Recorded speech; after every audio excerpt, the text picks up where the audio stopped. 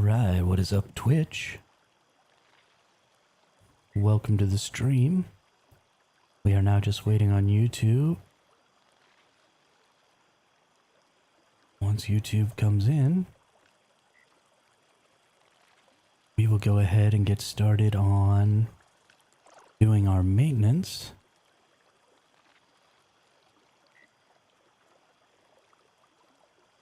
And actually, I need to go ahead and pop this out. Why is it taking so long? There's YouTube. Okay. That took a really long time for, honestly, no reason as far as I can tell. Let's open this up and let's go into our content. And let's see about fixing up this stream. Keep forgetting that I've put it on private to start. I need to keep putting it on public. And we need to go down and get ourselves a thumbnail, which I have created earlier. There it is.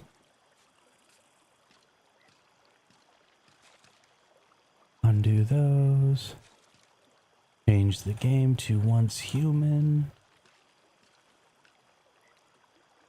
Save all the changes. Okay, that should be good to go there. And now, just want to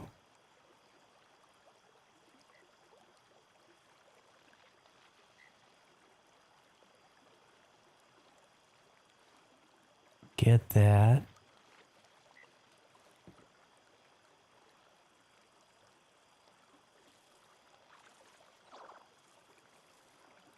URL. Then we're going to go into our Discord. We're going to do a little self-promo on our good friend Fluffy's Discord channel over here.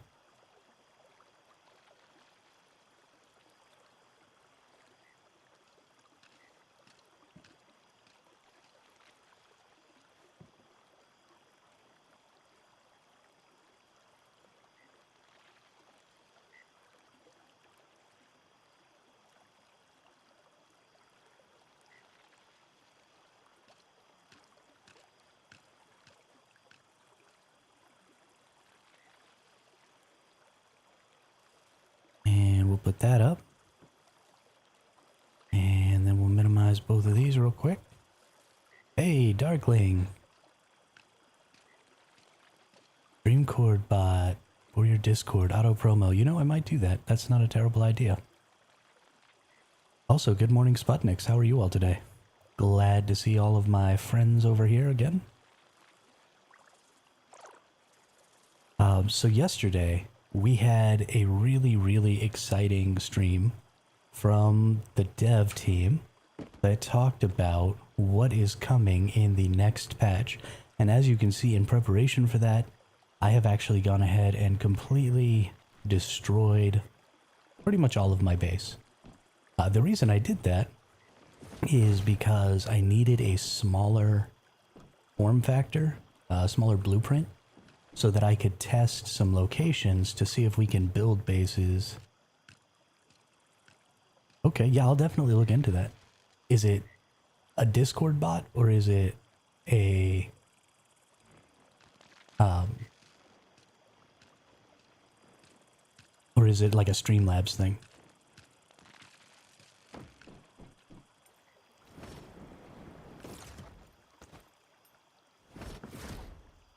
Okay, sweet. Yeah, I'm sure I can figure that out. Perfect. Okay, well, so what we're going to be looking at today is we're going to be discussing sort of what it's going to take to succeed, not just as an individual or as a hive, but as a faction when it comes to the Prismverse Clash scenario that's coming out here in just 6 days. Signups are only 3 days away, actually.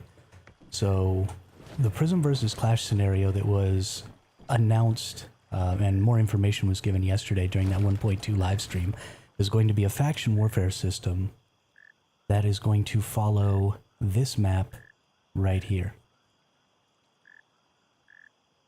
And let me pull up my map. So this is actually a smaller map than we have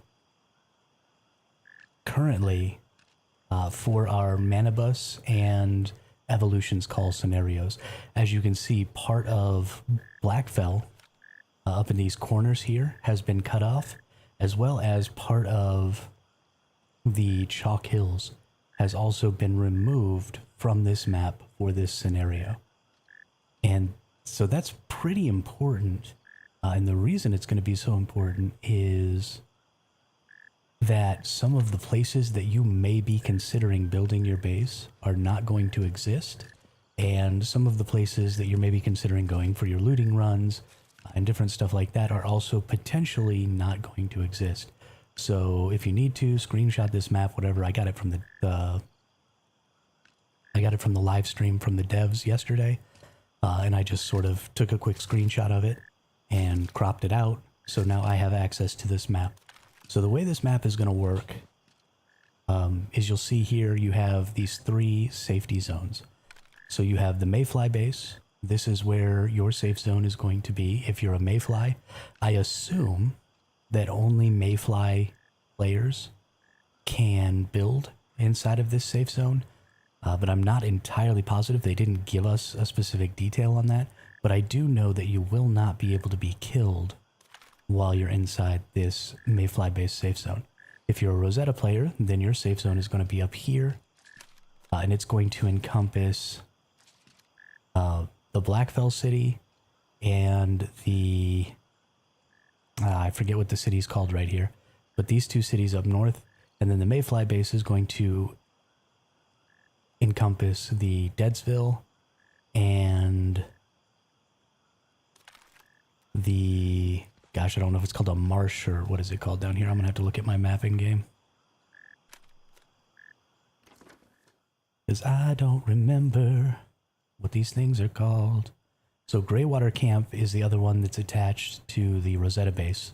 It's Greywater Camp and Blackfell, and then Deadsville and Mayor's Market. There we go. Why do I always think it's Marsh? I don't know. But Mayor's Market and Deadville are going to be the Mayfly base. And then over here, you'll see right about here is where the Tallgrass Inn is. The Tallgrass Inn is going to be a part of this public safety zone. So I'm assuming that's going to be safety for everyone. Anybody is probably going to be able to build over in this public safety zone, or maybe nobody is going to be able to build over in this public safety zone. But I want to take a little bit of a look at just what's going to be available.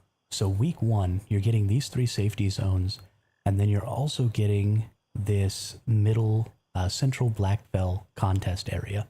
Now these contest areas are open, always on PvP, but they are a no loot PvP system, and that's really, really important because you're not going to be punished for failing to win a PvP engagement when you're doing PvP in any of these contest areas.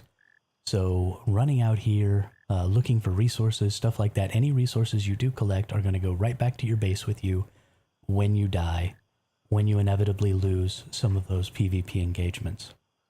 But in this central Blackfell area, if you look here, we actually have a little bit of some of the Chalk Hills are going to be open. You've got this Delta area. A lot of this Delta area is cut off over here. You have this oil rig area where people normally get oil first week of the Manibus and or Evolutions call scenarios. And up on this side, you actually have, this is normally where the solar power buildings are. So you have this up here. Everything north of this, including the salt flats, are actually going to be completely removed, apparently, in this scenario. But then you have this little slice of Blackfell here that you're also going to have access to. These nice hills, lots of really great spots over here. So this is going to be your first week in the game. During that first week, you're going to not have access to West Blackfell, and you're not going to have access to East Blackfell. So let's talk a little bit about what you can do from the very first week to guarantee that your faction is going to have the easiest time possible. And this is not something that you can do as a single player. This is not something that you can do as a single hive. This is something that you are going to have to coordinate amongst your entire faction to be able to get done. And what I'm talking about, let's close this real quick so you can see the map that I'm looking at. What I'm talking about is this island down here. So if you look at this Prismverse Clash map, you'll see that this island is actually in the central Blackfell contest area. And what that means is that you'll be able to use bases on this island to secure the special prism deviations that are what you require in order to gain points during the Prismverse Clash event, so that your faction can win and earn the resources, the extra Starcrum that comes from generating points and winning as a faction. Because that really is going to be the most important thing here, is working together as a faction to win, not just trying to win individual PvP engagements by yourself. So this island is going to be very, very key. And the reason I say that is because of how securement and denying points to your enemy are going to work. So the way this is going to work is you have your traditional securement units, and normally you place your regular deviations inside of these securement units. Now, when Prismverse Clash comes out, if you are inside one of these contest areas, right, if your base is inside one of these contest areas and you place a securement unit down, then when you put one of the new prism deviations inside of that securement unit, then it starts a timer that can be anywhere from 30 minutes to 2 hours, depending on the rarity of the deviation that you put in. And you have to defend your base during that 2 hours, because if that securement unit is destroyed before the deviation is completely secured, then you fail to secure that deviation, you don't gain the points, and the deviation escapes, so you have to go capture it again. So what that's going to mean for you is you need to be able to defend your base as best as possible. And that means getting it as far away from teleport points as possible, and getting it as far away from a location where you can be fobbed as possible. What do I mean by fob? Now, I play a lot of Arc, and so a fob is just a forward operating base. And what that means is that's a base that you're going to place down as a hive so that you can have a place to repair your gear, so that you can have a place to make more bullets, so that you can have a place that's somewhere near the enemy base that you can resupply, regroup, and reattack from, that is a defensible, fortified position. Right? You're not just going to be running up in your coops and then just attacking a base. That's not going to work for you, because the minute you get killed, you get sent all the way back to wherever your base is. Even if you put down a temporary camp, right, you're not going to repair your gear here. You're not going to make more ammunition here. So eventually, you're going to get sent all the way back to your camp. It's going to take you 10, 15, 20 minutes to repair all of your gear and get back to the base that you're attacking. And that's 10, 15, 20 minutes that those people get free securement time. Right? You're just giving them free time by doing that. And you're also giving them the opportunity to never have to leave the safety of their base to engage you, because you don't have any structures out there that need engaging. They can just stand back, wait for you to attack them, and plink you without any concern or difficulty. So a forward operating base is going to be extremely important. And because of that, this island is the single most defensible position on the map right now. Because there is this huge gap of water here that if you can get your faction together to completely take over this island, to place bases everywhere on this island so that no base location is available anymore, so that no additional bases can be placed, and I would take up this little island too, because that would be important. But if you can take up all of this zone right here, then every single time you kill one of the enemy players, that player at the very least has to spawn at a fob on the beach, or potentially on the beach here, and swim across this ocean to come and attack you. So you're basically creating a death timer that doesn't currently exist in the game, right? Because right now, if somebody kills you, you just die, and then you come back to life instantly, and then you start fighting again. So if you had your base here, and the enemy was able to put their fob right here, then you would just constantly be spawning and respawning and killing and respawning. And they would never ever run out of ammunition. They would never ever run out of people, right? You would never be able to pause to take a moment to repair your gear, to make more ammunition, to do any of that. Right? You would have to fight for the entirety of that 30 minutes to 2 hours to defend your base, to be able to get your securement done. But just by giving them this swim, right? This is a good 30-second to a minute swim right here. So every time you kill a person, you give yourself a 1-minute reprieve from that person getting back to you. You need to take over this island. Now, there's going to be lots of instances of this island, right? You're not going to probably be able to stop the other side from also getting this island. But especially if you're playing Mayfly, this island is going to be extraordinarily valuable to you because it's right next to your safe zone, right? I mean, this is actually safe zone right here. So it's directly next to your safe zone. It's basically part of your territory, and it is the single most defensible position on the entire map right now.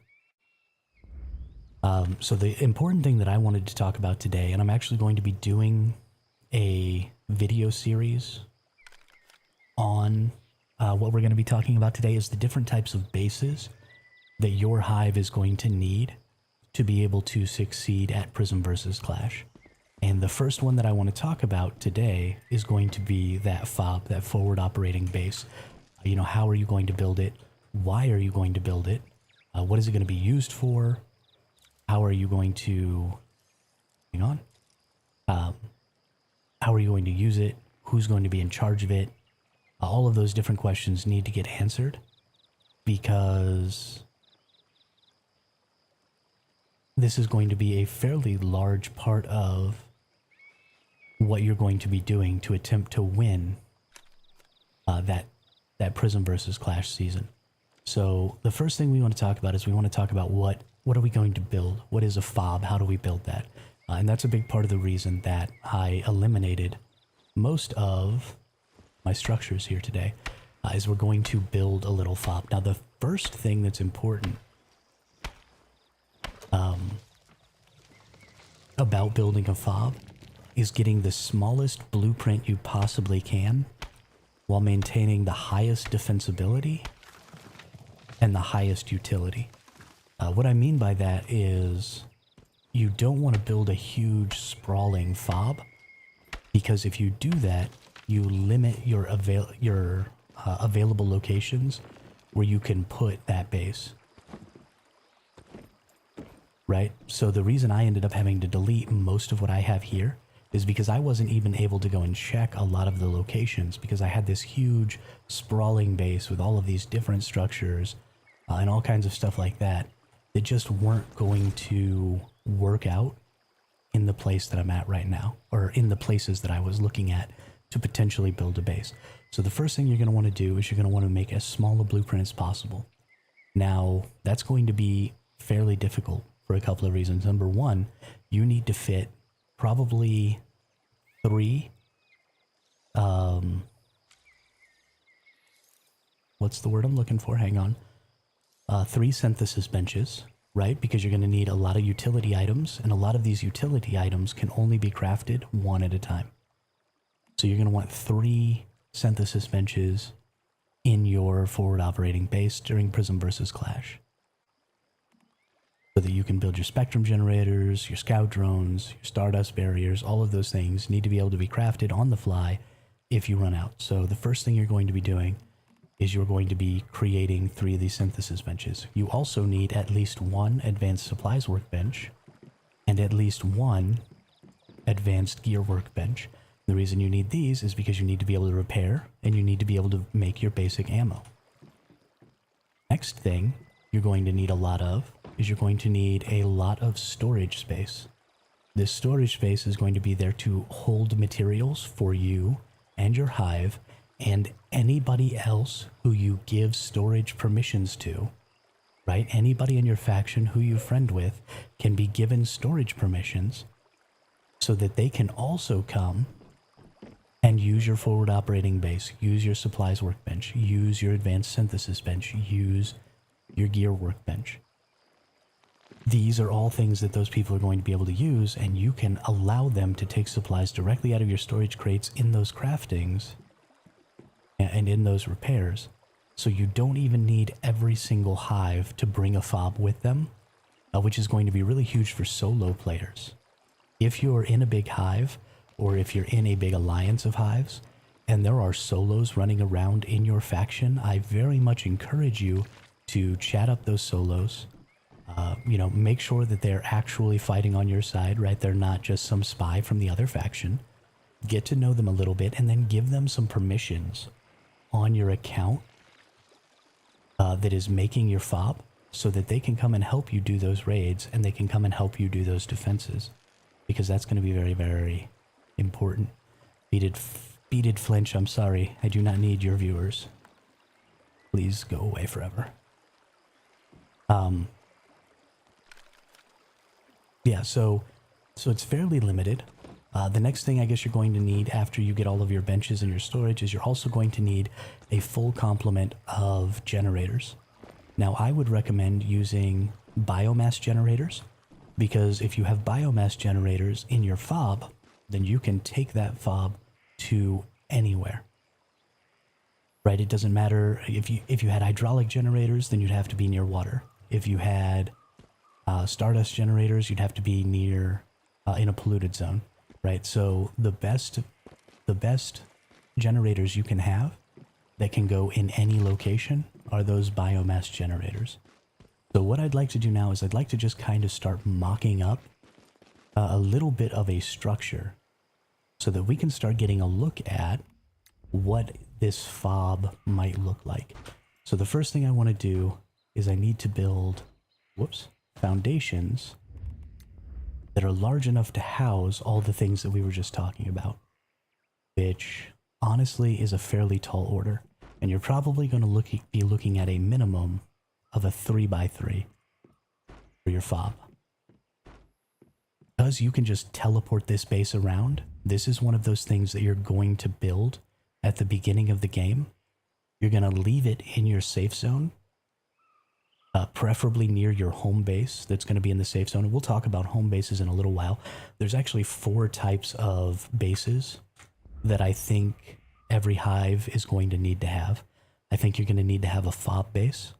The person who makes your fob base is also going to need to be your scout, right? This is the person who's going to go into enemy territory. They're going to go try and find enemy bases. They're going to look for the weak points of those enemy bases or the best places to attack them from, and they're going to try and keep that in the back of their head, because gameplay in Prismverse Clash is going to be extremely emergent. And what I mean by that is every time somebody picks up one of these prism deviations and starts taking it back to their base, they're going to show up on your map. And it's going to let you know, hey, somebody's got a prism deviation over here. And eventually they're going to take it back to maybe their base over here. And then they're going to put it in their securement facility. And when they do that, that icon is still going to stay there. And you're going to say, okay, there's a base right there. That's where they're at. If your person with a fob has been scouting all of your different worlds on your server and knows what base is there on the world that that person is in, then they can immediately start moving over there. They can drop that fob down. They can twister you, right? Space twisters are going to be wildly important in Prismverse Clash. So they space twister you over. You've got your fob down, and now you can start your assault on whatever this base is over here that you're trying to take down. So it's going to be very, very important that the person that you're trusting with building your fob is going to be a person who's going to be online a lot. They're going to be scouting around the map a lot. They're going to know a lot about what's going on the map, who's where, What kind of facilities do they have? Is this a viable attack target, or is it too well defended and we just don't quite have the resources required to take that base down? The next kind of base you're going to need to have, and actually I'm going to bring this back up here, is you're going to need to have a home base. One of the important things that you're going to be looking at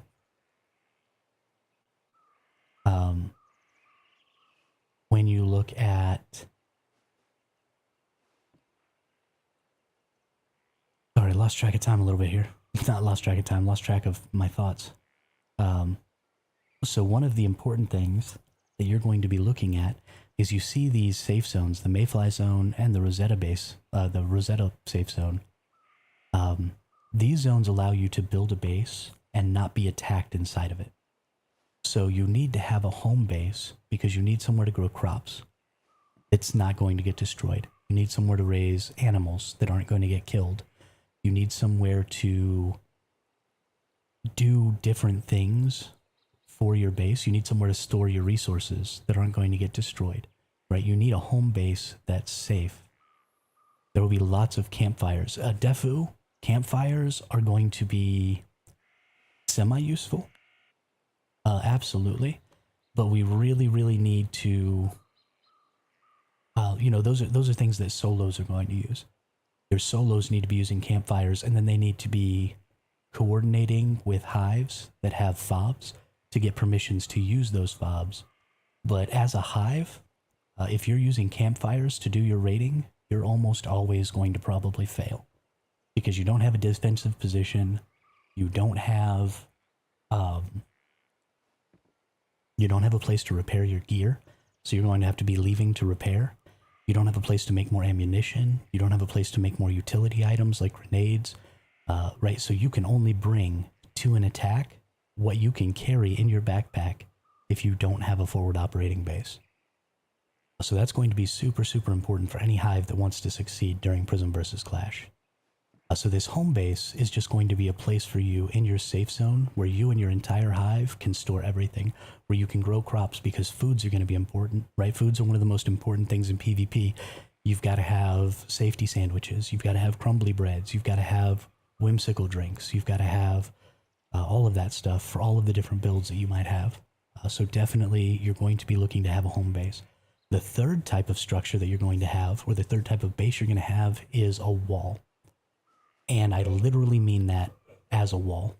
So this is going to be the majority of what your hive is going to build, because in order to successfully secure your deviations, we've already talked about how you need to create a respawn timer through distance, right? So if I'm, and let's turn this back off, but if I'm, okay, so say my hive has taken over this island, or my faction has taken over this island on one of the worlds that I'm on, right? And I've created this distance for the respawn point. That's great. But one of the things that also is going to, talking about the raiders, yeah, that's what I'm talking about also, Defu. If you're going to raid a base, you don't want a campfire, you want a fob. You want to actually bring a base with you. You can teleport bases. So somebody needs to create a fob base that's going to normally stay near your home base in your safety zone. And when you go to attack somebody, that person needs to plunk their fob down right next to that person's base. So if you're deciding to raid somebody and they've got their base right here and they're doing a securement and you want to take them out, then your person who has the fob base that's already built, that's just chilling back in your safe zone, just needs to come up here and move their base and plunk it down right here. And then you have a whole base right here, and then you just fight base to base. Don't fight campfire to base, fight base to base. Because if you just come up here with campfires and try and raid these people, you're never going to win. I mean, it would be almost impossible. Because the minute they destroyed all your gear because they killed you 5 or 6 times, you would have to go all the way back to your base over here in the safe zone. You'd have to repair all your gear, and then you have to come all the way back up here.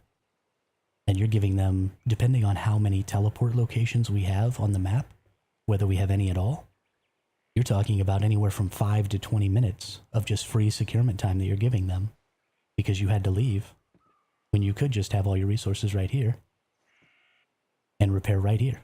You're back in the fight in 30 seconds. And so that's why I'm talking about you need these walls, is because if your securement base is just a single base, right? You plunk down your securement base right here. If you don't build a ring of bases around that securement base, then somebody can come and build their fob base literally on top of your securement base. And they can just shoot you from inside of their base, right? Their automatic turrets would just be shooting you every time you walked out your front door. So these are what the wall bases are going to be about. They're going to be a ring, or perhaps multiple rings if you can get your faction really involved, that are going to create that distance between your securement base and your fob base. It's not just a good strat for solos, Defu. That's going to be the strat for everybody.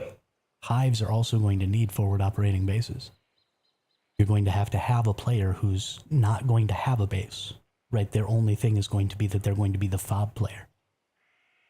And their base is only going to be for that fob, and they're going to have to use other people's bases to do the things that they need to do.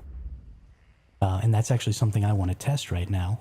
And I'm waiting for hopefully somebody who's in my clan or in my hive to get on, because I want to see if I can put a deviation in one of their securement units and then sync to it.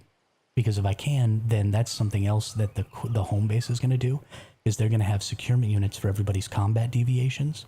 So your combat deviation securement unit can never be destroyed, so you don't lose access to your combat deviation while you're fighting.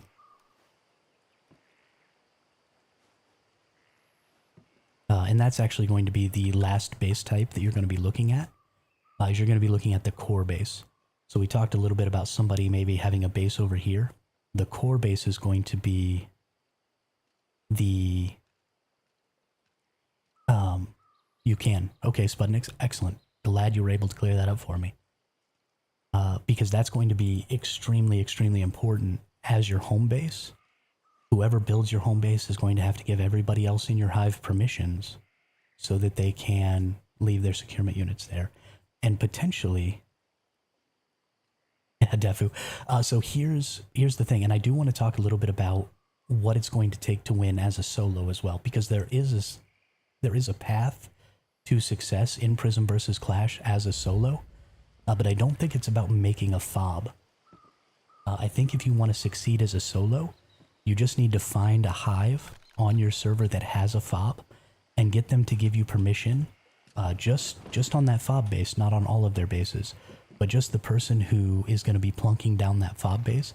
Get them to give you permission to use their facilities and get them to give you permission to use their storages so that you can make ammo and repair your gear and all that stuff at their fobs. And the more big hives that you get together with and get those permissions on, the more opportunities you'll have to go and help kill groups that are trying to do securements and go help your faction out that way.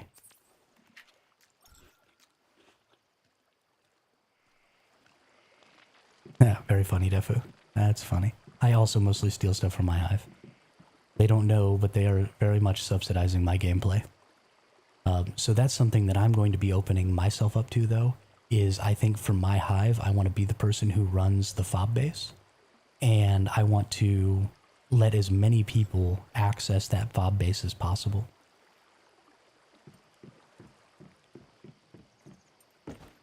That's true, Darkling. They do know now. Actually, I think they've been aware of it the entire time. I'm not exactly sneaky. I just kind of roll in when they're standing there and start jacking them, so... I'm pretty sure they know. But that's what I'm going to be doing, is I'm going to be getting as many solos and stuff like that as I can to have access to my fob base so that they can be able to help us do raids and different things like that as easily and smoothly as possible.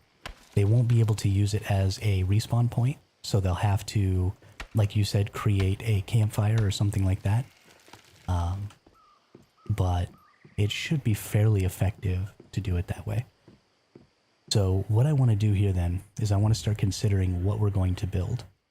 So inside of here, we are going to build this fob base. I'm actually going to build it right here, right now in this, and then I'm going to save it because I want to be able to just plunk it down immediately in the next season in that Prismverse Clash if I get to use this character. So I'll have the blueprint actually saved. So the first thing I'm going to want is I want 3 advanced synthesis benches. Now the reason I want 3 advanced synthesis benches, I am feeling okay. This is not building for the sake of pretty. This is building for the sake of utility. And I'm pretty good at that.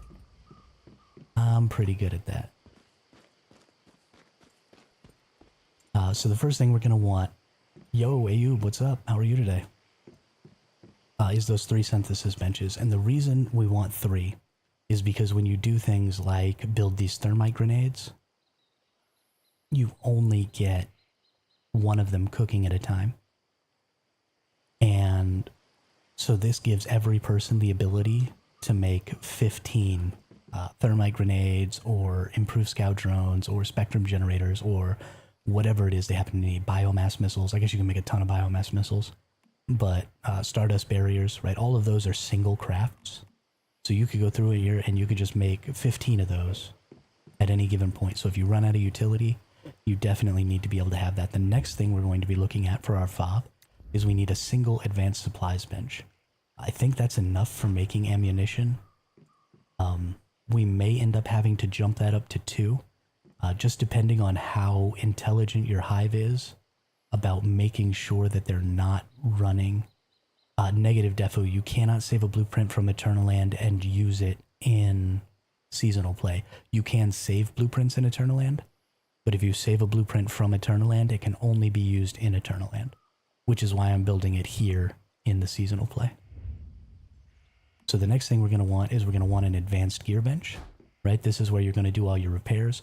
You're probably not going to be using this advanced gear bench to do any sort of weapon making or anything like that, unless you just run into somebody who's running a really weird build and you have something specific that you want to use to try and counter that. Then you're just going to be using that advanced workbench, advanced gear workbench to repair your gear during your fight. The next thing you're going to want is you're going to need a metric ton of storage. Now, obviously, we want to have custom storage, if that's at all possible. But we have to be aware of the fact that we may not be able to have custom storage because we may not get the mimetic.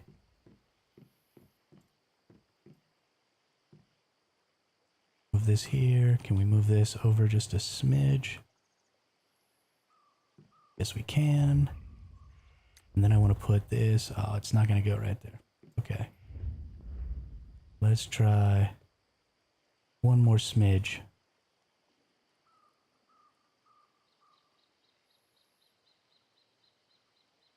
Can we get this moved over a smidge?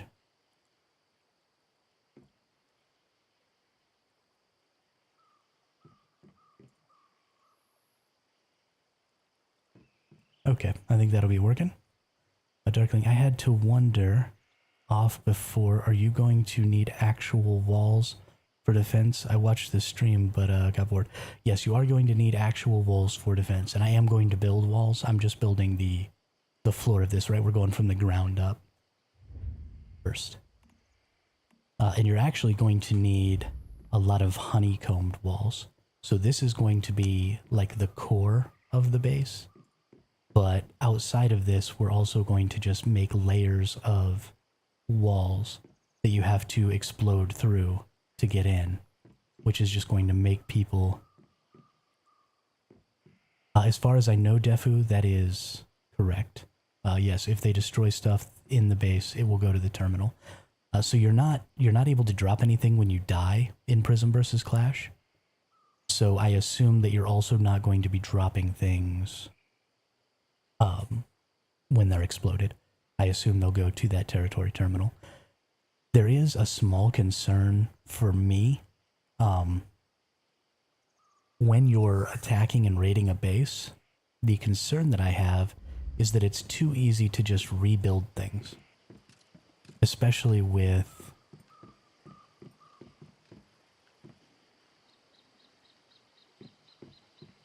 oh really? Especially with being able to save blueprints and stuff like that. As long as you have all the resources available, you can just kind of make whatever the heck you want. So I'm a little concerned how that's going to work.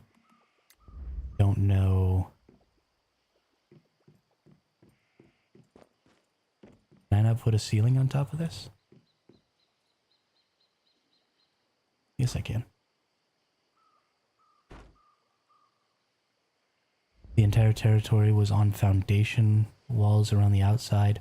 One small wall. Winding corridor into the interior that was lined with turrets, etc. Inside there was a second structure, so second set of walls. Yeah. Yeah, exactly.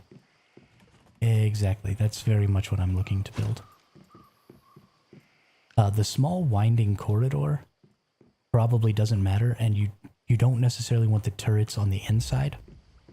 The reason that you don't want the turrets on the inside is that if you line a corridor with turrets, say my path to get to my interior went from here, and even if it wound its way around, like all the way around my base and did like a big circular motion, then trying to turret the inside of this entire winding area, eventually I run out of turrets and I don't get very good coverage. If instead I go to the outermost edge of my structure and place my turrets on the outermost edge of my structure, then I'm covered from every direction. Because if you put them on the inside, then they'll just choose a direction and blow in through it. And they'll just say, come from over here. And the only turrets they're going to have to deal with are a very small subsection of turrets that cover just this very small area of that winding corridor. So placing them on the outside allows them to shoot a wider area, which gives you ultimately more coverage, more turrets per approach point. The best thing to do would be to create a choke point, right? If you could build in a cave or something like that, then, you know, you create a choke point where they can only come from one direction, and then you can put the entirety of your turrets and all of your walls and everything can all be just facing one direction, and you could ultimately get the best defenses that way. But because this is going to be our fob base, and this is going to be a base that we're going to be moving around, it needs to be able to defend itself from every direction. So we're going to be building a little bit of a storage shelf area here.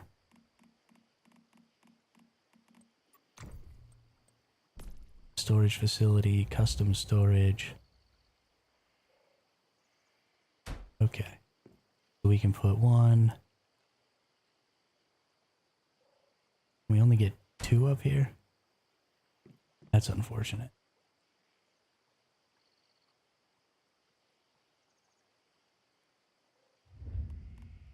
Okay. And then we'll put one down here. And then we'll probably come over here and do a little bit of the same thing.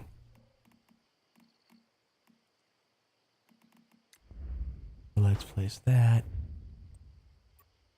And then get some more small walls.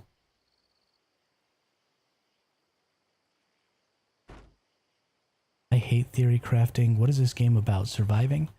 This game is about a lot of things, Dean. Also, welcome to the chat. Welcome to the channel. I love seeing new names in the chat. So it's more about developing your character and your account than it is about surviving. The survival mechanics of this game are fairly limited as of right now, although we are getting a new scenario coming up on October 17th that is supposed to implement some new survival mechanics related to extreme weather. I don't have enough rubber. Oh my goodness. Okay, well, we won't build those for now. That'll be fine. So that's going to be all of our storage. And then the last thing we're going to need is um, all of our generators. So let's see. The way this game is sort of a post-apocalyptic Cthulhu type horror game. And you are what's called a metahuman. And these right here are what's called deviations. And these deviations help you do a bunch of random things. They'll help you gather stuff. They'll help you fight. Right, this butterfly in my backpack, I can bring it out. It'll fly around. Where is it? Where did you go, butterfly? Oh, no, I can't bring it out again, sorry. But it'll help you fight. And the goal of this game is to find weapons, or find blueprints for weapons so that you can make better weapons. Yeah, or it'll disappear. And then you find modifiers for those weapons, so it's very RPG-ish in that you're creating a build for your character. And then there are all of these boss locations, like this right here, so you go fight big boss monsters with your guns. Or you've got these silos, which are like little dungeons that you go through and you fight with your team. But it's more a sort of theme park RPG experience when it comes to the storyline and questing. And then there's a lot of really kind of free-form open world stuff that you can do. You know, you've got base building, you've got gardening, you've got ranching. You've got just a whole bunch of different stuff like that that you can do to kind of fill the time between doing these dungeon runs and these boss fights. But it is primarily a looter shooter, I guess you would say. But it's a lot of fun. A lot of fun. Noticed my gel being invisible often lately? Well, that's weird.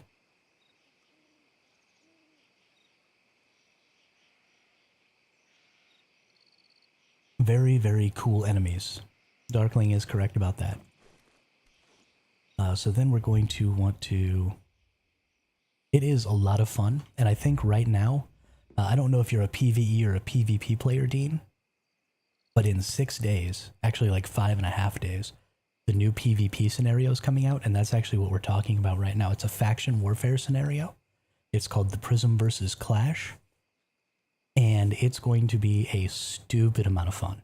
So if you're even a little bit interested, definitely joining for that scenario is probably a good time to get started if you're, you know, if you enjoy the PvP aspects. Let's get our power facilities. We are going to create... I think I'm just going to put 6 biomass generators. Let's see. Oh, I can't build any more power generators. Okay. Well, you know what? I can just move these.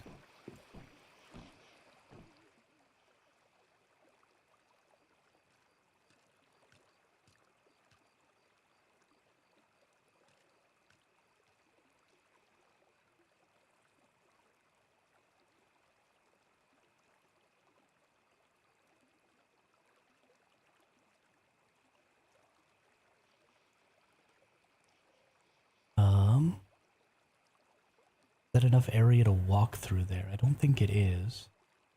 So let's put this one down here, and let's move this one over.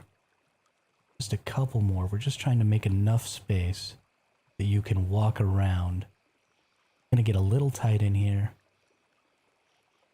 But that is okay, because we're trying to have as small a footprint as we possibly can. What is your selling faction doing the new scenario? Oh, I watched an overview and it looks like a nightmare.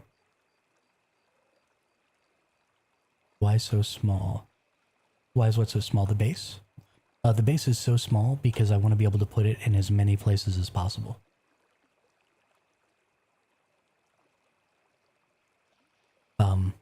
Taco, I'm a little confused by your question. What do you mean, what is my selling faction?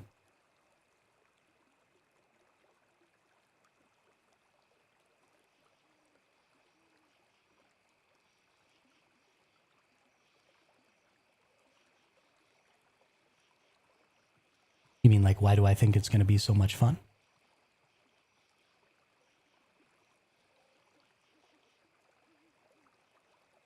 And then we're actually going to get rid of all of these wires. Nothing is going to be powered anymore.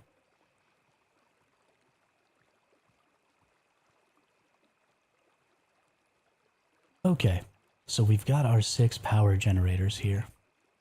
And what we're going to do is we are going to chain these generators together. And then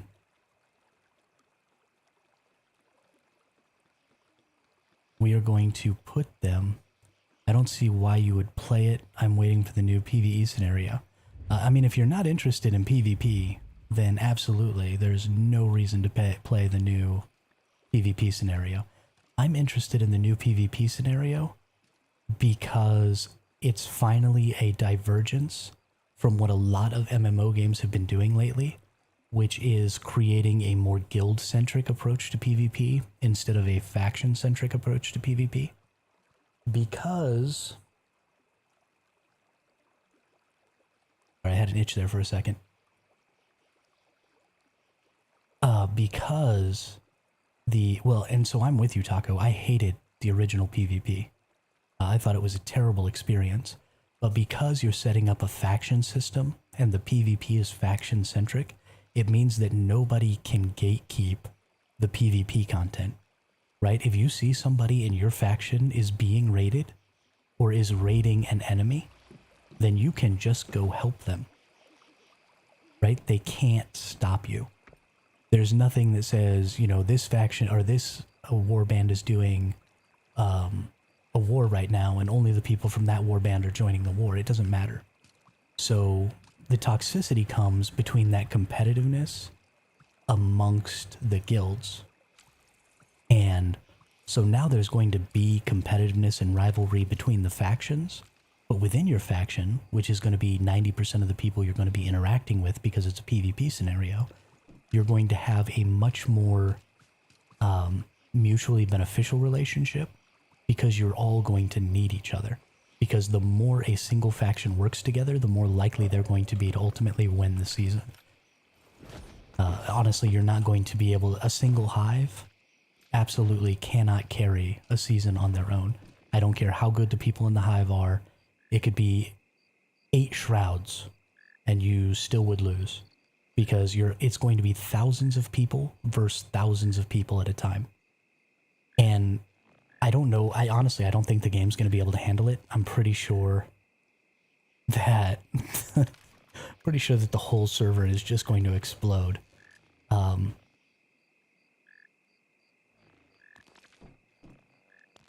Yes, Taco, people are absolutely going to grief the farming routes in the contested areas. I am going to grief the farming routes in contested areas. So yes, that is absolutely going to happen. Without question. But that's because this is a PvP scenario. And so if constantly being in a state of combat is not interesting to you, then absolutely, you should not play Prismverse Clash. Because everything you do outside of the safe zone is going to put you at risk of being attacked. And if that's not what you want, then definitely don't play it, because that is what's going to happen. Every time you step out of the safe zone, somebody's going to be trying to shoot you. Period. Have they said you will not drop anything, Taco? There is no gear, no items, no nothing drop. You don't drop resources, you don't drop anything when you die in PvP in this scenario. The only thing that you lose if you die in PvP, so there are special deviations, they're called prism deviations, and they're how you're going to score points during the Prismverse Clash scenario, and you have to bring those back to your base, and you have to put them in a securement unit.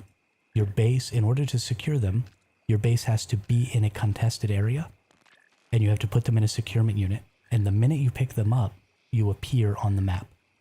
Right? So as soon as you pick one up, it'll indicate where you are on the map to everybody, including the enemies. and then they're going to come try and kill you. And when you bring it back to your base, it's going to show where your base is at, and it's going to show that you're just standing there with a prism deviation, and people are going to come and try and blow up that securement unit so that you don't get the points. And if you die before you get back to your base, then the deviation escapes. So,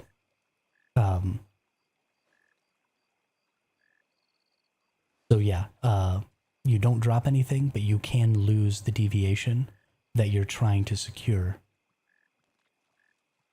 when you're trying to run around in the open world like that. But that's the only thing you can lose.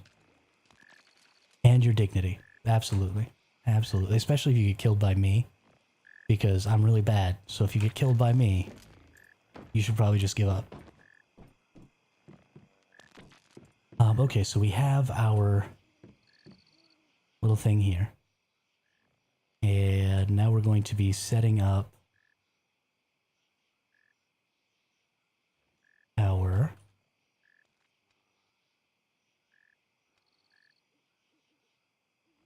synthesis benches. Now these are all powered, so only those things are going to need to be powered, other than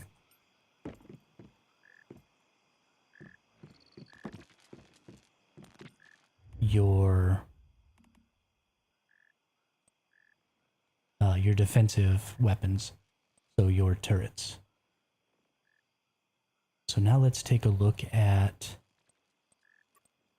hopefully people don't just build a bunch of floating bases that you can't throw C4 on. That's going to get people banned, Taco. I can tell you right now. Darkling, I was also considering that might end up being a good thing, and I think what I would do if I'm going to do that is, actually, let's go ahead and set it up. We're going to move these over here. I can tell you right now, Taco, though, if people start building floating bases on the server I'm on, I'll just report every single one of them. I have no qualms about doing that. Because you're absolutely right, that will be absolute doo-doo. So let's put this over here. Let's destroy this. Let's move that. And then let's do like Darkling said and build another one of these for ammo. Let's see, PvP seems so cool, but I'm afraid of the toxicity. The only toxicity I like is that of the system of a down. The toxicity of our city,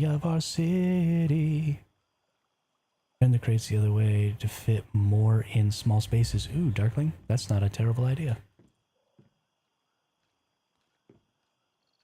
Why won't they go here? Oh, okay, so I have to put it that way.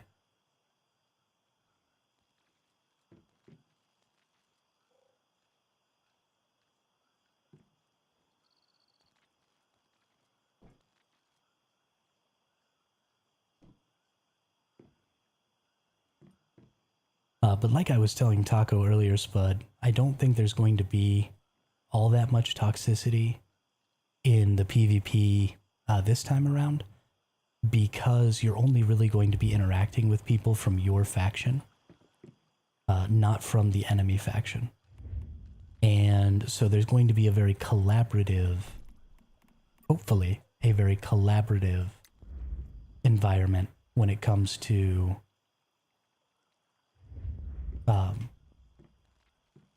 the internal workings of your faction. Because you're just not going to be able to win as a faction if you're not collaborating. Okay. Okay. Oh, you know there will be toxic a-holes having to go at people for not doing things their way. I mean, that's absolutely true, Darkling. But that happens, even in PvE, if you get into a boss fight, something that Khaleesi is constantly talking about. That's not going to happen, Taco, because if there aren't, I guess a couple of things. Originally, when the server first opens, if there's a huge disparity between the two factions, then PvP won't even really start. They said that fighting and stuff won't start until the factions are relatively even, and they reach a certain level, like a certain number of players. And then after that, they made a short mention of like bonuses or buffs that the lesser populated faction is going to get. So they are going to be doing stuff to try and balance that and to keep people in the factions. Now, one of the things that they did say they're going to do, and that I think is absolutely useless and honestly a terrible idea, is they're not going to allow people to leave the Prism versus Clash scenario before the settlement phase in week 4. So even when they ultimately try to implement a system where you can normally leave scenarios partway through, if you want to go to a different season, you're not going to be able to do that in Prism versus Clash because they don't want people to leave and then leave one of the factions potentially really short on players. But if they do that, then people are just going to make new characters to go join other servers or just straight up stop playing, which is going to ultimately lead to the same thing.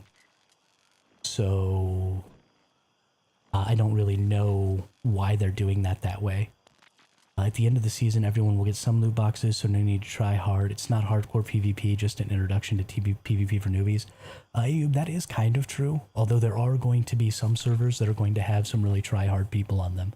So you're going to want to pick your server pretty carefully, I think. If you want to be more casual, then I would certainly try and find a more casual server. Are they going to block a faction if not enough on the other side? They didn't say that they were going to do that, Darkling, but they did say they were going to try and balance the factions. So that may be a step that they take. Hopefully, they set something up where if you have a friend who's on the server who's in a certain faction, you will still be able to join that faction anyway. Because otherwise having to have, people who are friends be on different factions is going to be a pretty big no-no and not something I like. So we'll see how they deal with that balance, but they didn't give a ton of details on how that's going to work.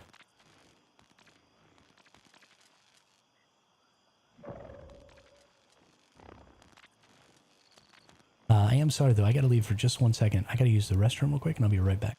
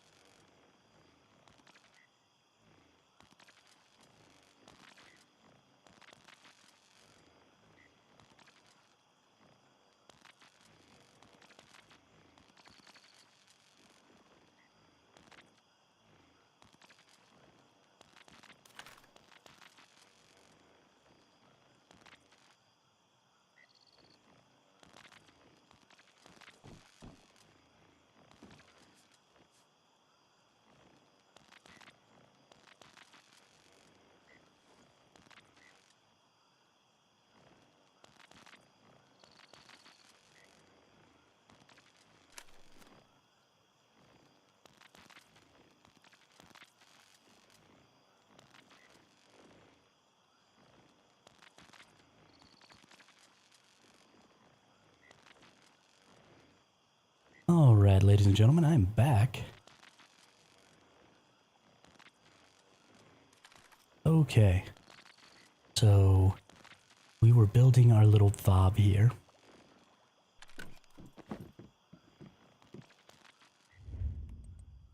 Now we need to get some walls.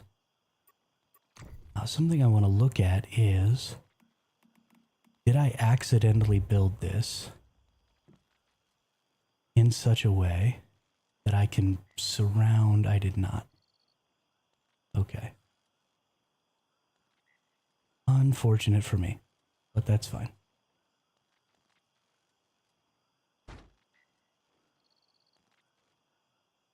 Oh.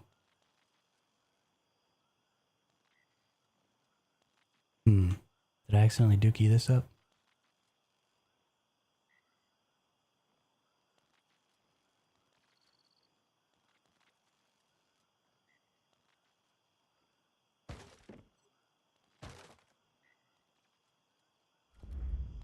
Whoops. So now, really?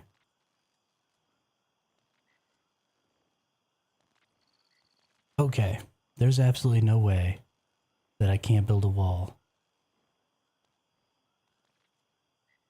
on this.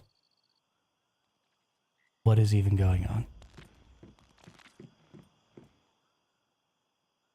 What is even going on? It's like it won't let me attach a wall to any foundation that my character is standing on, which is awesome.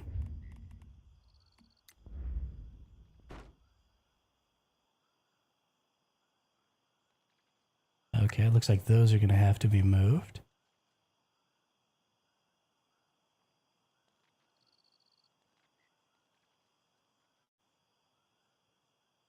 The other thing that you're going to want to really look after when you're building your fob is that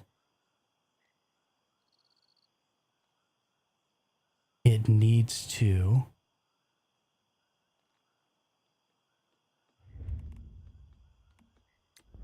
only be one wall high. Up to date, I can't build in flight mode. But that's gross. I don't know what I would do without flight mode. Probably scream. That's what I would do. Okay, then we'll go back in here and we'll refit these close to the wall as I can.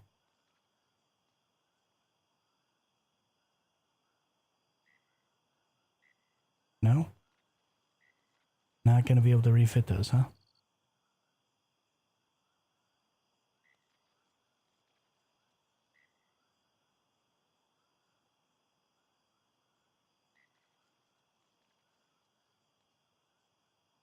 There we go. Not sure why they have to be turned around. But sure, whatever. They can be turned around. I don't care. I don't care. And then we want to see, we can go ahead and place our little wall and our little ceiling. Okay, it goes that way. Is it not allowing me to go this way because of the stupid... The fact that you have to build things in such a specific order in this game to get them to work the way that you want is insanely obnoxious.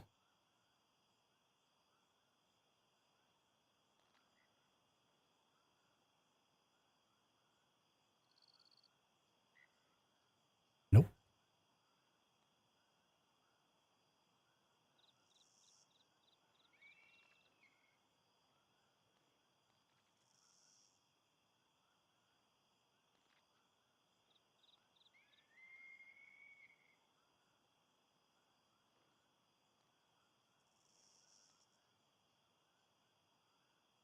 Okay.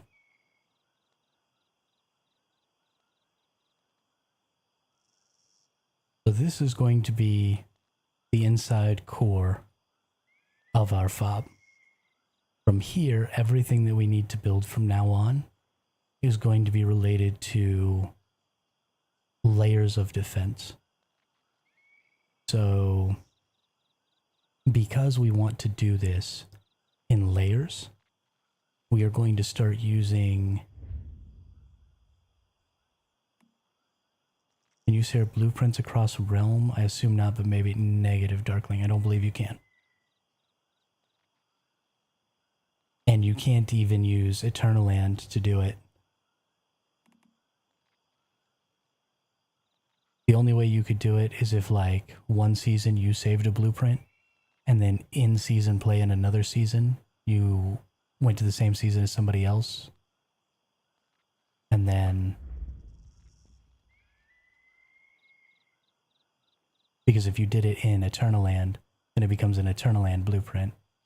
And you can't use those in season play.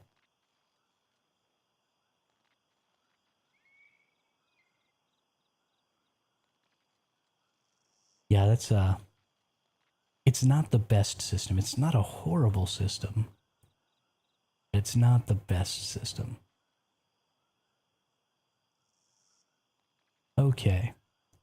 So now we have our core. Honestly, I don't need... Oh my goodness.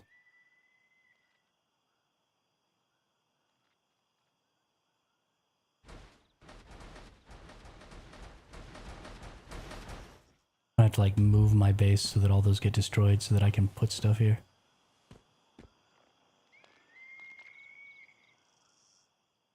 So on top of this core, you put some layers. Now, here's the thing though, is I don't want to make it a ton bigger than this. Because A, the bigger it is, the less coverage the turrets will create, right? Because you'll end up blocking yourself from being able to see more and more and more. So you want it as small as possible so that every turret that you place on it will cover a greater area.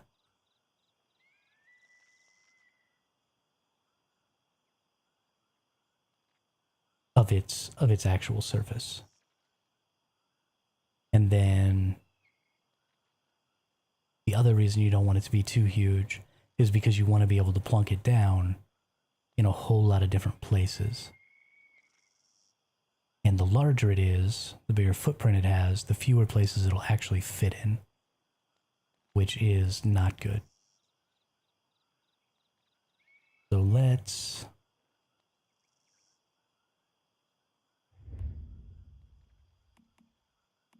probably the best thing you're going to be able to do is old school, like old school honeycombing, right? Like in Rust.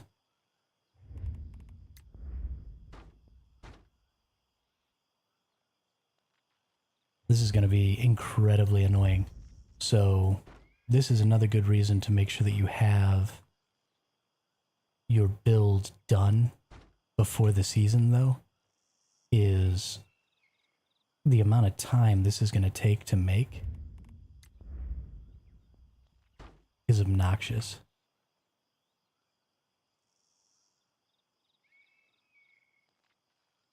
Okay. So I think we put one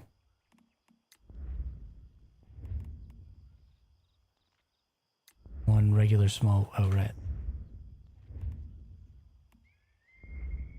Oh, we delete this. And I think we put one regular foundation there. Oh, no, that's not. Well, duty. If we put one regular square foundation right there. Does that work? Yeah, it does. Okay.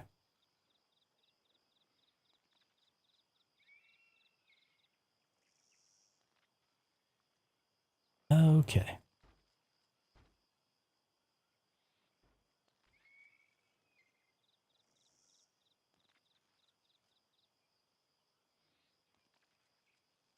So here's where I start running into a concern, though, is do I really need to do this way? Because if I use... Okay.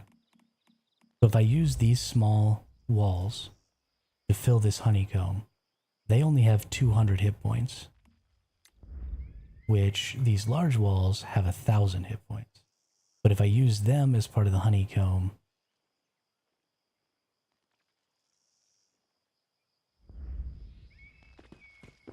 so should I even be using these triangles, or should I just put small foundations around it and then just put another layer of walls?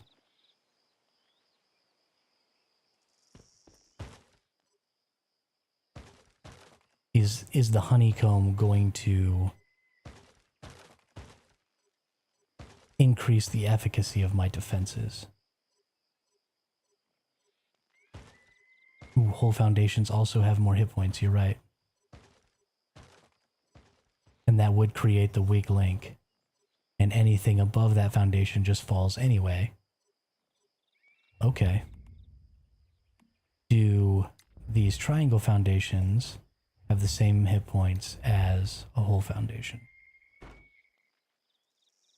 We have 2,000 hit points. We have 2,000 hit points. So at the very least, triangle foundations also have the right number of hit points. And we can honeycomb inside of here. Is that adding ultimately more defense?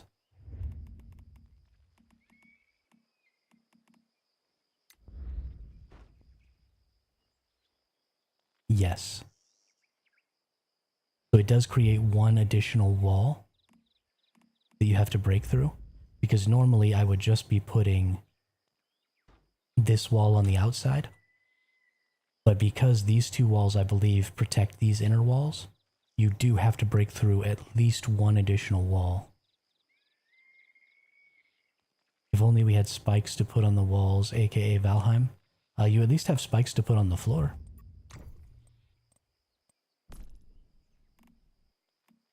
Put spike traps right here on the floor. People walk over them, get jacked up.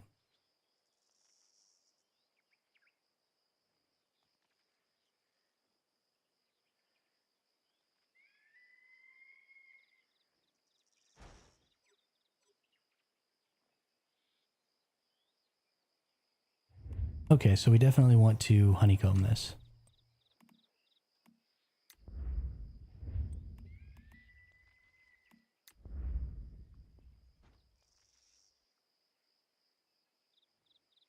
And then I think we do the same thing here that we did just a minute ago.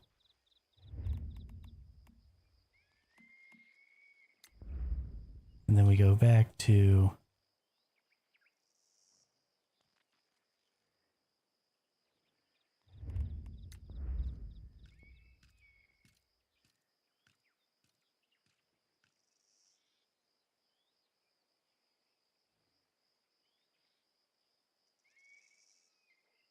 Man, I hate the snapping in this game sometimes.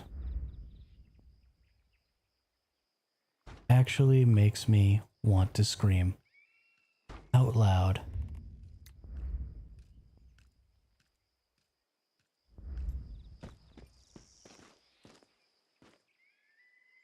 Okay. So we get that built. Get this built.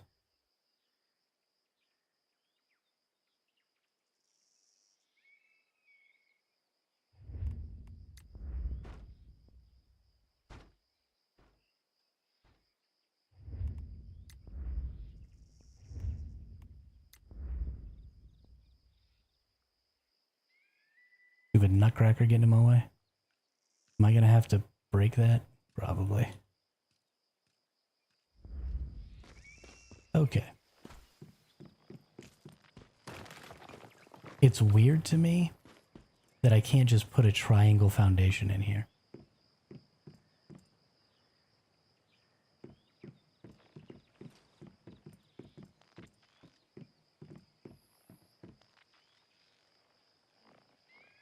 but it just doesn't quite work right. What I would like to be able to do is try to half split, right, and put another wall in between here, but I don't think that's possible.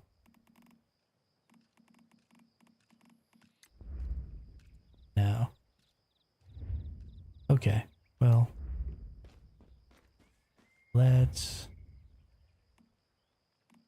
get our last. I can put triangle foundation in there. Why can I not put... Ah, I know what the problem is. You're in the way, aren't you? Perfect. Okay. So then we take walls. We're just going to literally put walls everywhere it's humanly possible to put walls.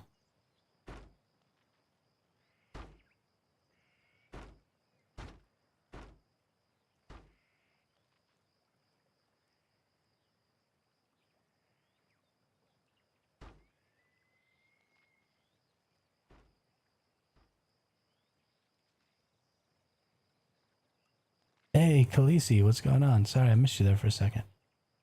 How are you today?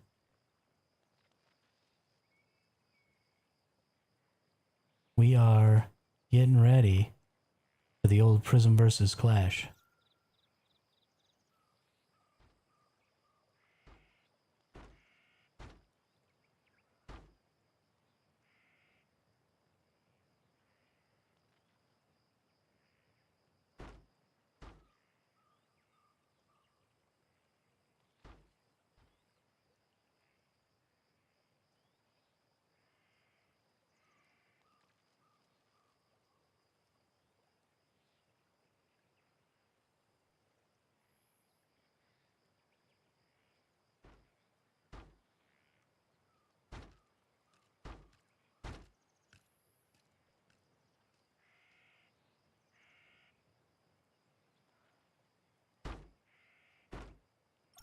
Okay, now what happens if I put triangle foundations next to these? Can I create...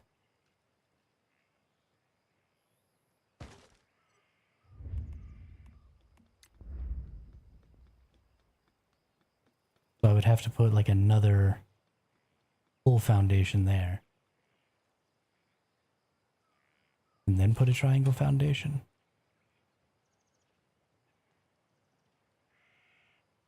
I'm good now, but had a bit of a scare today. Oh no, what happened?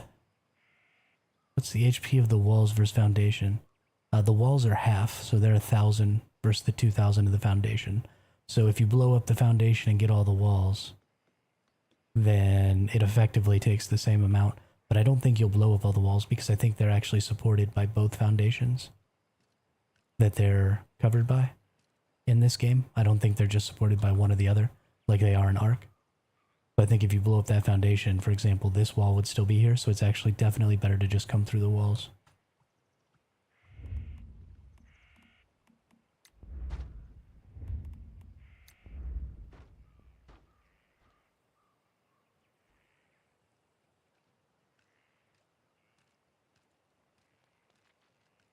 Could you raise a foundation on the outside to cover the walls?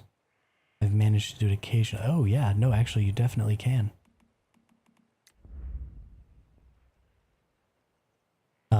Once you put the ceilings, actually, it becomes really, really easy. It looks like. Because it'll just snap to the ceiling.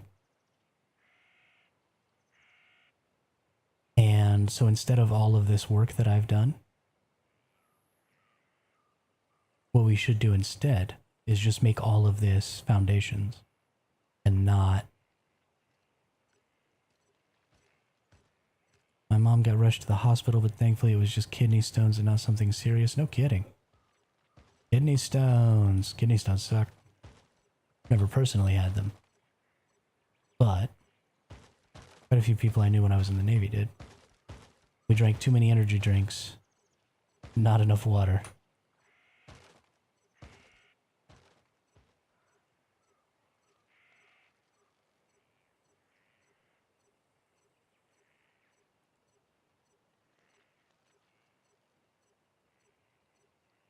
Okay.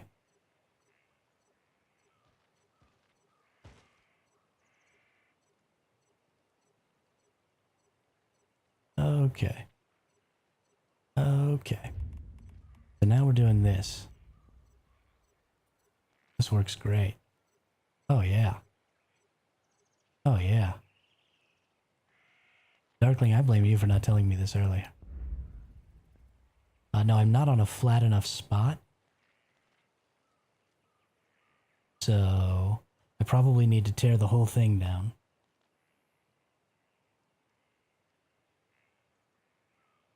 Actually, what I think I'm going to do is I'm just going to move my base to a flatter location, like the salt flats, and that should even this out to make this easier to complete.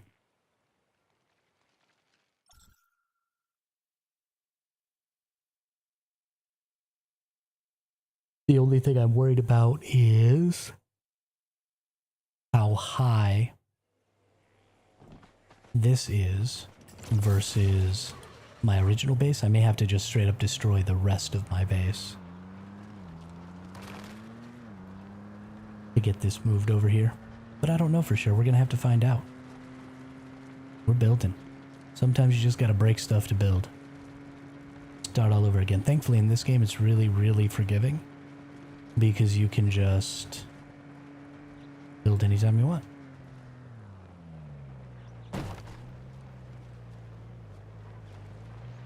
And you get all of your resources back whenever you destroy. Sorry, that's what I was trying to say. And I kind of lost track in the middle of what I was saying. Okay. So what we want to do is we want to lower this as low as it'll let me. Okay, and for some reason, there we go.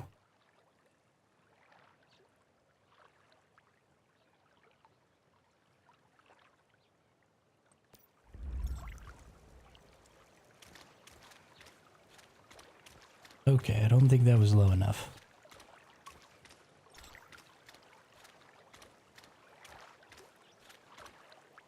Let's get some drink and some food.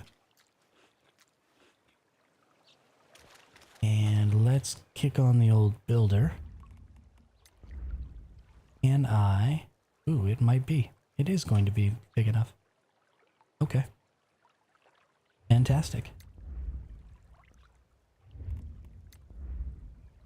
Then we can just go right on over here.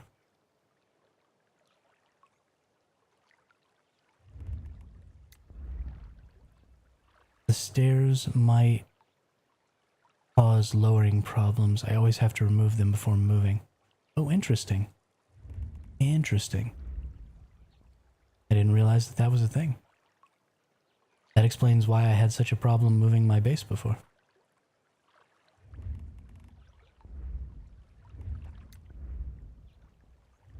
Okay, so now the question becomes, what do we do about getting in and out of the base, right? Because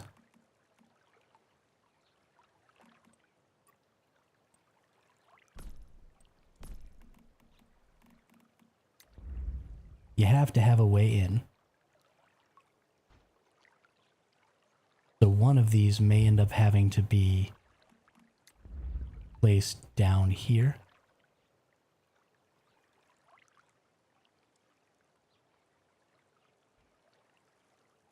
And then if we bring this one down, then this one can go back up. And this one goes down.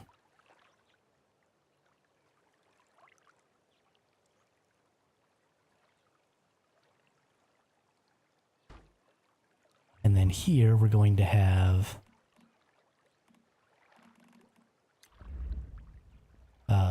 let's see, wall with a door, wall with a door, and wall with a door.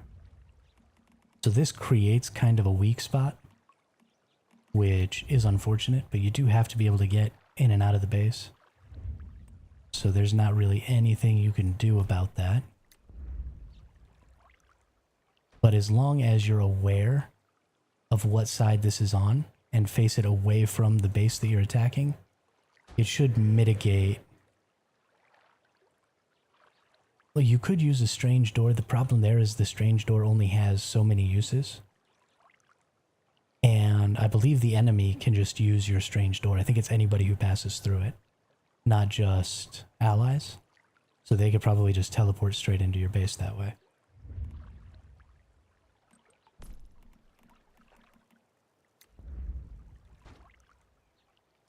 I think that should be fine though. Like I said, as long as you just always face this door away from your enemy, it should be difficult enough for them to wrap around, you know, whatever you're doing, that trying to come and attack you doesn't seem like a good idea. Now this is probably as large as I want to make this. Right now we're looking at a 4x4, 4.5 by 4.5, something like that. And no, that's a 5x5. Honestly, I kind of am okay with the shape because these points that come out create better sight lines. No, they don't. They create worse sight lines. Never mind.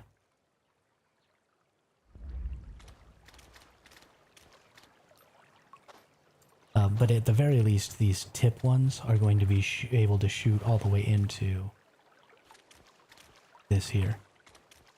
So the next thing we want to look at is how many turrets can we place? And where do we want to place them? So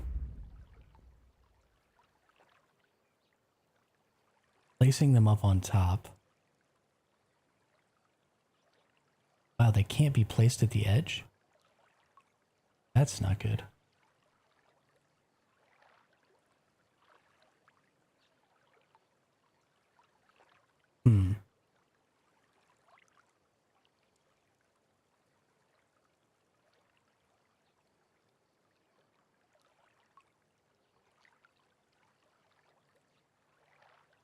Put some flooring up there, place the turret on the edge, then remove the floor. Oh, okay. Okay.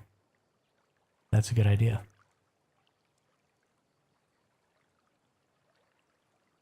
I don't necessarily want them to be up here though, because of the difficulty the turrets have with shooting down. I sort of want them to be on the ground. They can't be on the ground, which is unfortunate.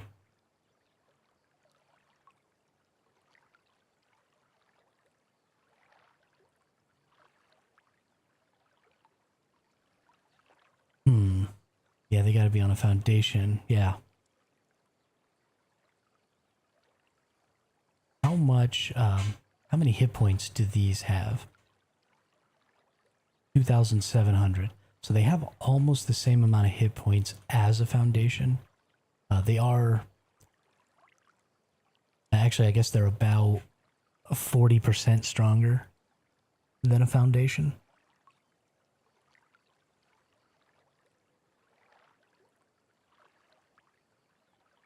So if I placed another ring of foundations and put them on foundations, but made that ring of foundations really low down here,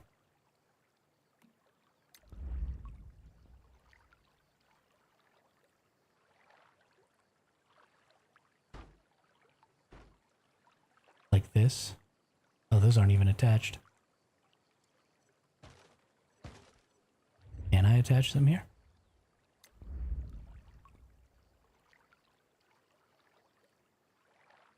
Okay.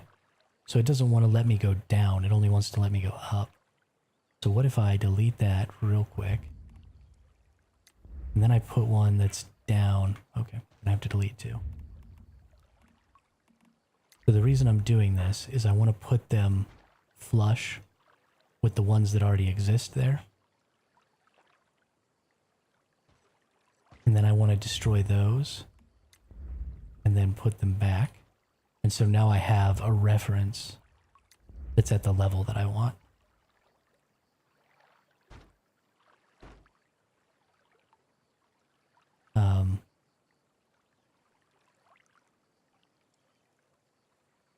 I guess actually what I want, well,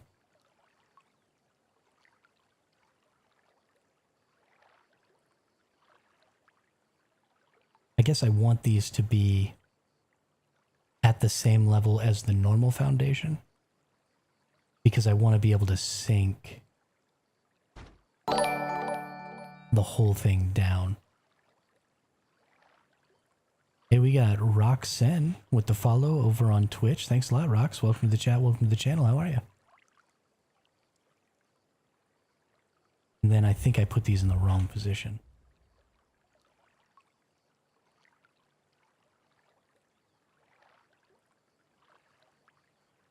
So they're not lining up there properly. Okay. So what I want is one.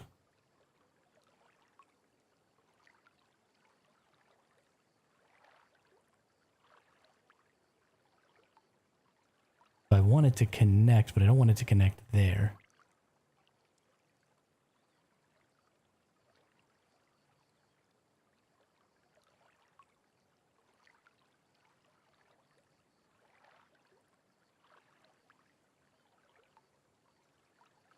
Gosh darn it.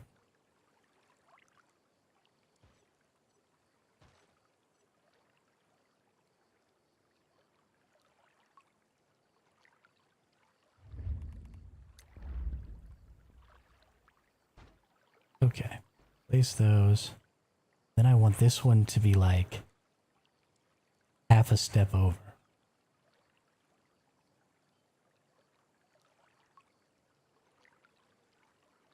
Right, so in order to make that happen, do I need a small foundation? If I put a small foundation there, can I? No. What about a small triangle foundation here?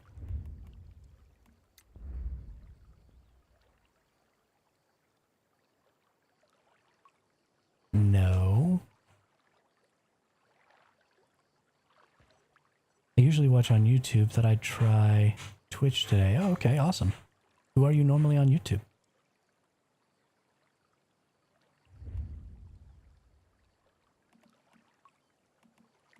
And thanks for the support. I appreciate it. Oh, okay. I feel like maybe I recognize that name.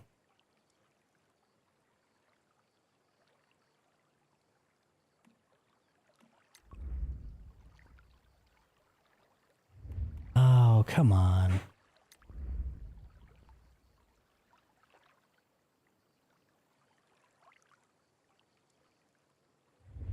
How do I get this shifted over a half step?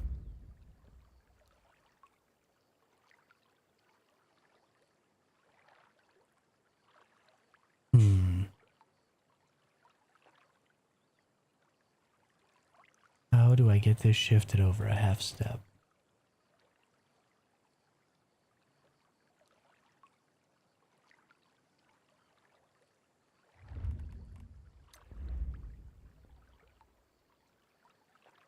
Oh. Hang on. What is it letting me do here?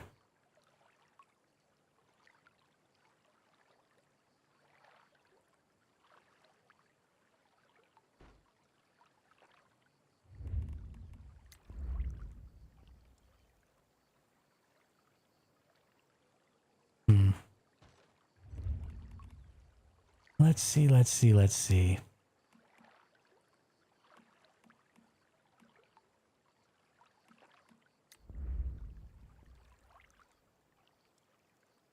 Hey, what's up, Fluffy? How are you today? How are you?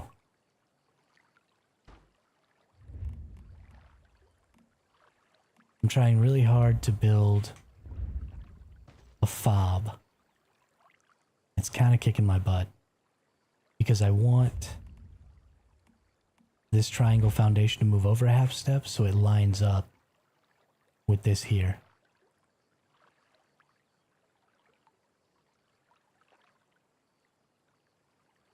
Because this won't attach. I wonder actually if I break these two.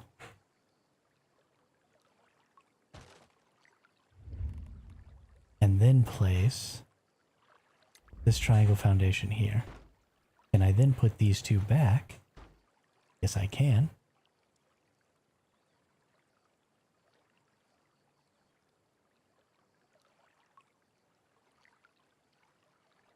Mrr. Okay. Destroy, destroy, destroy, destroy. Small. Small. Small. Destroy, destroy, destroy, destroy. Large. Large. Large. Large. Large. Okay, so that puts everything back there. If you start your base with a hexagon, probably it works better. That might be true. But then I'd have to remake the whole thing, Spud. Then I'd have to remake the whole thing. Which is probably what I'm going to have to do. Okay.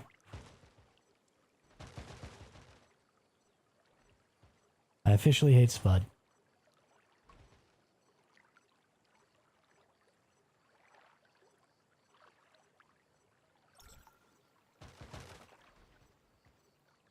Thankfully, it literally doesn't matter how many times I mess this up, because you get all of your resources back when you destroy things.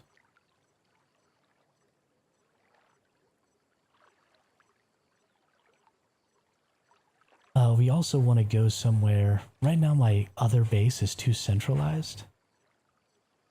I kind of want to just destroy the entirety of my base. Because it's kind of getting in the way of me trying to build this other thing. So let's move over here a little ways and let's get a hexagon going. Because Spud is not wrong. This would probably work better as a hexagon. Let's do it. Let's get down and dirty.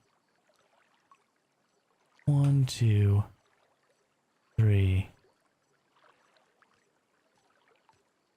4, 5. And then you just go around it again with the triangles, right?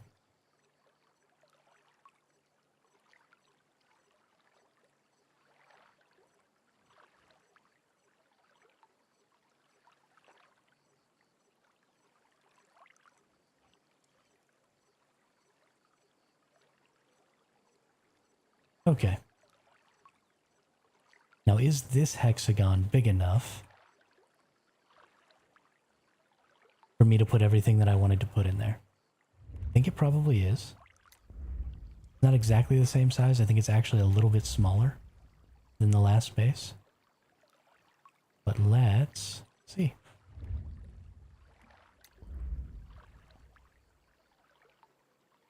Okay.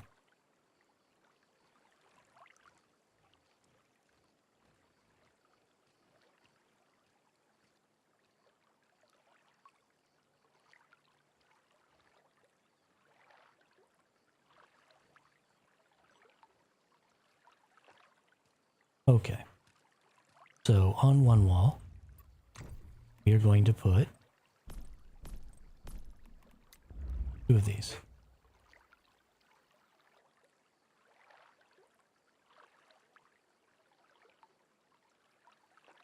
Bing. Bing.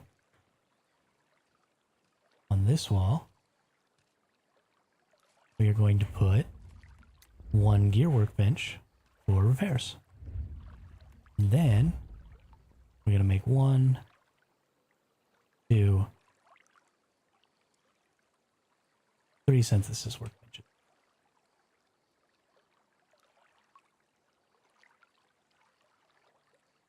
Okay. Then we're going to go back to structures. We're going to take our quarter wall.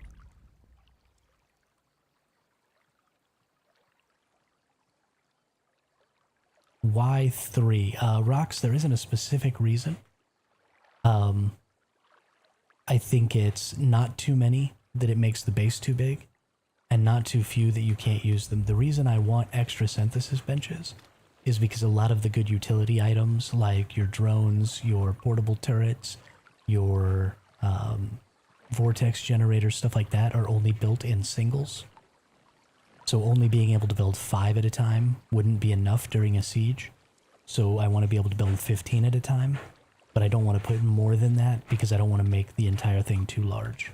Because I'm trying to keep a relatively small footprint with this so that it can be placed in as many places as possible. A good question. Now, unfortunately, I don't have the shelves blueprint, and I can't do the same thing I was doing to build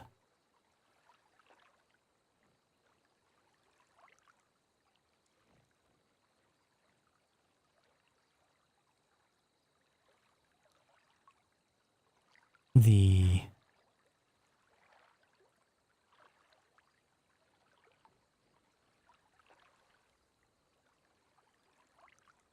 storage.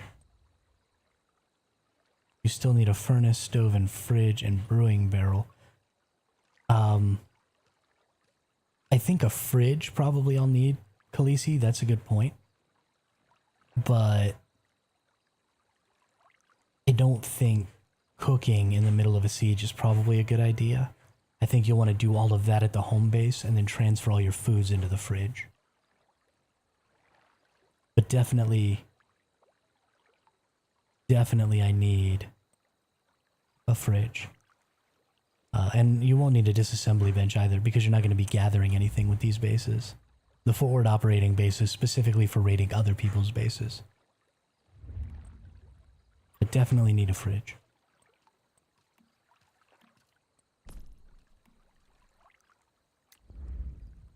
Refrigerator. Go right there. And then I'm just going to put large storage crates because I'll actually be able to get these.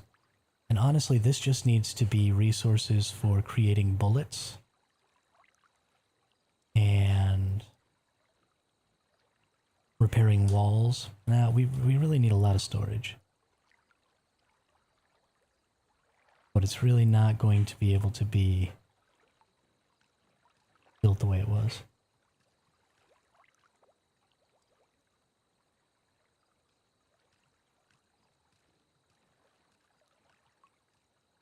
But we'll start with this for now.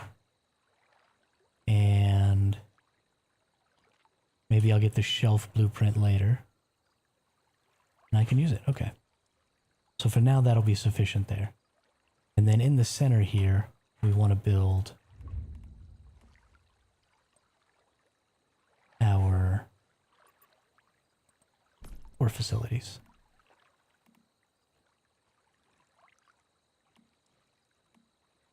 Why do I suddenly not have the ability to build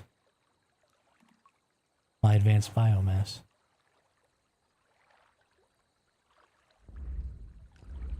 Did I not build advanced biomass last time? Oh yeah, we completely destroyed it and started building a new one, Darkling, on the recommendation of Spudnik. You can buy a small shelf with Starchrome. It's very small, but can stack crates in the walls with that. Oh, okay. Okay. Excellent. How much Starchrome does that cost? And where do I go to get that? Shop?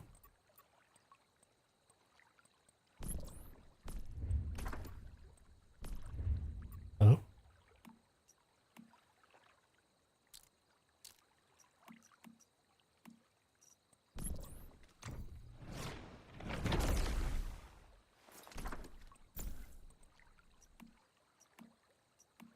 Redeem cosmetic tokens. I have 1,600 cosmetic tokens. What can I redeem these for? Wall-mounted display. Can I put...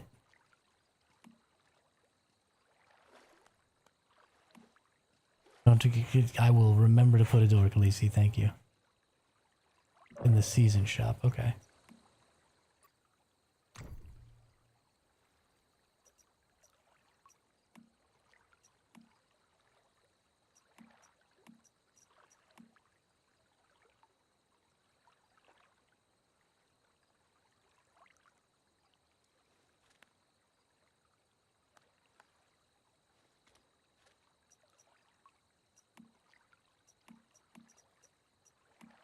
This thing?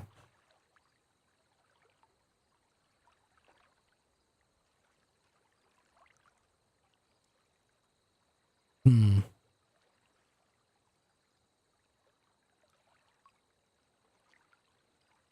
I don't think I like that. I think what I'm gonna try...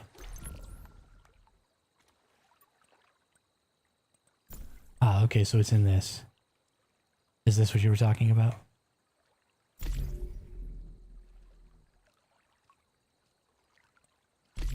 Fantastical.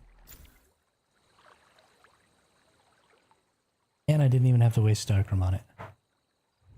And that is what I'm talking about. Okay, okay.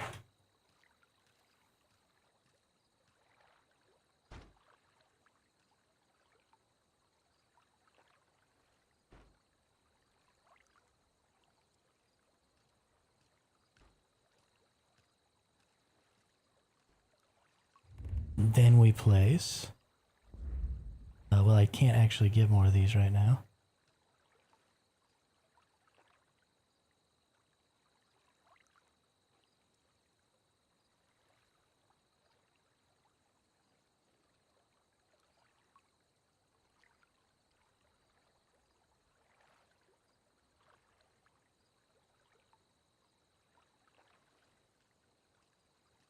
Oh.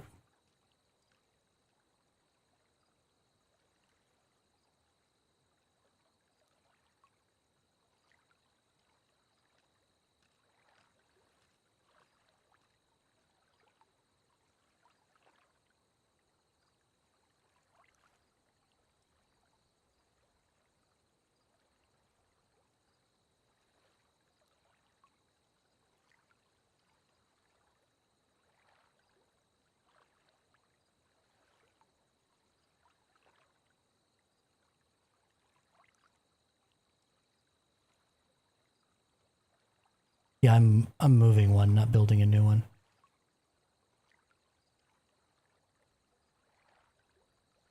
There we go. Okay. Well, that'll be at least good enough, and then I can fit 3 more down under here.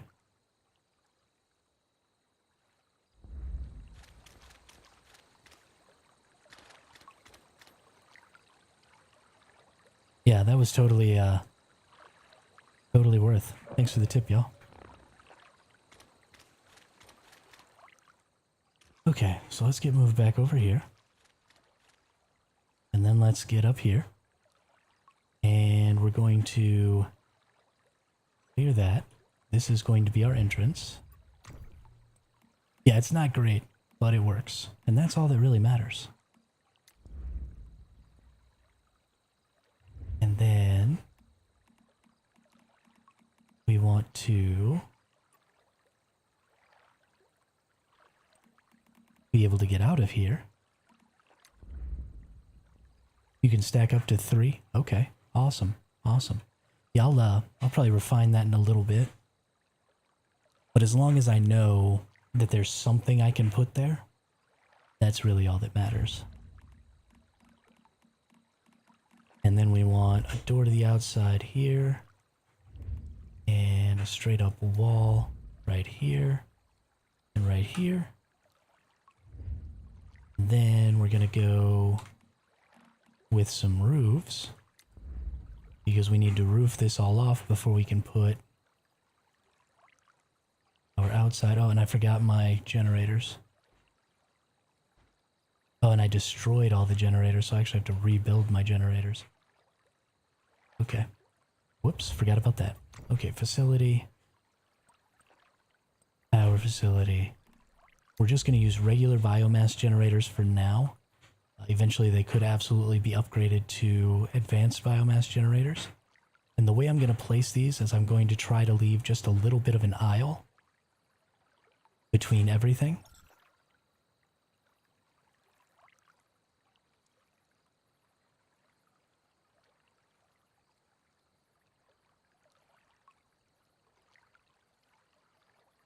And I'm just going to place 6 because, or no, actually, is it 5 or is it 6 that you can build without having additional mimetic specializations?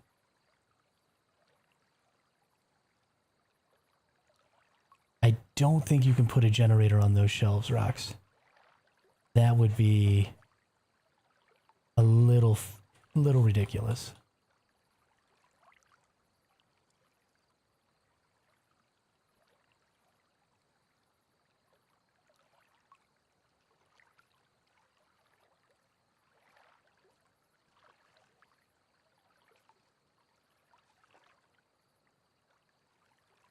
Okay.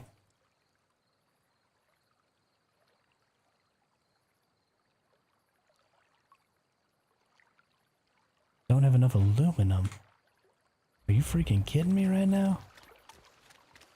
Okay, you can place 6. Perfect. Thank you. Perfect. Oh, I don't have any aluminum ore. Okay.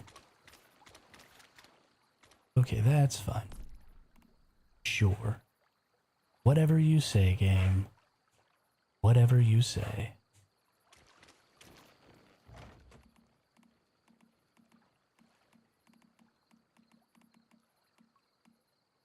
Let's go get some aluminum ore. How about that?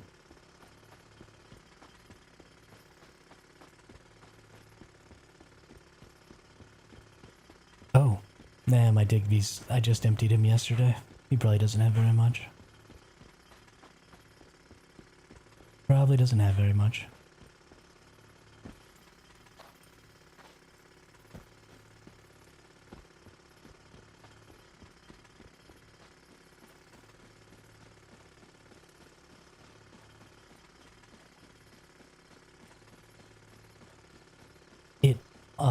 It definitely probably said I was 5 of 5 generators, but I have an extra generator perk, so I can make 7.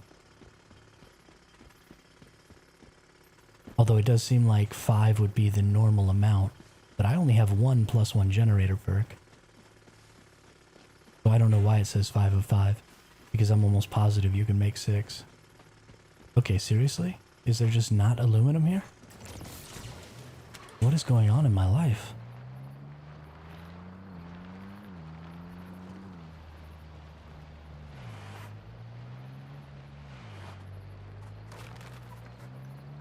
It's just all tin and tungsten. That's fabulous.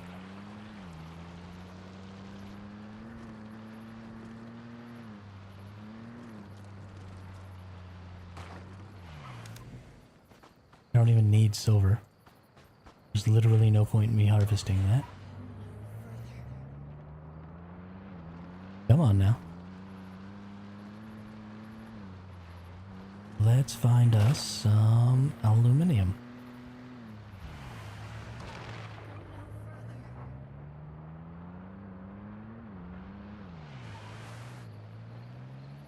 Nope.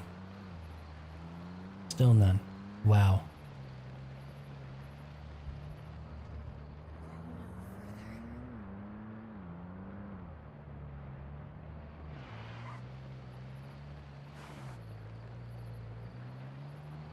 What is going on?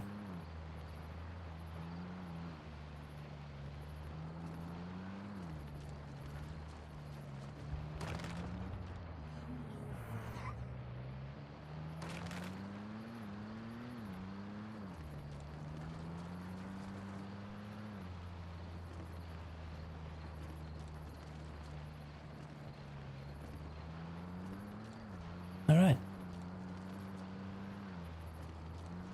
Super funny game. Super funny.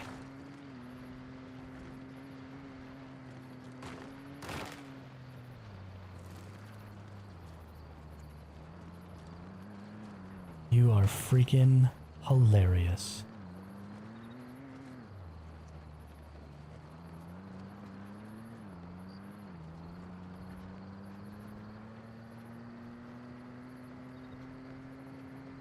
It's like that entire area just doesn't have aluminum at all. Which is kind of insane. I could have sworn the salt flats had aluminum.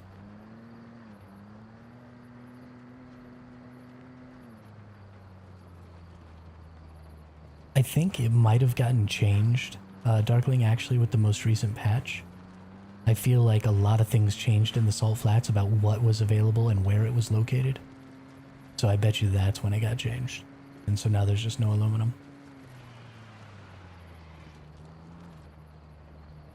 It was definitely not something I was prepared for.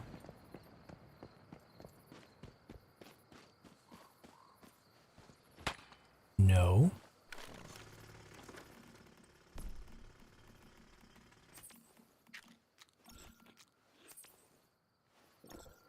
Maybe, but they kind of turned all the aluminum into tungsten. So if they were worried about over-farming aluminum, I don't know why they wouldn't be also worried about over-farming tungsten. I mean, whatever. It's fine. It ain't no thing. Ain't no thing but a chicken wing. What I don't understand is why there's so much freaking tin ore around here. Tier 5 zone. Bugger off.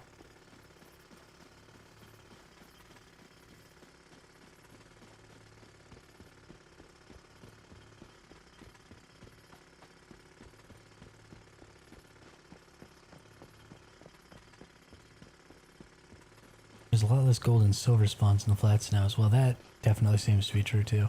But because we have so much higher rate of getting shinies, honestly, that didn't bother me.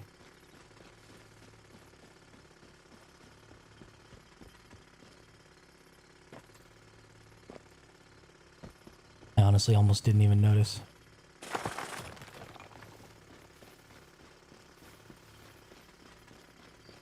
Okay. I'm officially tired of finding or hunting aluminum.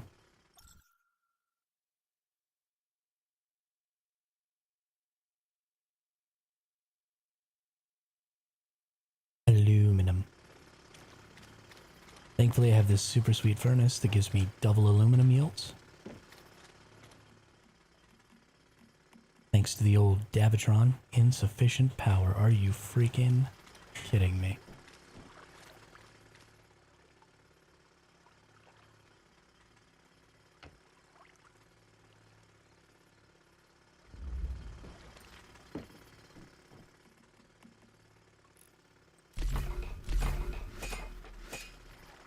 Alright. Hey, Spicy Milk. Do you know how the taming whistle work for high tame animals? Cannot get my bear to move at all. So it only really works at pretty close range. And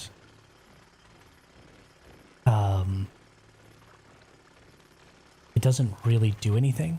It just kind of gets him to walk over to you for a second. And that's it. And as far as I can tell, it only really works in your territory. So it's kind of the most useless thing on Earth. I don't know why they included it. I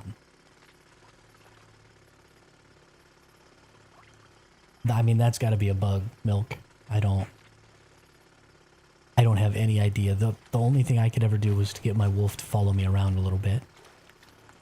And that was about it. And I had to be like within 4 or 5 foundations before I could get him to come to me. So I really don't know what the issue is with that. Sorry. I haven't really done a lot of ranching stuff for a while now. Just because of how kind of pointless it is right now. I haven't really been looking into that stuff. Once the new breeding system comes out though, I will be. For sure.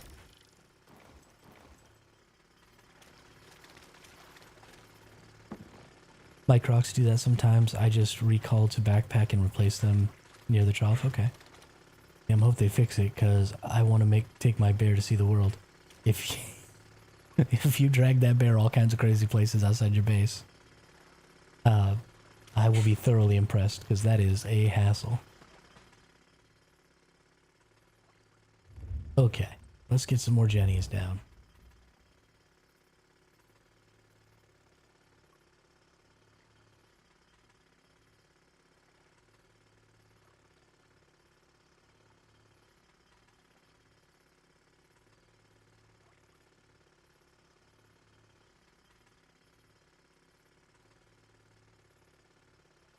I mean, I can't build any more power generators. Did I get rid of my bonus power generator thing?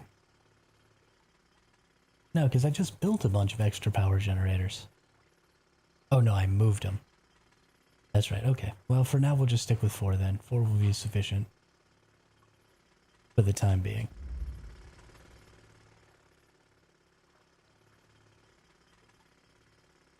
I hope my NA character... Yeah.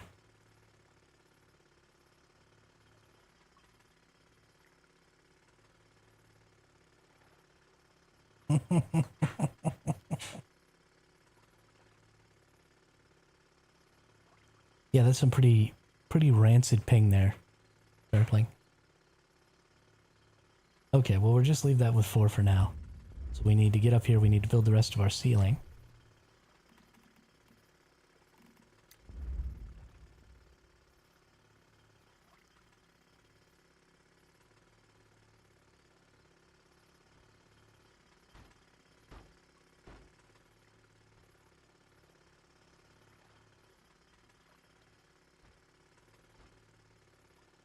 Okay, put ceilings here.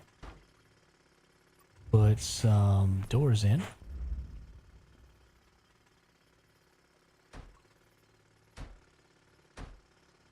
And then we're just going to fill up the outside of this with tall foundations, because foundations have more defense.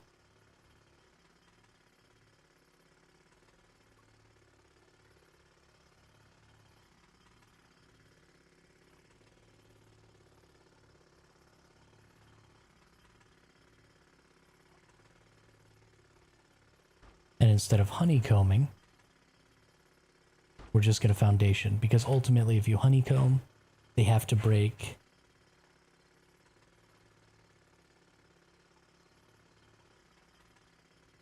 I can place 7 with +1 gen perk. How come you have limit of 5? Yeah, Rox, I don't know, because I was able to place 7 with the +1 gen perk as well. So I really don't understand why that's happening. And then I think I want to build another layer above here. And the reason I want to build another layer above here is because I don't want you to just be able to come down from above and have to blow through less stuff. I don't know if putting a catacomb up here or a honeycomb up here will be useful, because you're just going to be going straight down. So I don't think that that's probably true. Defense for what? Are you not on PvE? I am on PvE right now, Milk. But I am moving to the new Prismverse Clash season next season.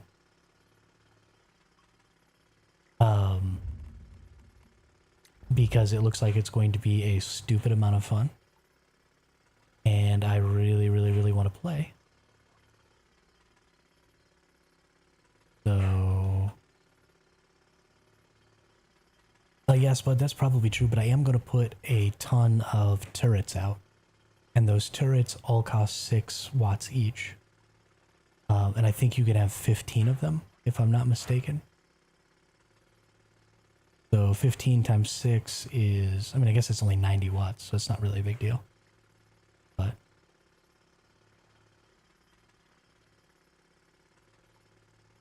we'll see.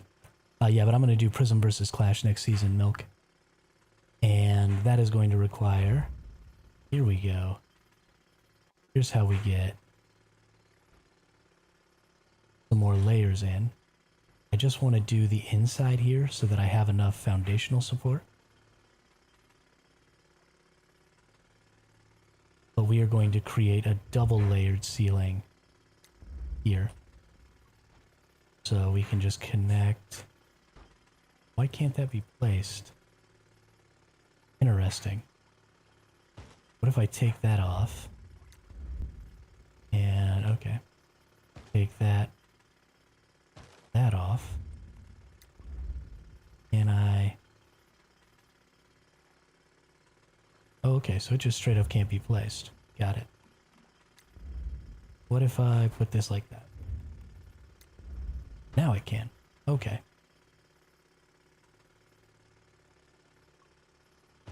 Okay. Let's place these walls again then. Wall. Wall. Wall.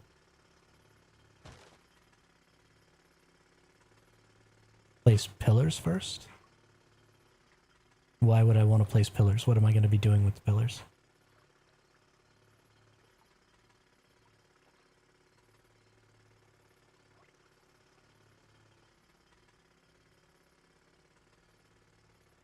Oh, you mean place pillars in the corner. I get it. I get it. So I could put a pillar right here and it would work. Instead of having to place a wall. But it doesn't look like it's going to let me put a pillar right there. So I am going to have to place these small walls. So I think we're just going to go ahead and do the whole honeycomb then. Because why not? We'll honeycomb this ceiling out. And that'll give us 2 more ceilings worth of defenses. Which means another 2k to get in. So it'll be 3k worth to get in through our ceiling. Whether you come in through the wall or from the top. And it'll be 3k worth to get in, even if you come through here. So this is 1k, and then 2k, and then 3k to get in. And then this is 2k. Actually, you're going to have to do 4, 5. Yeah, so it'll be 5k to get in if you come through the walls and not the ceiling.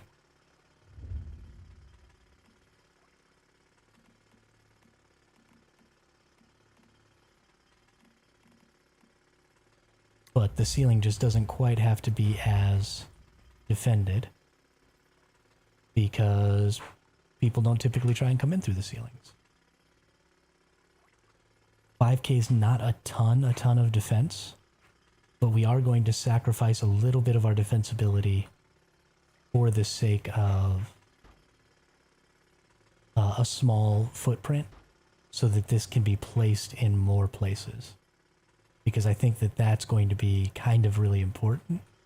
Because you can just rebuild this anytime you want, right? If they destroyed your whole thing, you could just rebuild it if you had the resources. And there isn't really anything I can do about it, so...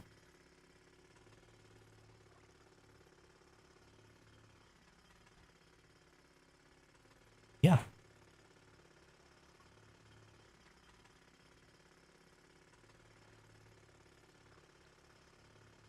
Yes, Milk, they are changing how PvP works significantly next season. It is going to be a faction warfare season, so there aren't even going to be warbands. You'll still be able to make your 8-man hives, but there are no warbands. So you're just going to be in your 8-man hive, and then your whole faction is sort of your warband. So it's going to be like a couple thousand people versus a couple thousand people all day, every day. And so if you take a look, actually I've got the map here from the live stream yesterday. And if you take a look at this, this is the map for next season. And you'll notice that it's actually smaller than the normal map. There's a section of, in the top left, there is a section of Blackfell that's cut off all the way across the top, like the salt flats aren't there. And then in the bottom left, yes, it will be even harder with stone walls. That's absolutely true, Spudnix. In the bottom left, you have a whole bunch of the chalk hills is cut off. including like the marshes and stuff over there. So it's a little bit of a smaller map. You've got your 2 safe zones for each of the factions. Down in the bottom right, you have the Mayfly base safe zone. And then in the top middle, you've got the Rosetta safe zone. And then over where Tallgrass Inn is, you have a public safe zone. And then so the first week, the 3 safe zones and then that central Blackfell area are going to be open in the first week. And then in week 2, you get West Blackfell opens. And then in week 3, East Blackfell opens. And it's only a 19-day season. So it's going to move really, really fast. They're increasing the rate that you get XP and the rate that you gather materials are both going to be increased. So you're going to be getting to level 50 very, very easily in the first couple of days. You're going to be building out your build, and then you're just going to be going and creating mayhem all over the place. And it's just going to be all war all the time. And I honestly think it's going to be super duper fun.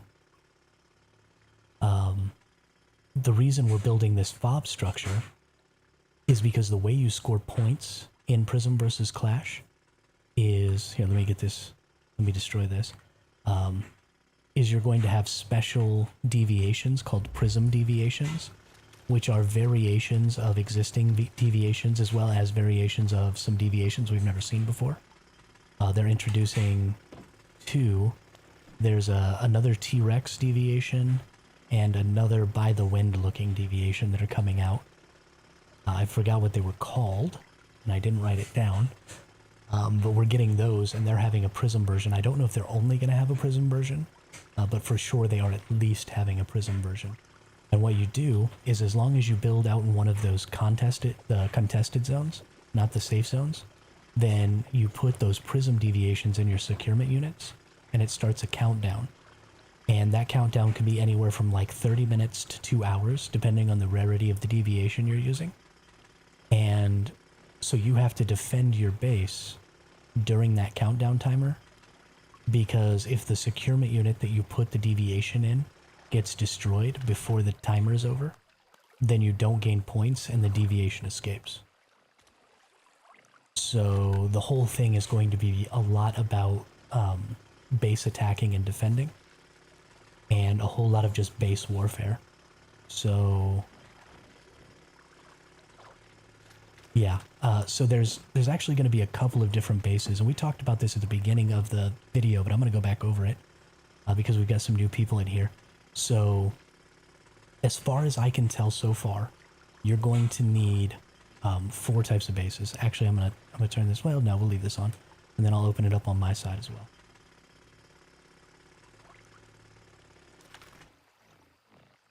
Nice, nice. So let's take a look. Let me open up this same map so that I know that I'm looking at the same thing y'all are here. But there's a couple of different types of bases I think every hive is going to need. Number 1, you need a home base. Your home base is going to be in your safe zone, right? So if you're Mayfly, then you're going to build in the Mayfly safe zone. If you're Rosetta, you're going to build in the Rosetta safe zone. And the reason you want a home base is because your base is always able to be attacked if it's built out in these contest areas. So you want a base where you can grow crops, where you can raise animals for pristine meats, where you can do all that stuff, because having food buffs is going to be super duper important in all of this PvP stuff. So you're going to want to at least have one home base where your group collectively stores materials, where you collectively grow crops together, where you collectively do all that stuff, because you need those resources in order to make the most out of your builds and do the best that you possibly can in PvP. So you have to have a home base. This is also where you're going to put your deviations that you're going to use for combat.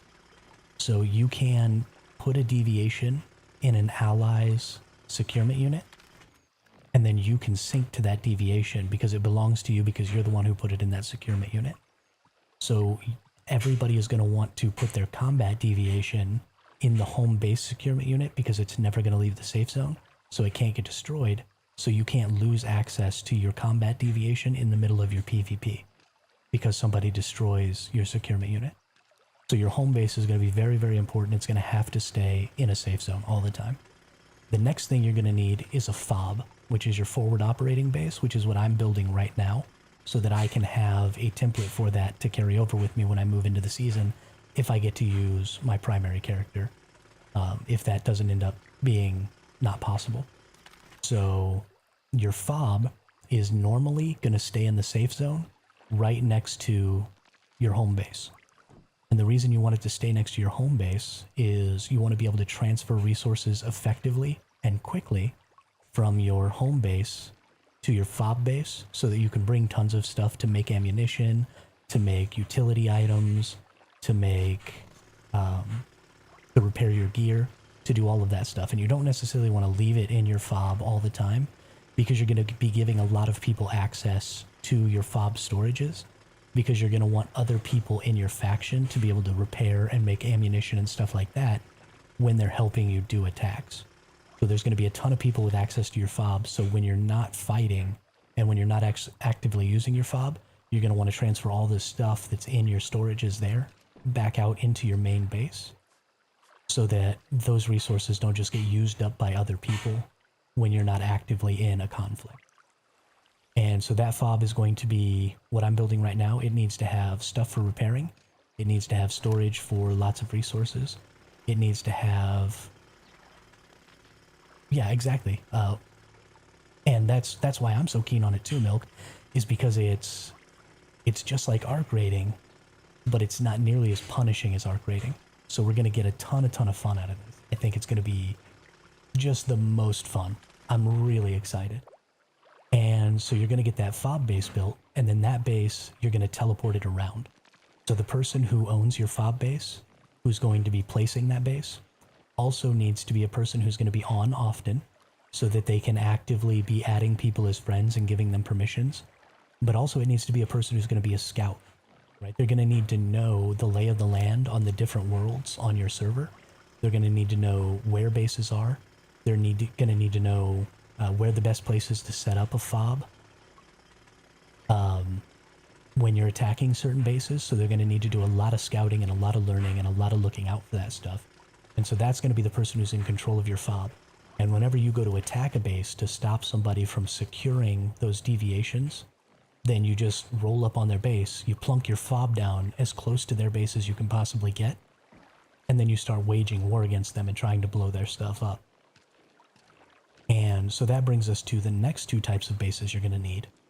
You're going to need wall bases, and you're going to need a core base. So your core base is where you're going to be doing all of your own personal securements. And that base needs to be set in the center of a bunch of wall bases, because the ability to move fobs around the map means that you need to create as much distance as you can between your own core base and where other people can make fobs, which is why if you look down in the bottom right corner, there's an island that is part of the central Blackfell contest area that's out in the middle of the water. And as a faction, if you can control that island, then the nearest place anybody can put a fob is way over here. Or I guess they could put it in the safe zone here. But because you have to travel so much water, right, that makes such a huge amount of time because there's no death timers in this game. So normally you can just constantly be coming back to life and shooting.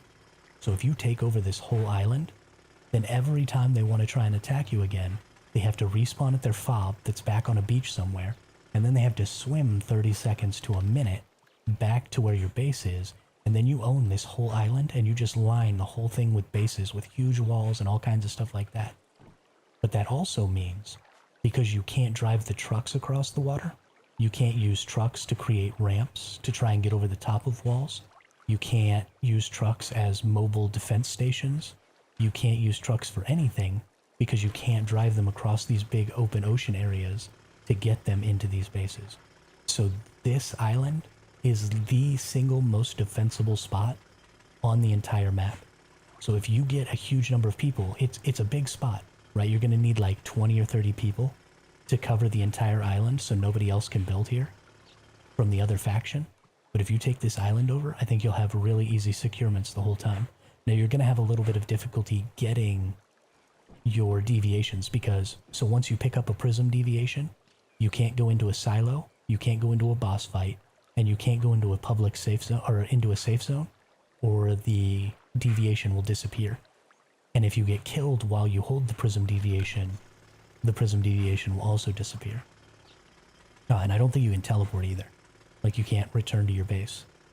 So you have to pick up your prism deviation from whatever these contest areas are, and then you're going to have to, and so once you pick up a prism deviation, there is underwater breathing food, Defu, that's absolutely true, but you still can't drive trucks underwater. So while it's going to be possible to get all the way up to the island without getting shot, because the water is an impenetrable barrier, you can't shoot through the water, you're only going to be able to do that on foot. So all of your PvP to try and raid this base is going to happen on foot, which is basically going to make it impossible. This island is easily the most defensive position in the game right now. But so what I was saying was, when you pick up those prism deviations, you become visible on the map, and the more points worth of deviations you have, so you could go pick up like a couple of them, the brighter you are on the map, so people know that you're worth a lot, so they'll come fight you. So if you're up here in the East Blackfell contest area, and you're picking up deviations, then you have to find a way to make your way all the way back down here to put things in your securement unit. So that's where you're going to start running into trouble, is trying to actually get your deviations back to your base. But as long as you find a way to actually be able to do that,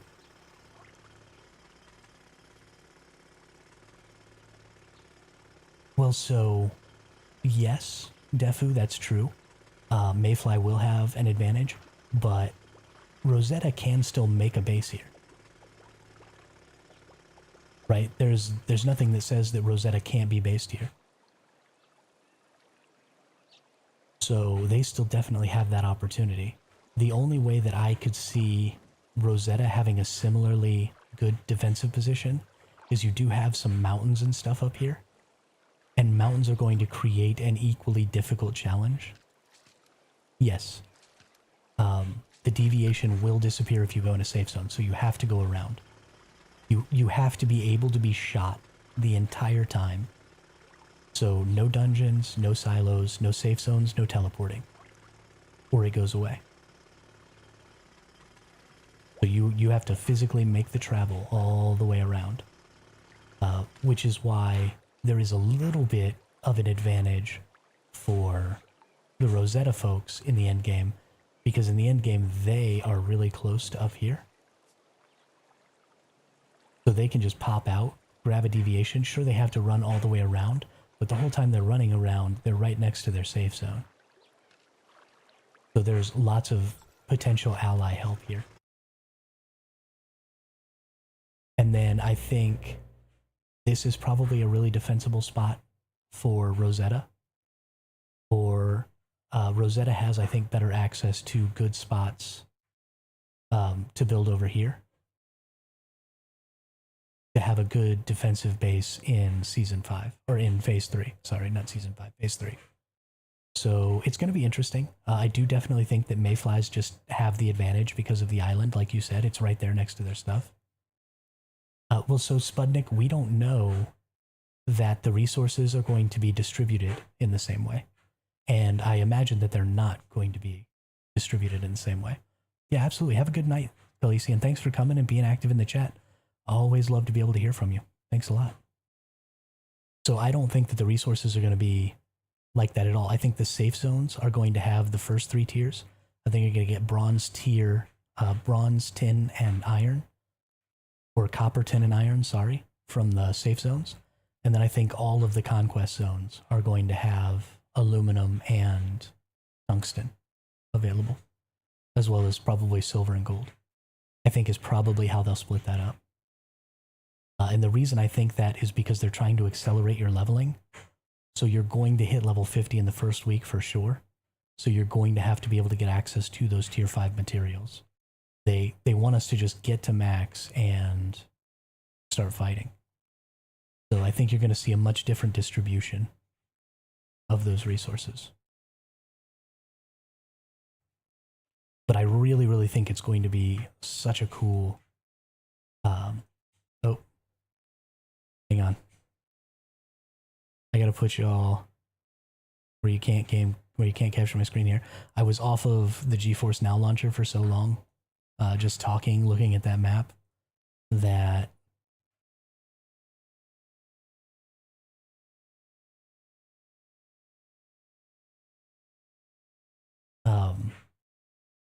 that it kicked me out of the game, so I have to re-up my Steam.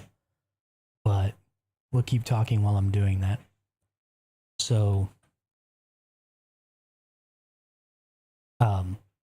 so what you're going to end up doing is you're going to have one person build the core base, and for the same reason that you're going to keep your combat deviations in a safe zone, you're going to use that same system for everybody to score points, because you do get an individual score for the number of deviations, or the point total of deviations that you secure yourself. And so you're going to have access to your hive's core base securement units, so that you can go put deviations in those securement units, the prism deviations, so that you will get credit for those points personally, instead of just the person with the core base getting credit for those. But that also means that there is Chinese video of the Rex deviation gameplay loop of next season. Oh, cool. You should put that up in the Discord, Defu, so we can all take a look at that. But so one of the things you're really going to want to do to make sure that your faction can win is if you have Toasty U, thanks a lot for the sub over on YouTube. Really appreciate it. Welcome to the chat. Welcome to the channel. Love to see new people joining in.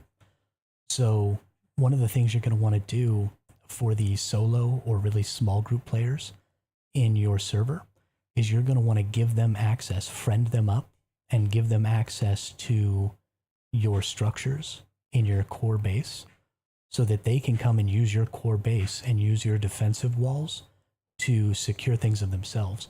So if say 20 people come and build on this island, right, and maybe you get 4 core bases in the middle, so you could have 80 securement units in the middle here, and then just like 24 bases all around, creating a defensive position here, then everybody in your faction could friend the 4 people who own these core bases, so that they can have access to the securement units.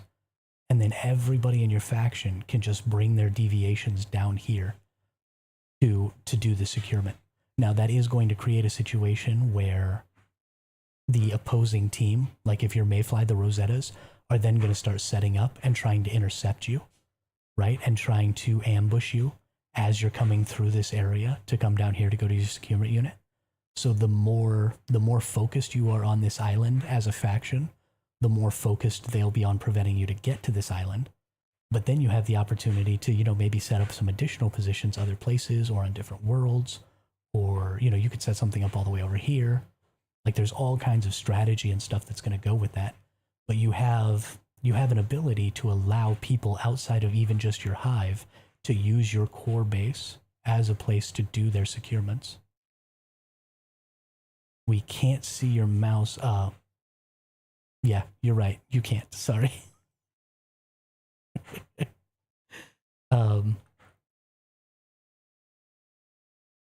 Yeah, I don't know why it's doing that.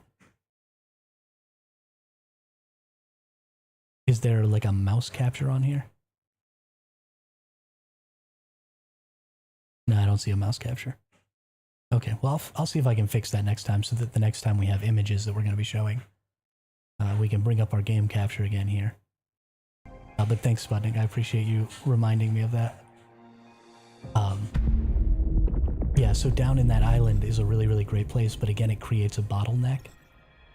And so you're going to find yourself probably right here on this road, just running into tons and tons of your enemy faction, because they're going to be trying to stop you from being able to get down here. That's going to be probably the best spot, because this mountain is really tall and jagged and hard to get over. You'd have to walk. You probably couldn't drive. And this is just going to be a really, really good ambush bottleneck point. So, And again, I'm trying to show you with my cursor, and you can't freaking see it. Oh my god.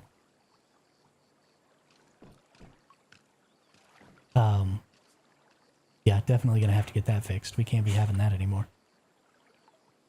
Yeah, so there's a ton of different really important base types that you're going to need to be building. And a ton of different things that you can do to help your entire faction win. Not just you and your hive. Because it is a faction PvP. And if you're not communicating and helping your entire faction, your faction is not likely going to win. You do need to work together as much as humanly possible. So let's go into medics here. I actually want to go ahead and get some of the better structures.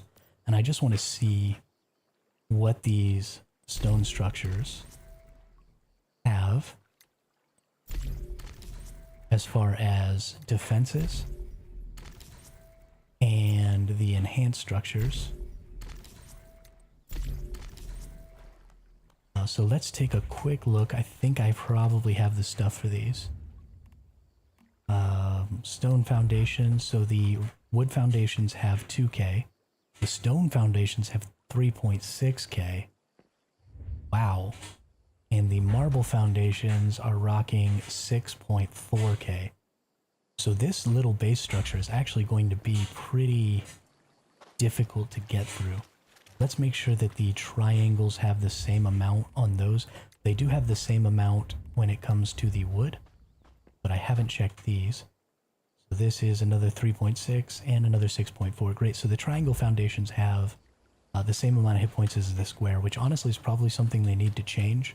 Those triangle foundations should probably only have half, because when you set it up in this same honeycomb pattern like you would normally do in Rust, you end up having to blow through 2 of these instead of 1 in order to get into the inner wall behind.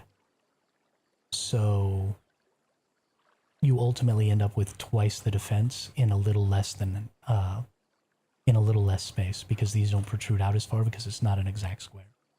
So definitely raising these foundations up like this and putting them as a line of defense here.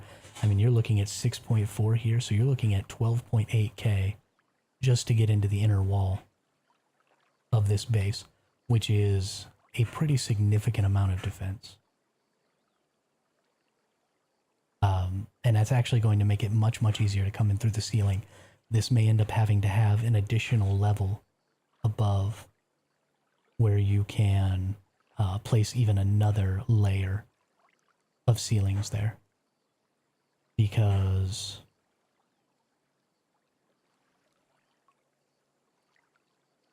that's just going to be difficult. And so the last thing that I'm thinking I want to do here is I want to place another layer of foundations, but I want them to be on this ground floor here, like in line with this one. So we're going to take another thing of wood foundations. Oh, and this isn't lining up. Oh, there it is. Okay. So we want to line it up right there. We're going to go all the way around with it. Whoops. And this foundation level is where we're going to place our turrets, because the higher tier foundations are going to have more defense than our turrets. So placing them on these foundations out here isn't going to make them easier to destroy, because ultimately they have more armor this way.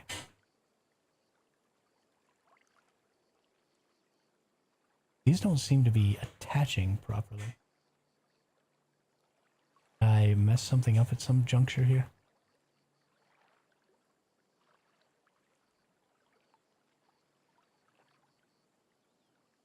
Okay, well, let's try coming around this way.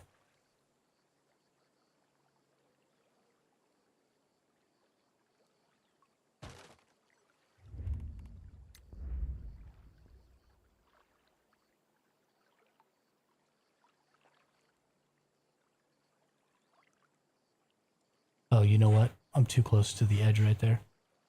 And that's actually probably something that's causing this to be a problem too. No. Oh, maybe.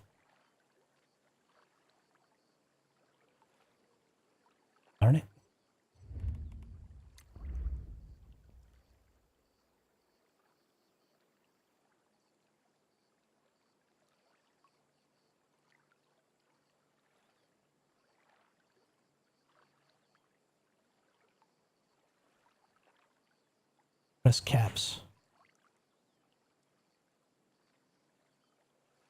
Ah. You're a freaking genius. Okay, well this is all probably wrong then. Thank you for that, Rox. That's like 3 times now somebody's had to remind me to press the caps lock key. 'Cause I'm a freaking moron. Okay. Let's get away a little bit here.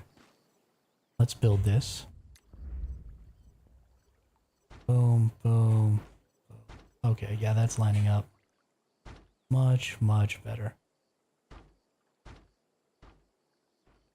Okay, we still got that little gap there. Everything feels right as rain now.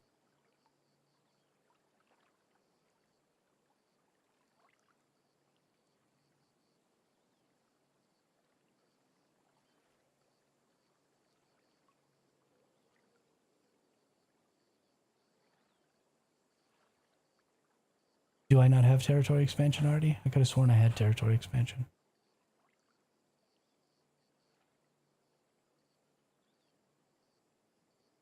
Yeah, I'm pretty sure I've expanded my territory. Okay, perfect. So then, another thing that I'm going to do here is I'm going to place a wall, hopefully, on the backs of each of these. Will it allow me?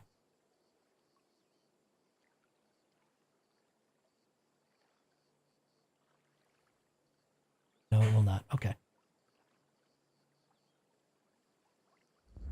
Well, even if I don't have the mimetic, I know for certain that I have come over here and expanded my territory. Because I can't do my territory upgrade. So I may have unregistered the mimetic, but even so, I already did the action.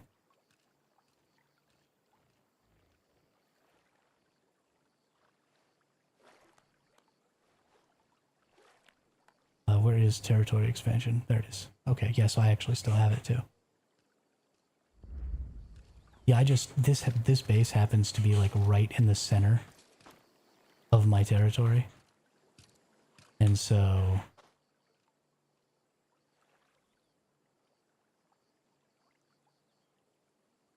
it just kind of gets in the way. But then the last thing we want to do here is I want to place turrets down on the ground here. Now you only get like 15 turrets. So we're just going to place as many of them as we possibly can. I don't guess it really matters what direction they're oriented.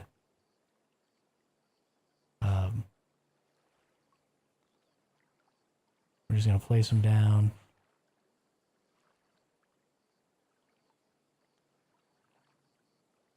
Whatever, I'll deal with this. I'll deal with that in a minute.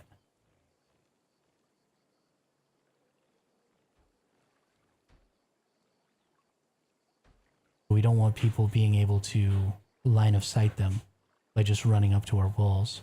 So we want them on the ground level. It does mean that if they get up above us or get on top of our base, that we're going to have less defense up there. And so we may consider putting a turret or two up there just as a deterrent. But honestly, I think that's just going to be where our players are shooting from most of the time. Base full, can't place more. Okay, so I've placed every turret that I possibly can. Let's take a look at how many it is. We've got 1, 2, 3, 4, 5, 6, 7, 8, 9, 10, 12, 13, 14, 15, 16, 17, 18, 19, 20. Okay, so you can have 20 turrets is the most turrets you can have. Now, let's see. Does that also account for, like, say, these gravitational grips? Yes, it does. Does that also count for spike traps? Yes, it does. Fire traps? Yes, it does. Gatling cannons? Wow, yes, it does. You can still put sensors up. You can still put... Nope, you can't put alarms up either. And you can still put pressure plates up. But everything else is blocked.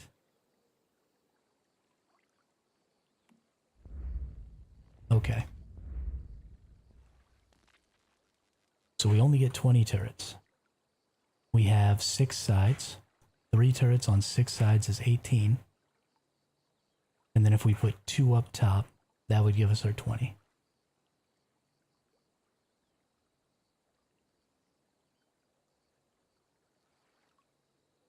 And then I think, okay, so we'll put 2 up here, just as a mild deterrent for people who get on top of the base.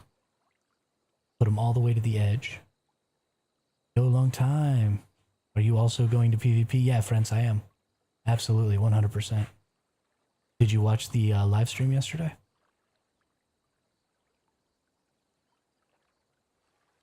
And then we're going to put 3 on a side here. And when I put these 3 on these sides, I'm going to put them close to the corners. So I'm going to go corner, corner, middle. And the reason I'm going to do that is now, instead of just having 3, I'm actually going to have 5 that are able to shoot at each side.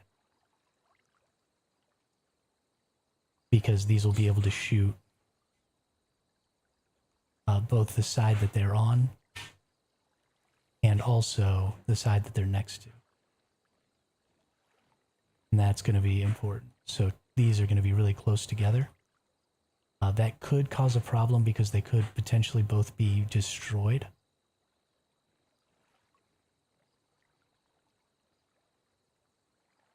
At the same time with the same C4.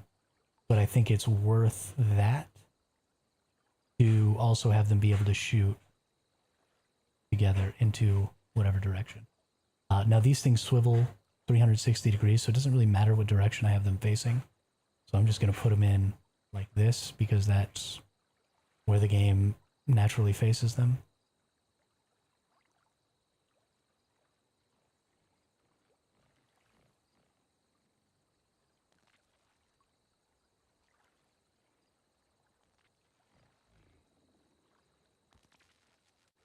Busy working recently, but which server, like the first one they will release? Yeah, I'm definitely going hard to that first one. So they're also, they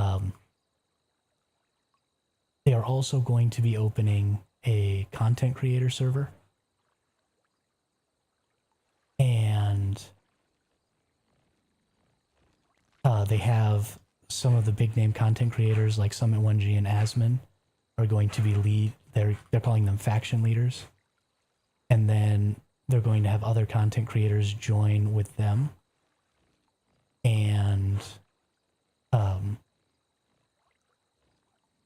do I seem to have an extra?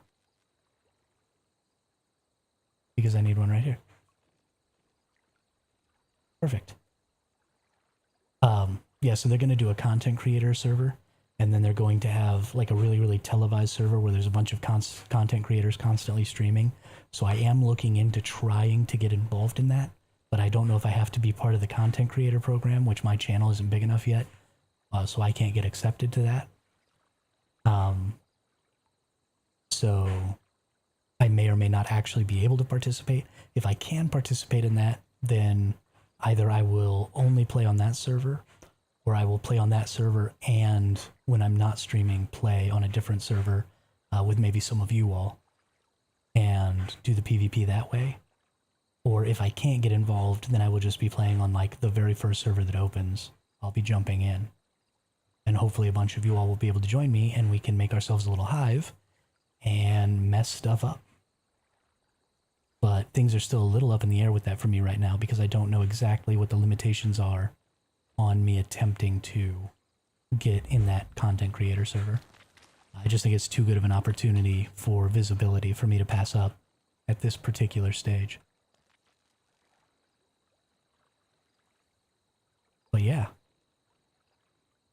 So one thing we are definitely going to do here, I'm not going in first one. I don't want to deal with the sweats. Rocks, that's totally understandable. You absolutely, if you're a more casual player, waiting, going, maybe a day or two late and getting in a server so that you can have a more casual, more fun experience is absolutely a valid option. So something we really want to look at here, a lot of people are really enjoying the fact that you can daisy chain like things like turrets and stuff together. But when you're going to be making this fob, it's going to be very, very important that you do not do that. Because if you daisy chain these together, then every single one of them that comes after the one that gets destroyed on the chain becomes inactive when it gets destroyed. So when you're building your turrets and you're setting up your turrets and you're powering them, make sure to run power to them each individually, not as a unit, or not in a daisy chain.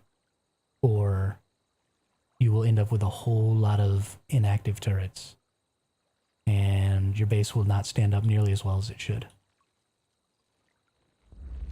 So let's go open this up real quick. And the way I'm going to do this is...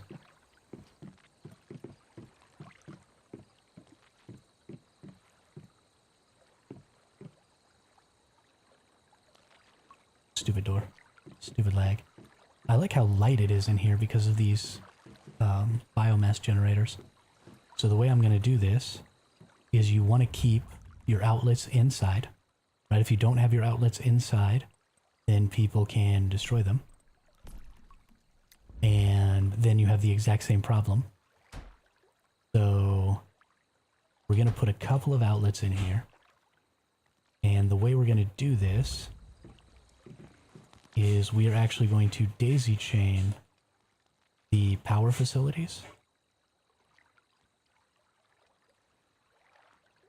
And then this power facility is going to push out to each of these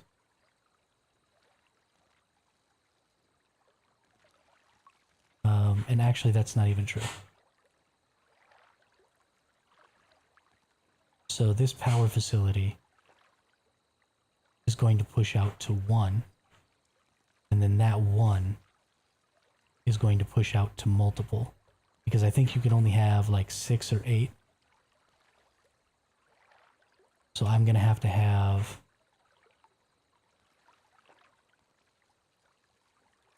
4 or 5 of these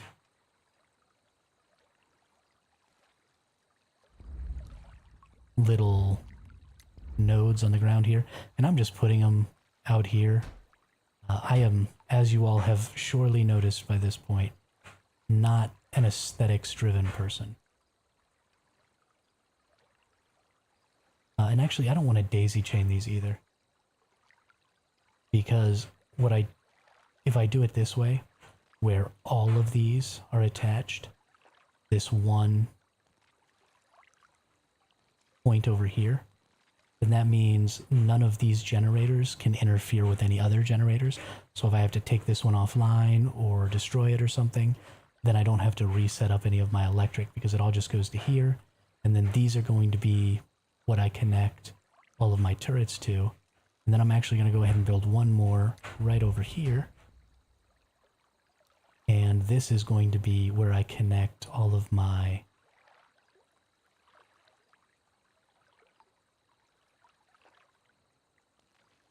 sending the rate my base get you.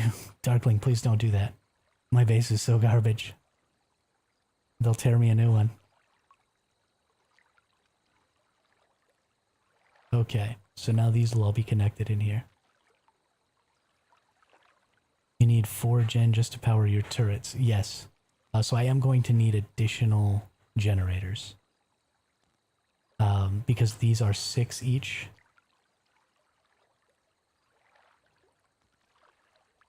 And honestly, I don't actually have enough power. So there's 20 of them at 6 each, means I need 120 watts. Without electric eels, these would not sufficiently power. As it stands, I actually think I have enough power.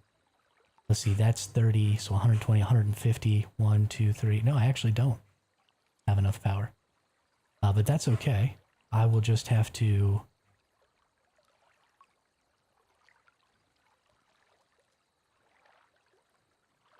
You or your hive need to... See, I have the +1 gen perk, but for some reason it stopped working on me. Because I only have 5 gens up right now. So I don't understand... Why would you laugh at my pain, Darkling? It would not be hilarious. Yeah, so I don't actually understand. I should be able to put 2 more generators down right now. But it's telling me to go F myself.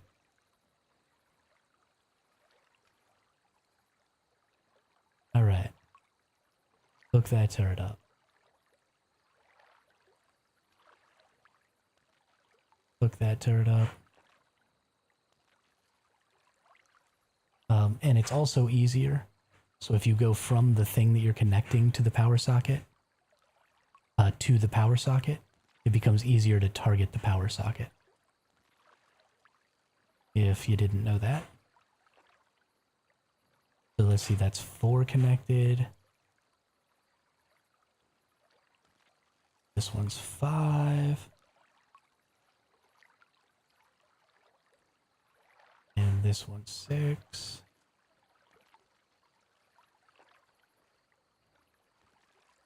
And we're out of power, almost out of power. Okay, so 6 are connected. 7. Just gonna see how many we can get connected to this. 8.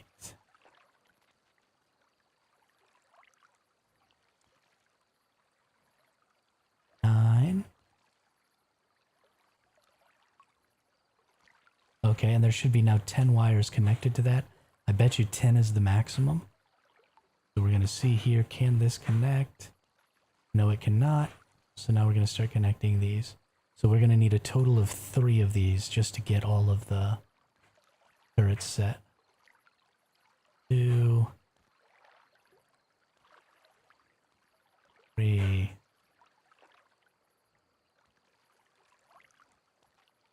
4,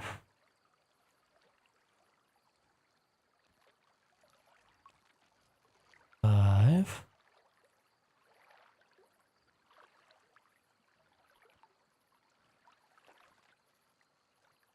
6, and then those last 3 over there. Oops. 7.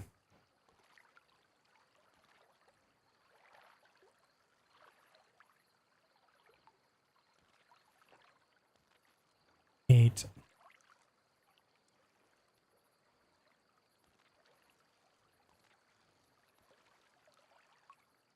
9. And then the last 2 are up on the ceiling. So we're going to take ourselves back down through here. And connect. And back through the floor. Connect. And then bammo. Look at that. It's beautiful again.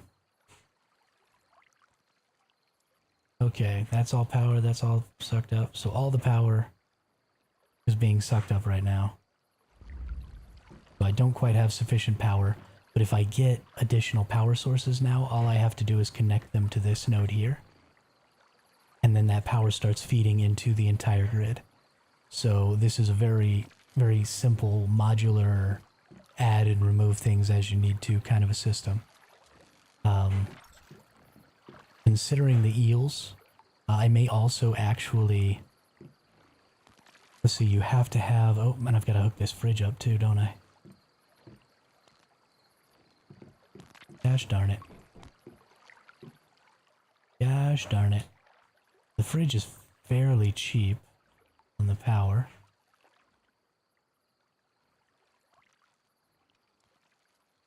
But still, that's some additional power. Requires 2 watts, so 32 and 120, so you need 152 watts to run this base. A regular biomass generator with no bonuses gains 30 watts, is that correct? No, 25. An advanced biomass generator gets 30. So if you can put 5 of these down, you get 150 watts. You'd be too short.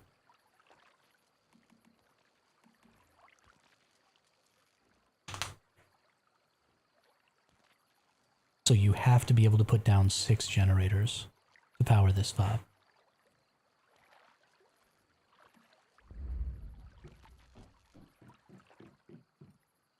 Oops. Getting in and out is kind of a pain in the rear. it's worth it for the ultimate defensive capabilities of it. For the overall, I don't mean that it is the ultimate defense. But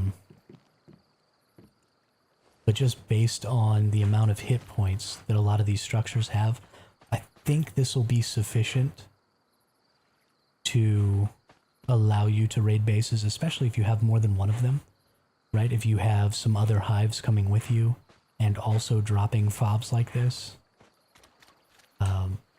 I think it should be good. And because all the electrical is already run, all of that stuff is already done,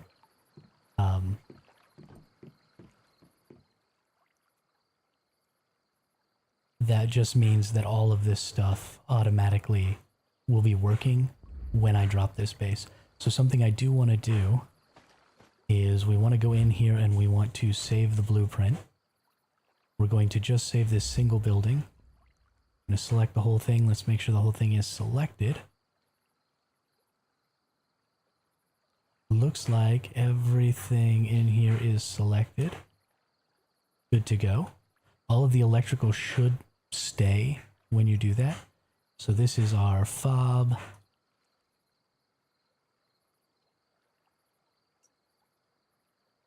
A fob for Prismverse / confirm. Get that saved up. Perfect. So now I want to see if anything is going to randomly get destroyed from this when I move it. So we're going to try moving it. And then we'll probably be done with the fob for the day. But first, I need to go use the restroom. How much damage can a turret deal in PvP? A whole lot of squat is how much damage these things deal. I don't have the upgraded version of these turrets, so that's another thing, is some of the specializations that we normally don't use in PvE are going to become extremely important in PvP, like the one that makes your structures stronger, like the one that makes your turrets stronger and have power surge, or bounce. I forget which one it is. Bounce is going to be a really important one, and I don't remember if bounce is for portable turrets or if bounce is for these stationary turrets. But if you get that one, because of the way bounce interacts with vehicles now, having bounce on your turrets could actually be a huge deal, because if you shoot, and Ayub told me this yesterday and ruined my whole freaking day, but if you shoot a vehicle, it will actually bounce off of the vehicle. You have to use the Kumawink, because the Kumawink's the only one that does just a straight % chance to bounce. But if you use the Kumawink, you can hit the enemy's vehicle and then get a 25% chance to bounce, and it'll actually bounce off their vehicle and hit them inside of it, which is freaking stupid. So I don't know what the specialization is for bounce, and if it's for regular turrets or these or the portable ones, but honestly that's probably a good spec to get. So, and then the other thing you're going to want to use is you're going to want to have a lightning orb, so that you can make those utility items where you throw them to cause them to do more damage. So you'll throw the lightning orbs at your turrets as they're coming in on you, and that'll cause some more damage. And so there are lots of ways, there are lots of active ways to make turrets more useful, and I think that's really important, because your base isn't going to stand by itself in this game like you're constantly trying to make it do when you're playing Ark or something like that, where you're just trying to make the base stand on its own for as long as possible. This is going to be a very active thing, because you can always rebuild your base really easily. If it gets destroyed while you're not actively there,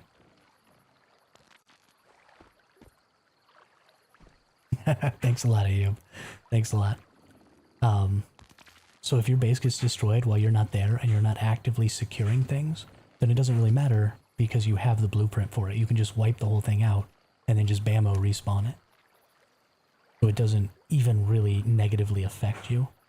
So the only time your base is really important to you is when you're actively defending it, actively doing things on it, which is why the turrets have active things that can make them better. Something I'd really like to see, and something we may very well see. Ooh. You know what? I done did a goof. Check this out. We need to put 20 securement units in here. And we need to put 20 nutcrackers in this business. I didn't even think it. You need so many nutcrackers. Oh my, I need to farm nutcrackers. Because you need 20 nutcrackers for each of your wall bases that are defending your core. You need 20 nutcrackers for your core base. You need 20 nutcrackers for your fob. Right? So every hive, like every person needs 20 nutcrackers right now. I don't even have room to put 20 securement units. I might put them upstairs.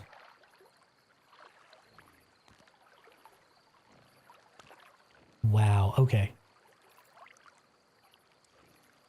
One sec. I'm going to go use the restroom real quick. I'll be right back.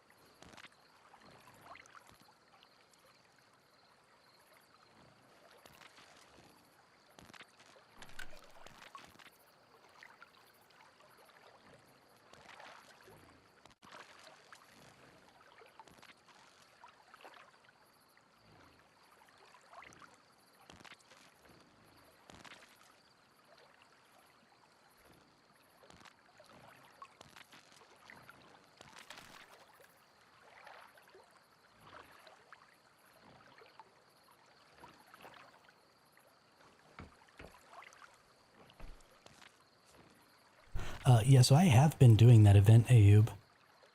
I have used all of my things so far. Yo, Kalon, what's up? How are you today? We're getting crazy. Yeah, I haven't done a couple of these seasonal tasks, but for the most part, I've completed like all of this stuff. And I've used up all of my vessels, and I only have 1, 2, 3, 4, 5, 6, 7, 8 nutcrackers. So I gotta go get 12 more nutcrackers. Which is fine, I mean I can solo that boss, so no big deal. But gotta get 8 more nutcrackers. So let's see how we can do with securement units here. You have placed the maximum number of oh, because I have the 20 securement units over there, okay. I have 8 of them and I'm running out of deviation space, yeah. Yeah, the weekly ones, but I've almost finished. I have 1 weekly one left that I can do this week, Darkling. That I haven't gotten around to. So I can get 1 more this week and then they'll reset and then I'll get 10 more next week. So I'm only going to get 11 more tries plus, let's see, I can get 1, 2, 3, 4, 5, 6, 7, maybe more here to get these up to 3-star.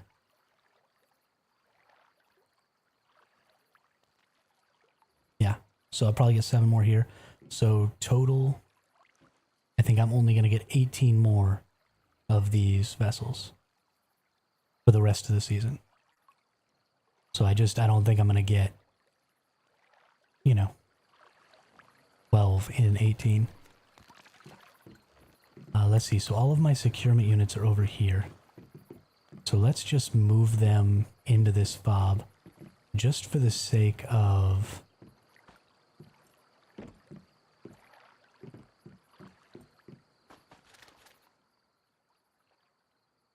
seeing what sort of space I'm working with.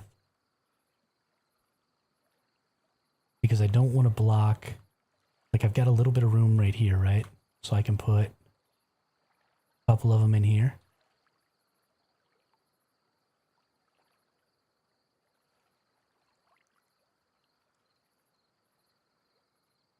Without, they don't let them get very close to each other, do they? Or is that it's too close to that? Okay.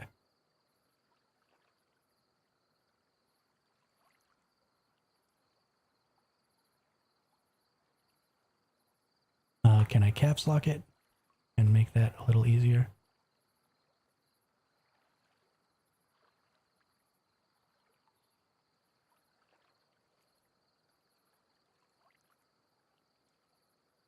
Okay, well, we'll just do that.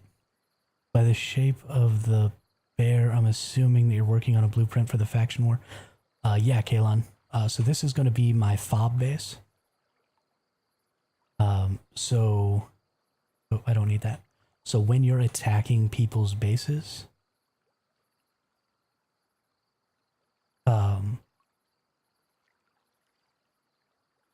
think it's going to be important because you can still teleport bases, it seems like, in this faction warfare system. So I'm building this base, and I'm going to leave this base in a safe zone somewhere. And then whenever I go to attack somebody else's base, I'm just going to teleport this base right on top of theirs. And then I have a base full of turrets next to their base full of turrets that they're securing at. And then I'll just be able to fight right from here. And that'll give me a place to repair my gear, to make more bullets, you know, to regroup with my team so that we all rush out at the same time, so that we're not just going in one at a time and dying. Honestly, I think I need to put garages up on top because I want to teleport my trucks in, because I want my trucks to also have some turrets and, you know, maybe make a truck build that has a ramp on it or something like that, so that if they have tall walls or something that I'm having trouble getting over, maybe I could just like ramp a coupe over the top of their walls and then just start missiling into their base or something like that. So there's lots of different cool things that I think the trucks could be used for. So that's actually something I want to test, is I want to build a garage on another person's. That's just the way they were set up, and they turned 360 degrees, so I didn't really care. They'll just swivel around, it won't matter.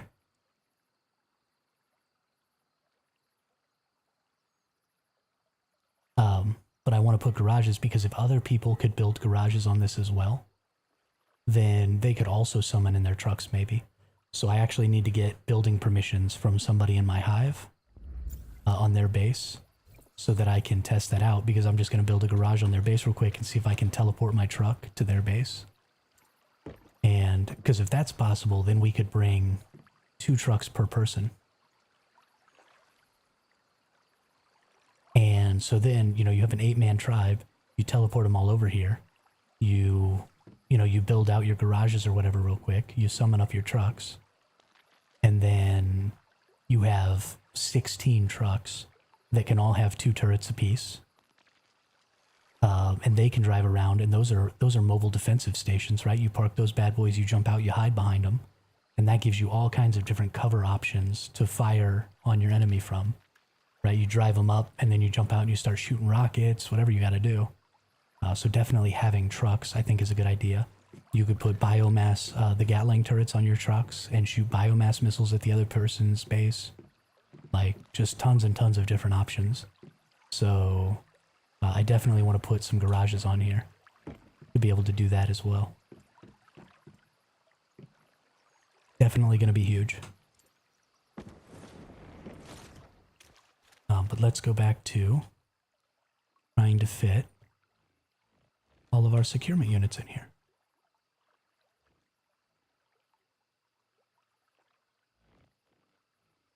It's definitely not going to be possible downstairs.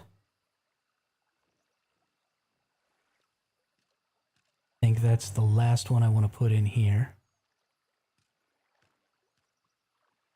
Pretty sure you need the cameras to make them turn 360. I mean, if I have to turn them around, I'll turn them around. I don't really care. They face away from you while you're placing them. And so I was placing them from the outside. And so that's just kind of the direction they were facing.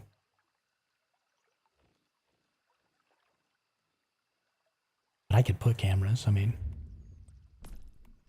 that ain't no thing. Cameras don't even cost power? Shoot.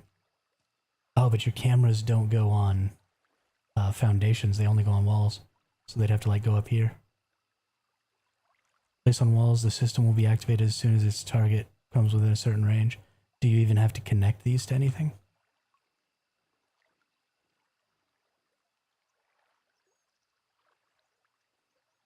Like, do I have to attach these by wire to these?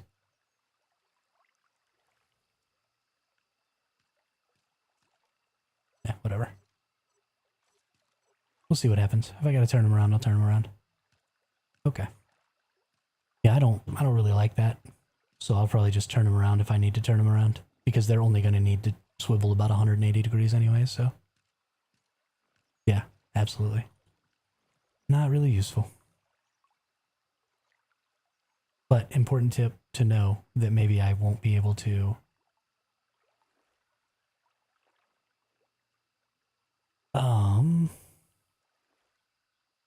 let's see.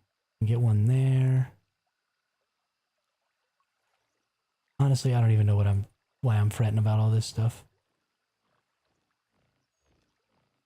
Can I put them? Oh, I can't even put them in here. And they're too tall to go in here. Ew. Ugh.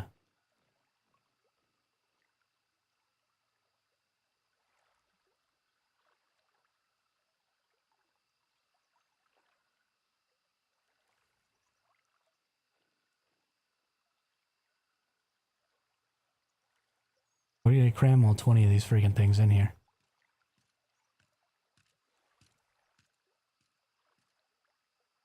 It's the last freaking thing I do.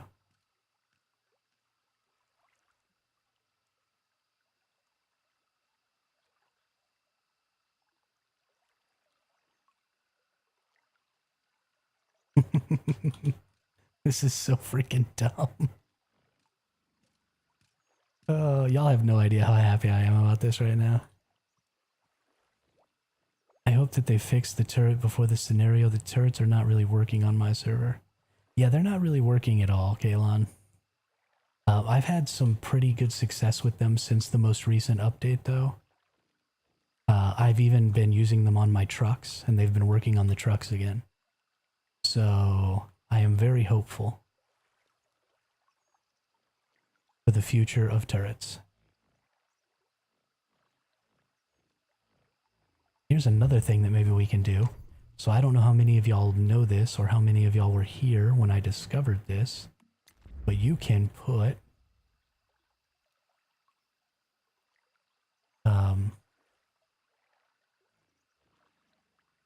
well, you used to be able to put ceilings directly on top of these. Apparently my structures are all too close for that, though. Darn. I was gonna maybe try and two-stack them. Yeah, whatever. That's something we can look at if we can't find a way to fit them all in one stacked.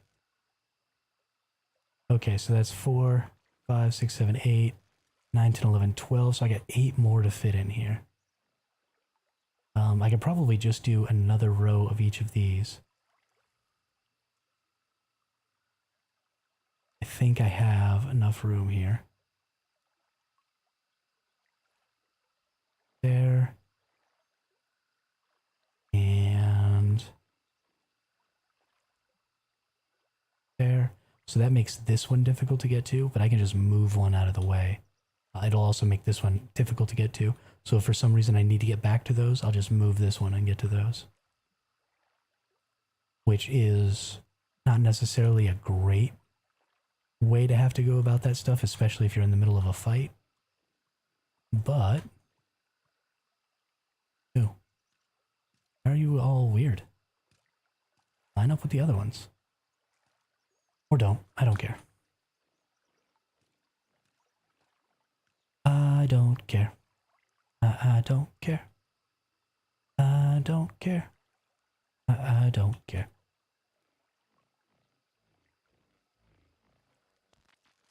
All right. We're going to get all these in here. I'm honestly kind of shocked. I did not think that these 20 securement units were going to go in here. I thought for sure. Thought for sure we were cooked.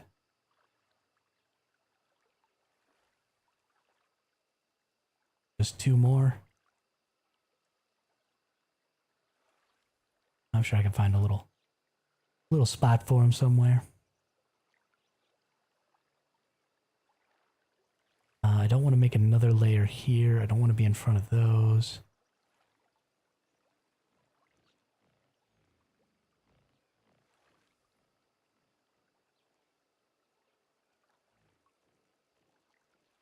Should get an army of bear, wolf, or leopards. Yes, that will also be a thing that's happening.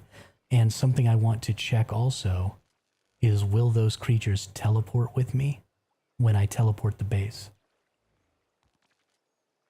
Or will I have to redeploy them every time? But that is definitely something that we're going to be... I've already got a lot of good wolves. A lot of good baby wolves. So I will probably... Yeah, we're just going to plunk that one down right there. So there's 20 securement units.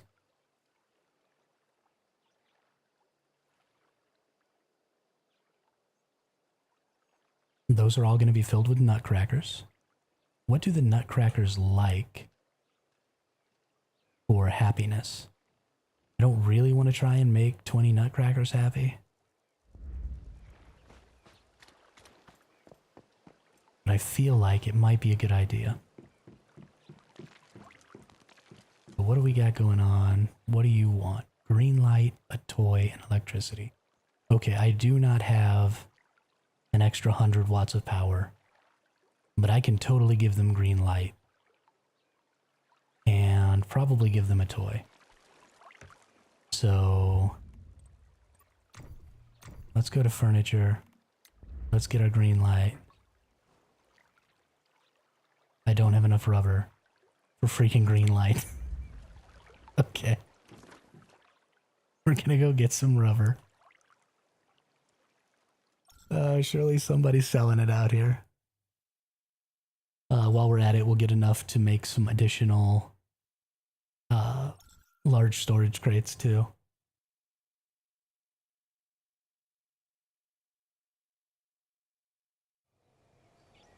All right, ladies and gentlemen.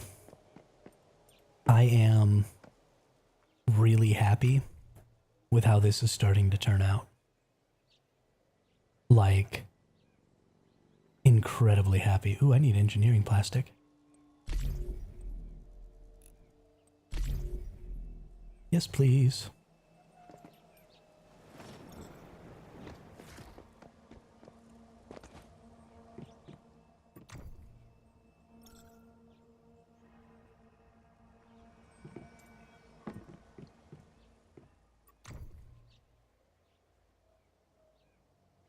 Ooh, I saw sniper calibration. What is it? Nope. Nope. Man, there's so fewer trucks in here.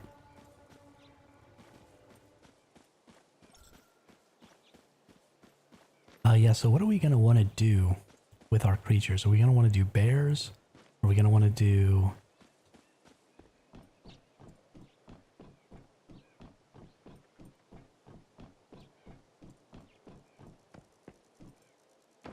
Oh, right. We have malls outside of places now. Wow, look at how all the trucks are gone. This is so crazy.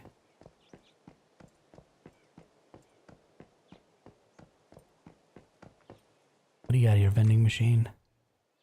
Not diddly squat.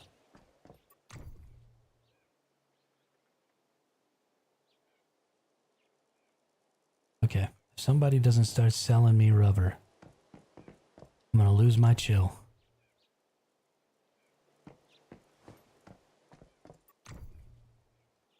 Oh, B-grade bears for 350? That's such a good deal. Ike?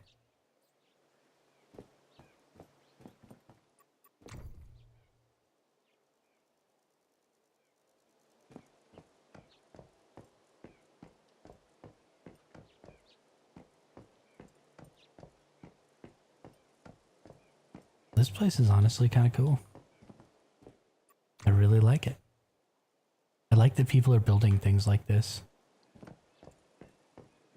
This is another thing. If you're a PvE player and you're really bored and you don't know what you're going to do for the next 3 weeks while we wait for... Is that a bathroom? Holy crap, that's fucking hilarious. So if you don't know what you're going to do for the next 3 weeks while we wait for the next season, the next PvE season to come out, I highly recommend joining this new PvP season as a merchant.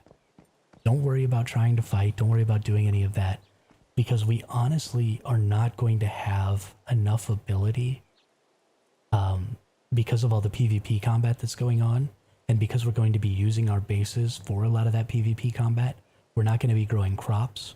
We're not going to be raising enough animals, and we're going to be just tearing through food. Like those special deviated buff foods, we're just going to be tearing through that crap. Like, it's going out of style. And so if you want to maybe have a fun little merchant play through a season, PvP servers are absolutely the best places to be a merchant, because they have the most vibrant economies, because players are constantly using a lot of resources to destroy a lot of things that other players have that ultimately ends up using up a lot of resources. So, you know, rebuilding bases is going to take up resources. Destroying bases and building them again so that they're different because you don't like the layout is going to take up a lot of resources. There's just always a potential for loss in all the stuff that we're going to be doing throughout the PvP season. So if you're not interested in actually fighting, but you don't want to just wait around and you don't want to play the same scenario again, I highly recommend jumping on a PvP server and just doing a merchant run. Just grow deviated crops, raise animals, farm bosses, right? Do all that different stuff where people aren't going to be shooting you in the face. Or, you know, be a scavenger and maybe run out into the contested zones every now and then and scavenge up some resources and stuff that people are blowing through, right? We're going to be eating through rubber because people are going to be repairing a lot. We're going to be eating through tungsten. We're going to be eating through acid because we're going to be making bullets like there's no tomorrow. And there's just not going to be enough people focused on specifically those things to keep everybody going with those resources. So I think you would find that you will have a very, very good time if you enjoy making lots of currency, doing it on one of these PvP servers. But that's just my opinion. And I also think that you could have a really good time playing solo. Like I've said before, because this is a faction warfare, people can't stop you from helping them. And so if somebody is attacking an enemy base and you want to go be a part of that attack, there's nothing they can do about it. You can't get gatekept from content in a faction warfare because the guilds or the warbands are not in charge of who gets to participate. It's open warfare. So if you see somebody attacking somebody else's base and you think, hey, I'd really like to participate in that, just go help. If you see somebody who's in your faction getting attacked and you think, hey, I'd like to participate in that defense, just go help. A lot of people are going to be grateful. A lot of people are going to, invite you to have access to their structures so that you can repair your stuff. They're going to allow you to have access to their storages so that maybe you can get some more bullets and stuff like that. Definitely if you ever come and I'm doing a raid and I'm going to be hopefully the person who has the fob in my hive, because I think that I have a pretty good understanding of how that needs to be utilized and what that needs to do. So if I'm ever raiding a base and you come by, I'll friend you up and give you access to the storages so that you can come, you know, repair and make more bullets and all that stuff. And we can just keep raiding and keep raiding. And then whenever you see me doing a raid, I'll just be there and you'll have access to my stuff and we can just have a great time. So you don't necessarily have to be joining a hive. Also, because you only need access permissions to a person's structures to be able to use their securement units to put your own deviations in securement units, then solo players are also going to be able to use other people's securement units to secure their own prism deviations so that they can score points that way. So you're going to be able to keep your base. Oop, there's lots of rubber. You're going to be able to keep your base in a location that's safe so that you can, you know, grow your crops or do whatever you're going to do. And then when it's time to go do a securement, you know, make friends with one of the other hives or somebody who's got a really good defensible position, and then do a great A bear, great A bear, a great A bear. Are these only 8k? Ooh. You know what? I gotta buy them because they might have good stats or they might have good traits. And that's worth it to me. A great A bear for 8k. I mean, Fluffy Sifu was selling great S leopards for like 100k on his server. So 8k for a great A bear is pretty dope. But yeah, so not everybody needs to be able to build a super huge securement base or whatever, because there's going to be plenty of ability to share and be a team. And that's going to be the big thing. If you're in a server and you're in a faction, you need to feed them to see their perks. No, Rux, you do not need to feed them to see their perks. I'm going to teach you a trick that Drone Geeks taught me. Actually, we'll go ahead and teleport back to the base right now and I'll show it to you. But you can see their perks before, which is just life-changing. Like, absolutely life-changing. Getting some Discord messages real quick. Let me go see what's going on. Oh, Ashes of Creation is putting out a bunch of information today, apparently.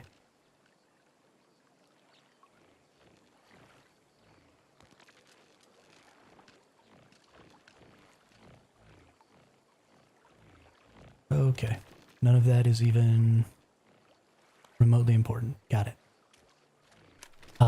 Yeah, so what you do in order to see their stats before you raise them, so they also don't attack you anymore, Rocks. But if you just put it down and you go over here and you press F, and this is normally the screen that you see, and normally you see they unlock at certain points, you can just press F again, and it takes you to this whole new screen. And it tells you they have dieting, resilience, and ferocity. And it even tells you exactly what that's going to be. So honestly, ferocity and resilience are pretty good stats. This would make a decent combat bear. It's not great, but it's not terrible. And so I'm going to open all of these up and take a look at all their stats.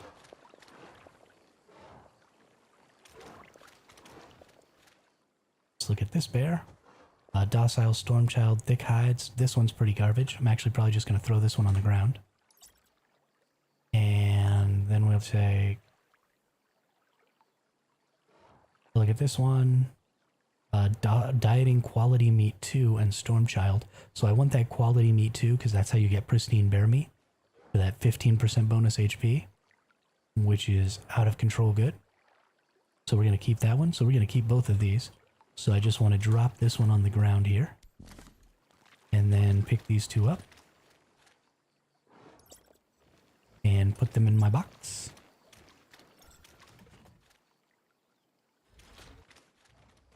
With all of my other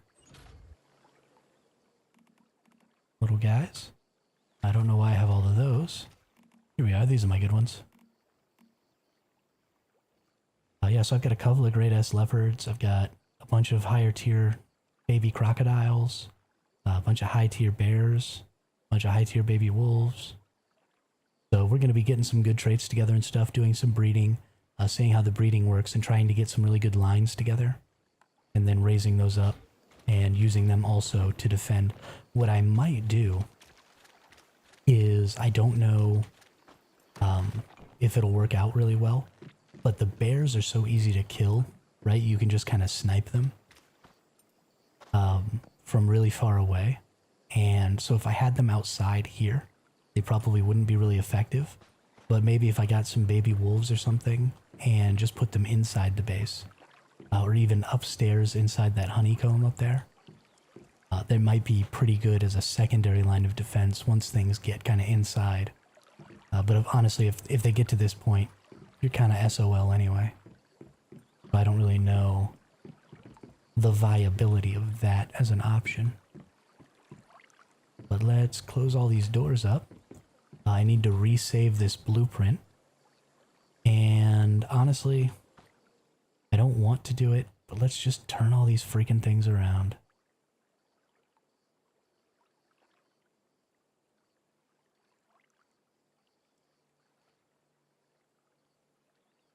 Because that's the smart thing to do, because you never know what could happen.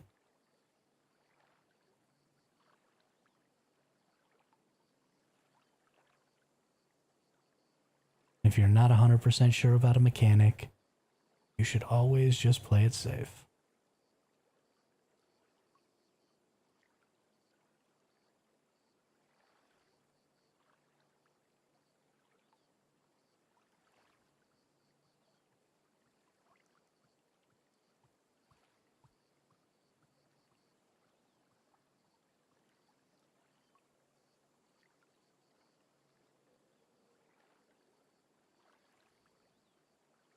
Not gonna use shotgun turret. Oh, they will not snap turn because triangles. Yeah. Yeah. Hey, Big Fish, how are you?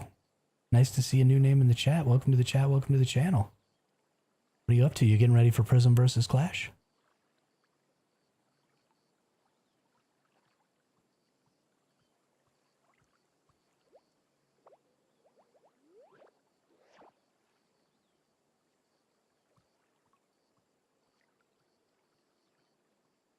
No rocks. I don't think I'm going to use the shotgun turrets just because this is going to be really out in the open all the time. The range, I think, is going to be more important than the close range stuff. That may change if I do a bunch of raids and it turns out that people are just running the turrets and dropping C4 on them and blowing them up, and they're not really doing anything from a long range, then I might go ahead and change them. But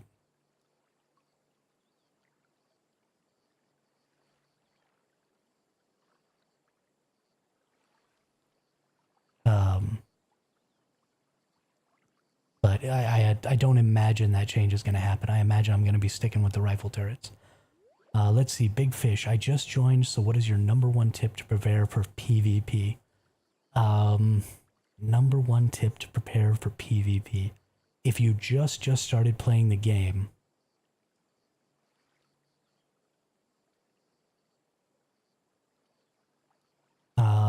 then the most important thing is going to be to identify a build you want to play and then utilize all of your resources making that build better. In PvE, I wouldn't recommend that because I think that the fun of PvE is just trying lots of different builds. But in PvP, because you're competing, because you're going to constantly be fighting, it's very, very important, I think, that you focus on a single build and do everything you can to make that build as good as possible. And when I say utilize all your resources, I'll show you here in just a second when I get this last turret turned around. But you have the ability to upgrade your blueprints here. So they've got these star levels, and different blueprints can be used. So for example, this wildfire is a Beyonder weapon, and this Jaws is also a Beyonder weapon. So you can use the blueprint fragments that you get for the wildfire to upgrade the Jaws. So if the Jaws was the build you wanted to play, then I would say use all of your Beyonder guns, right? Any fragments you get, to upgrade the Jaws. Don't worry about upgrading these two guns until you decide to use one of them as your build. And the same thing is true of armor. So you've got operator armors. You have operator armor right here. So these fragments can be for this armor. And you can upgrade that as much as you can. And when you star these up, especially the legendaries, get really, really good stats. They start to increase quite a bit. So definitely the best thing you're going to want to do is focus in on a single build and then use up any resources you possibly can at making that build better. If you didn't just start playing, because you said you just joined, but you could have meant maybe you just joined the channel or you just joined the game. If you've been playing for a while and you've already got a good build and you're already kind of set up, then I think the best thing you can do is start collecting things that can help you defend your base, like good creatures and nutcrackers, because your core base where you do your securements for your hive, right? Your hive is going to want to have one base where they do all of their securements. So that base needs to be as fortified as humanly possible. So not just turrets, not just people defending it, but put 20 securement units in there. Sorry, put 20 securement units in there and put some nutcrackers down.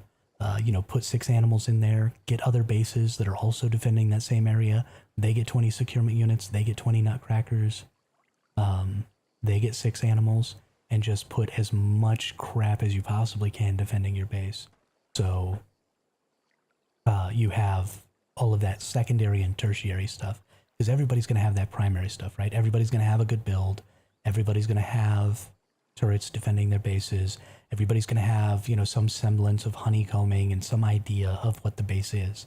But if you want your best opportunity to succeed, that you want to be hitting that secondary and tertiary stuff, because that's what's going to give you that, 5, 10, 15% boost over those other players. A very useful thanks. What would be a good build for somebody that doesn't have all the mods, gear, etc. at the start for a Prism versus Clash? So getting the mods is actually going to be fairly easy for you, no matter what build you play, because it's just about farming the bosses and farming the silos, which you can't be killed while you're farming the bosses and you can't be killed while you're doing the silos. That's all instanced, so you're going to be able to just go and do that. You might get killed on your way to go do those things, but once you're in them, you can stay in them and farm them for as long as you want. So it's honestly, it's all about play style.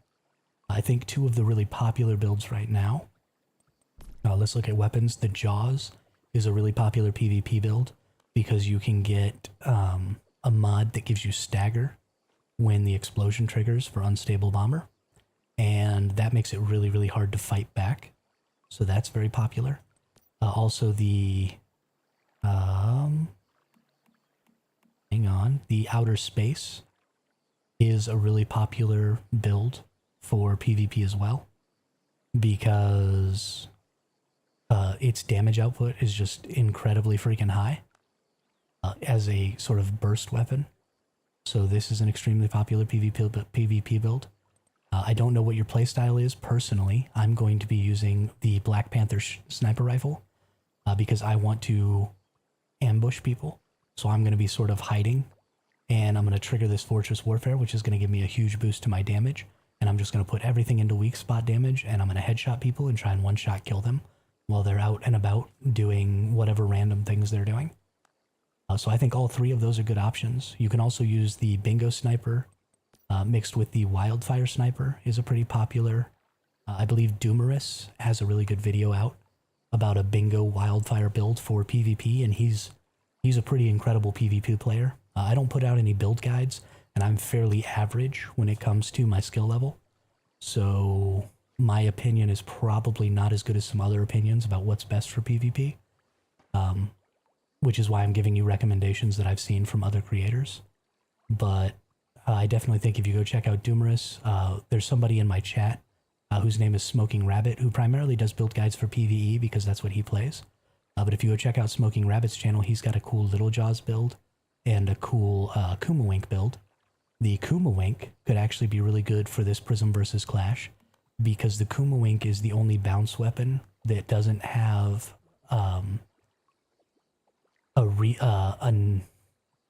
doesn't have something it has to do to trigger. So it's just a flat 25% chance to trigger. And if you shoot somebody's car, that bounce can trigger and hit them inside of their car. And during Prism versus Clash, that's actually something that's going to be happening a lot, is people are going to be driving around in vehicles and, trying to protect themselves while they're out scavenging or doing different stuff like that. So the Kumawink could be a really, really good build if you want to go kill people in the open world, because all you'll have to do is shoot at their car, and it'll just bounce off and hit them and kill them even if they're inside their car defended. So a really, really sort of crazy build that you might have there, and Smoking Rabbit's Kumawink build is actually pretty on point. So you could definitely make use out of that. Yeah, and other than that, I mean, it's really about playstyle. If you really want to use an LMG, use an LMG. Probably you'll want to use the Predator for the fast gunner, not the KVD Boom Boom. But, there's good LMGs, there's good crossbows. You want to use a crossbow, use a crossbow. Like, who cares? It'll just be fun. Okay, that sounds great. Thank you so much. Great advice. And yeah, I suck at fast twitch and have a slow connection, so I'll be stealthy sniper too. Well, there you go. If you're going to be stealthy sniper, the Black Panther is probably your best option. I mean, just hands down, I think that's going to be the best hide and peek kind of build. For sure.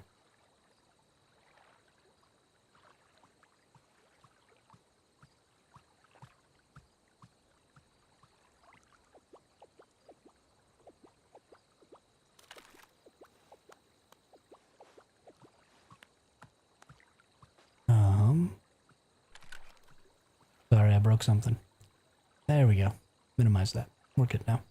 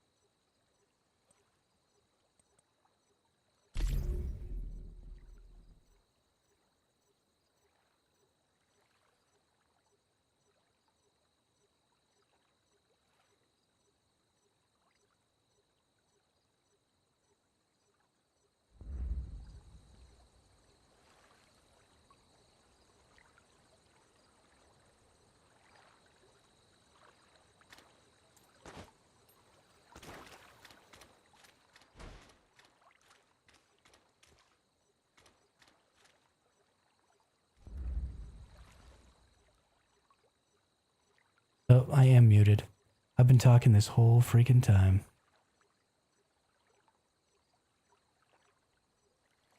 Stupid me. How long have I been muted for? Hate it when I do that. I hate it when I do that.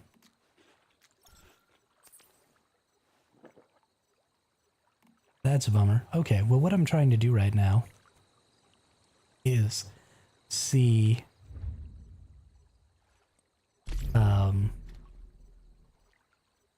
how long it's going to take, or what it's going to take to be able to rebuild this fob.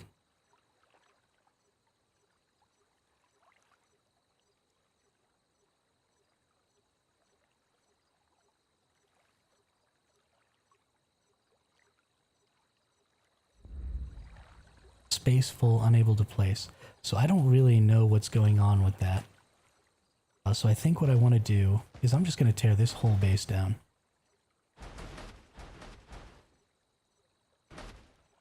Although for some reason there are some things that don't want to get destroyed.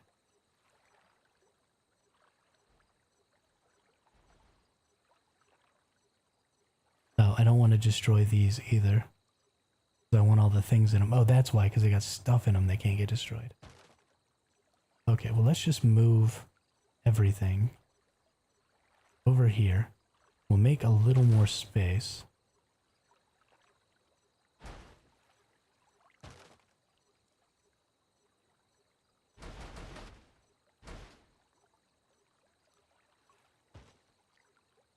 Okay, that should be fine. Put that back down there. Destroy that. Okay. We've made ourselves a little extra room over here.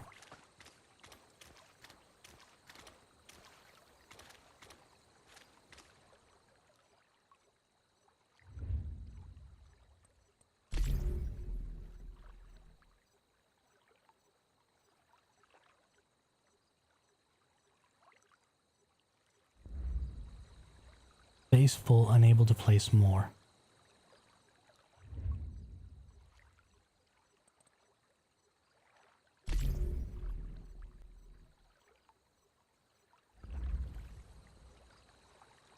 What is it hitting the limit of there? And I'm quiet?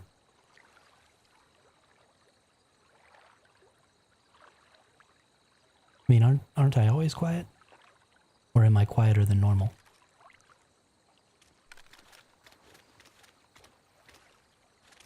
That's a good one, Rox. Definitely try relogging. You've been saving my bacon all day today. I appreciate it.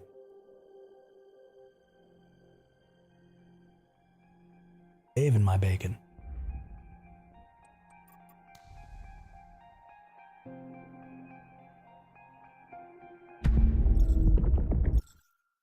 Ooh, my throat is so dry. I've been talking way too much today.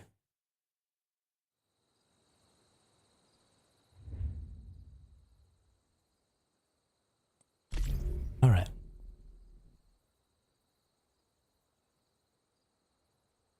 Yeah, I am pretty soft-spoken, big fish. I got this mic like all the way up to my mouth. Space full. Okay. Now I'm starting to get upset.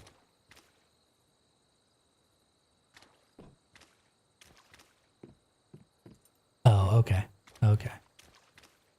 Got it, got it.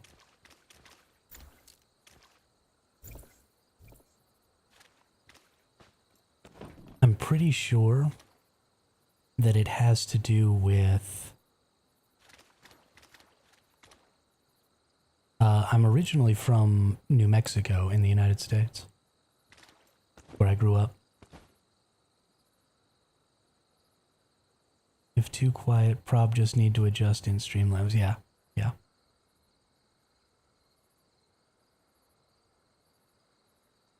Yeah, I'm almost always looking. I've got my OBS up on another screen, and whenever I'm talking, because I'm paranoid about blowing out y'all's eardrums, I'm constantly looking at the audio level to make sure that I'm not too quiet or too loud. Go into build menu and look around if you have any other blueprint placed.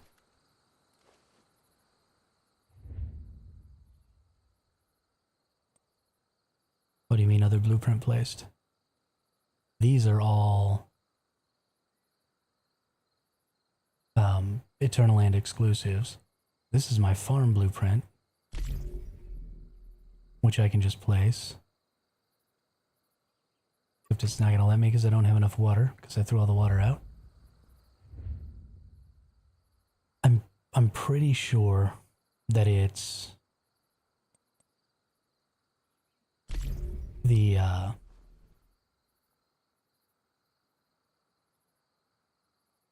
oh. I don't even know how to use that. You're going to have to walk me through it. Because whenever I do this, it doesn't make any sense to me. I've tried to use this a couple of times.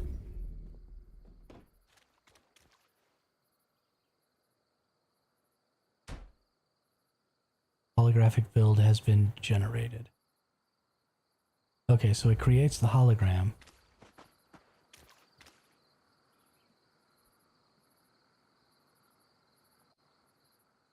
So then I press F, and it tells me I have the materials, and this is an overview of what it's going to do.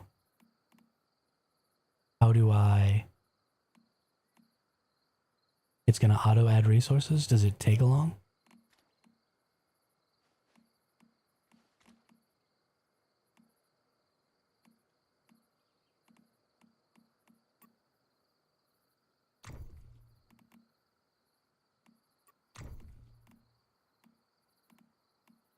And left click.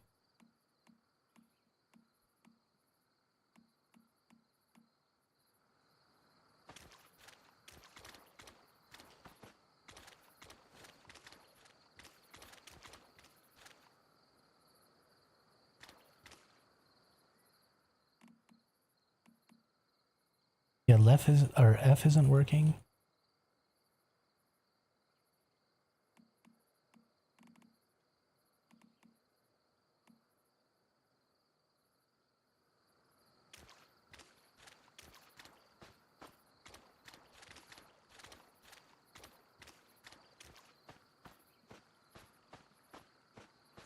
Is it maybe because I put it under the water?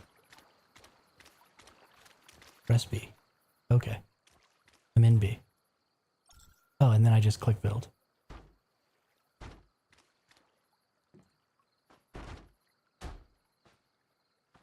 Oh, okay. So I could only build part of it if I wanted to. Overlaps with existing. Okay.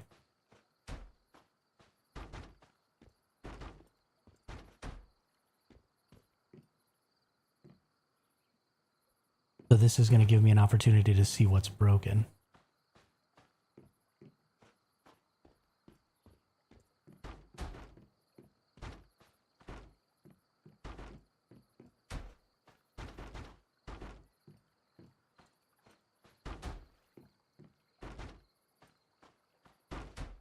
Oh, you know what? I can do this in fly mode, can I? I freaking can.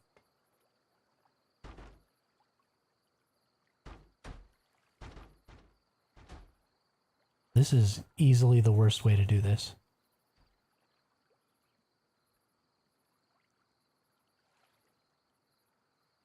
I'm thoroughly annoyed.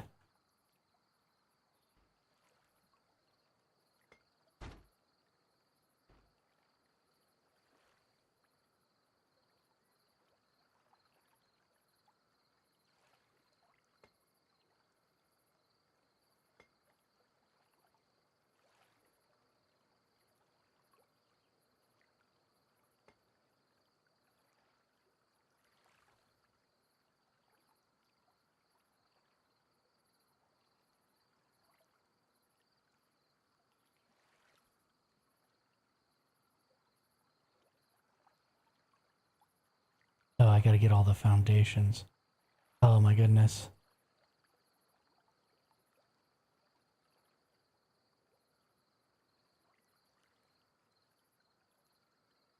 This is booty cheeks.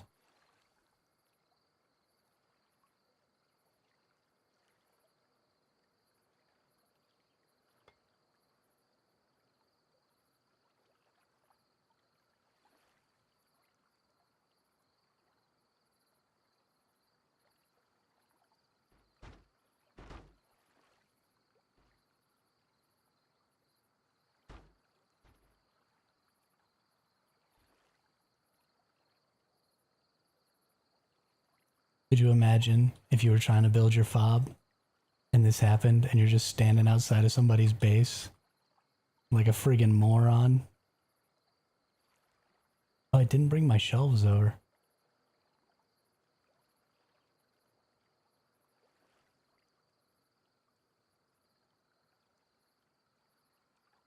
Also, why don't my walls want to connect?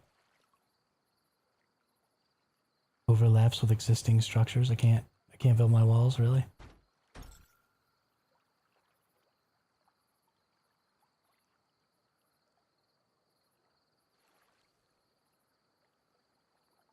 Base full, unable to place more. Oh, that's what was happening.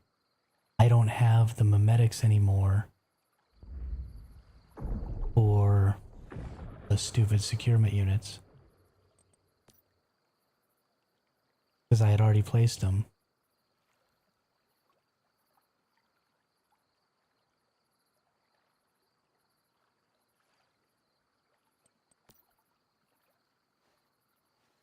That's what was happening. At least I figured it out.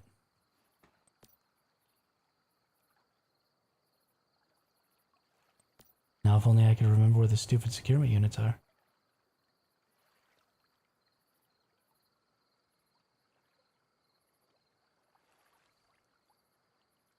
Ah, here we go. Okay. Really?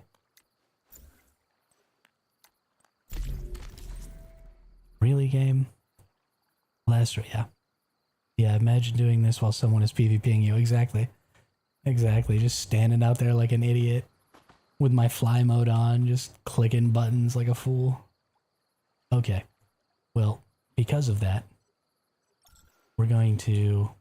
Can I just demolish the whole thing from this base over here?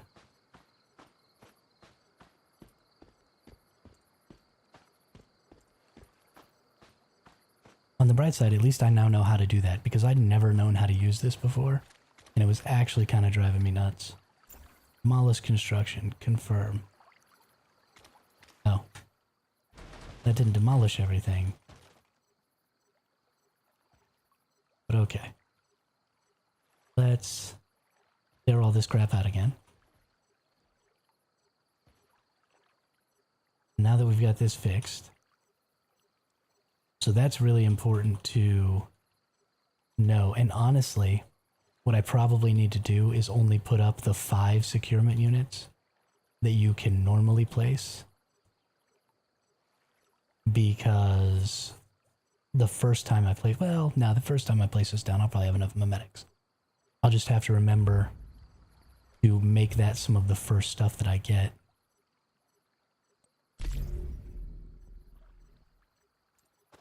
Alright, so we come out of here. Fly, fly, fly, fly, fly. And, oh. It's so pretty. Okay. Okay. We only have 4 power generators because we destroyed that other one. I actually need to go in here and put a 5th power generator. We have all of our turrets, right? 1, 2, 3, 1, 2, 3, 1, 2, 3, 1, 2, 3, 1, 2, 3, 1, 2, 3, 1, 2, 3, 1, 2. Okay. It looks like everything rebuilt pretty well here. Nothing seems to have got destroyed. Let's go inside and check and make sure. The doors are good. Did all of the turrets' power come up? Let's actually go to B and let's hit L here. So we can see our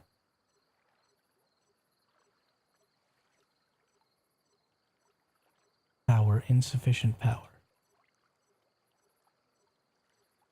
Insufficient power. Insufficient power. Insufficient power. Working, working, working. Okay, so these probably have insufficient power because they just don't have... The electric eels are no longer in these cages, right? These are now just empty securement units. So that's why they have insufficient power.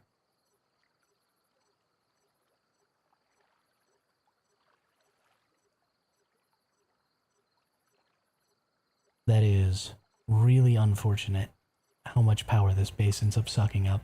But I can just destroy or not build some of these turrets So when I put it down the first time in a safe zone, I could use that other build system and then just not do some of the turrets. And then just throw it in. I like that. I also probably want to upgrade all of these structures to marble, just so I have the upgraded version as well. But we'll see about that. That's another thing to do. We've got all our securement units, we've got our 3 synth benches, we've got our gear bench, we've got our 2 ammo benches. It even made all of these, which is great. So any work that we do to get more storage up there. But honestly, I think we're going to be able to fit another 3 down here. So that'll be 5, 6, 7, 8. I think 8 storage crates for resources for building ammunition and repairs and stuff like that is probably more than enough for a fight. So I think we're probably good there. So I think that looks really, really good. I think what I'm going to go ahead and do is I want to put everything on top of this. These are not going to be a part of the structure, but because they're full of stuff and I don't just want to leave all this stuff on the ground, I want to take everything that I've made this season with me into Eternal Land. I'm going to put these all up on top of here, and then I'm going to start looking at what I can do with this size footprint for this structure. And when I talk about that, I mean when I move it. So as we do Prismverse Clash, this fob is going to be what we use to attack other players. And when we're doing that, we're going to teleport this base to the bases of other enemy players. And so it's important that we've made this relatively small, compact base, because what that means is we're going to be able to drop this in some more strategic places, maybe up on top of pillars of rock or something like that, that makes it more difficult for our enemies to come and attack us while we're raiding their base, and ultimately save us a lot of heartache and give us an advantage when we do those attacks. So what I want to do is just take a look at how this footprint performs in some of the areas that I think people will be building in.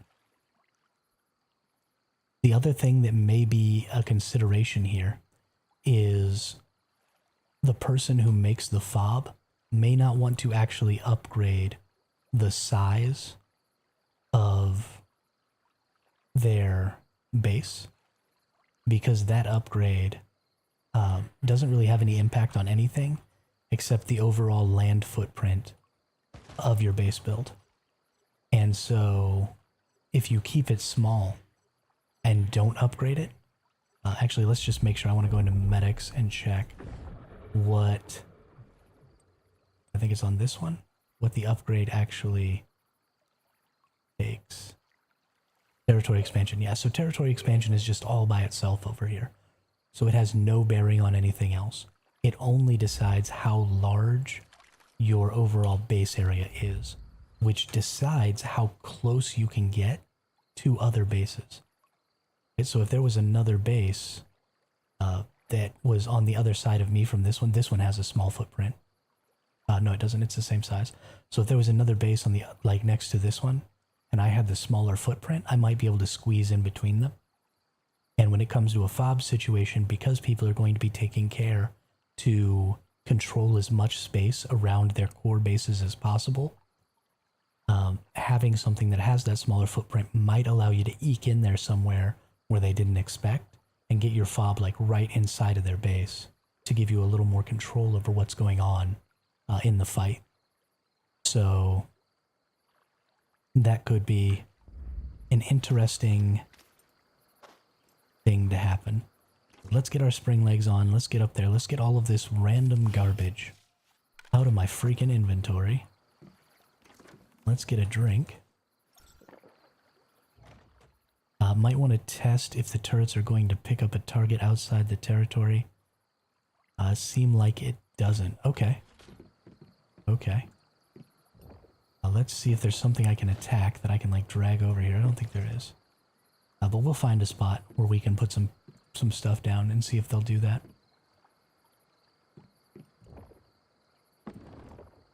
If not, then definitely putting the turret, or putting the fob in the middle of the structure area is going to be pretty important. Let's just find, what do we got that's weighing me down here?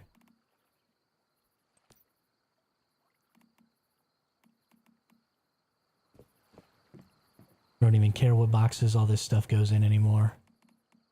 It's all going to Eternal Land anyway.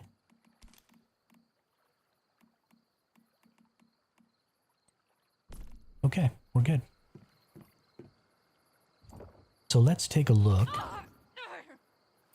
at what we can do. Where are some places that we think some people might go? So right up here is the highest area that you can get. I actually think you only get these 2 peaks. Let's take a look at this map here. I'm going to take a look at my map as well.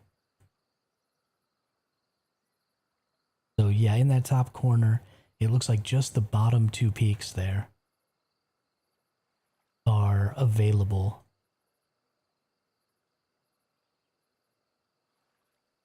For you to be able to build on right here. So let's teleport over here and let's go see what's up on these plateaus. Because this is really, really isolated right here. And this honestly might be the best option for early game for the Rosettas to create something sort of like that island down there, because you can't really attack it from these cliff sides. I mean, you can, but it's going to require lots of portable jumps and stuff like that. Oh yeah, there's another good one. We'll try the purification spot. Well, that's definitely not a bad idea. I definitely think this base can take on a purification.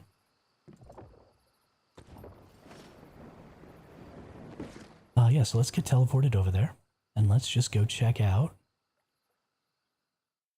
I also want to see what the Rosetta are going to have, because I'm definitely playing Mayfly. 100% all the way. Death to all the Rosettas. I double dog dare you to get on my server and play Rosetta. I will murder you all day, every day. I didn't repair my vehicle, did I? It's almost dead. Almost, but not quite. So where are we going? We're going right over here, and we want to go check this out right here.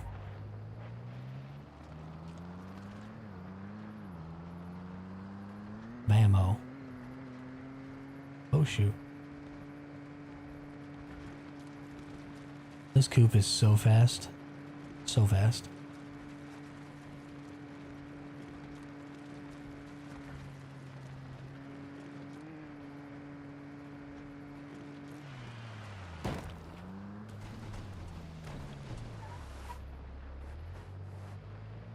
We must evolve. It's fine if you want to evolve. You just can't do it by experimenting on other people, you evil psychopath.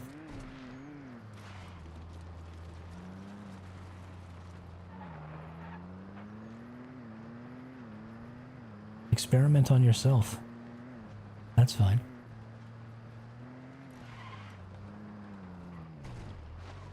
Need to get better at drifting. Need to get way better at drifting.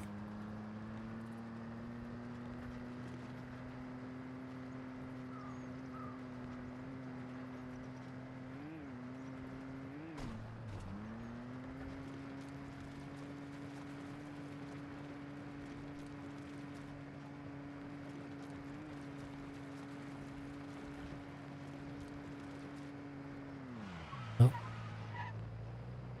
Wrong way. Wrong again.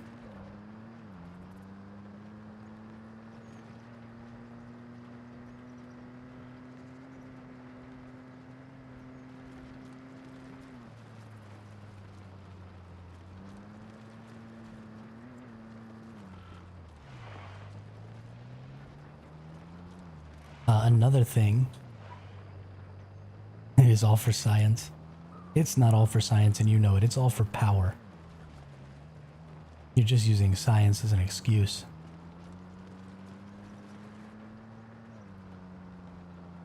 All for power.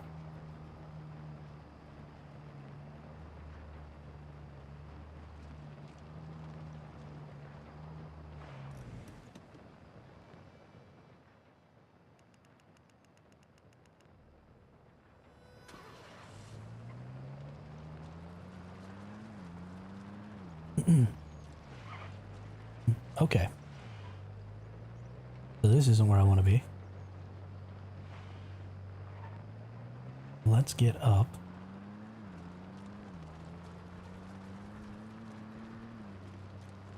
On top of this plateau.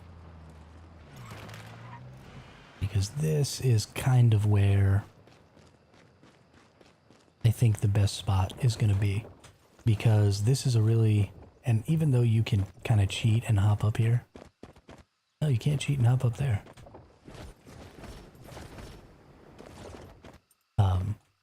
It does take a significant amount of effort to try and get up. And you're not going to be able to just go straight up. Now, I think there is a path up on the other side here. But this is a really protected side. And even if somebody puts a fob at the base down there, they're still having to run all the way back up here.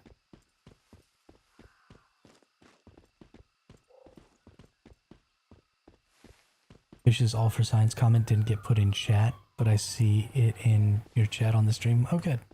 I wonder why it didn't get put in chat. As a scientist, I agree. It's for science. Uh-huh. So you can come up this side, but look at how potentially defensible this is. I mean, a single hive could take over the entirety of this mountaintop and force people to try and come up through bases up to the top of this. And that's where your securement could happen. But I think the even better spot is going to be over here. Let's see if I can fly my happy butt over there.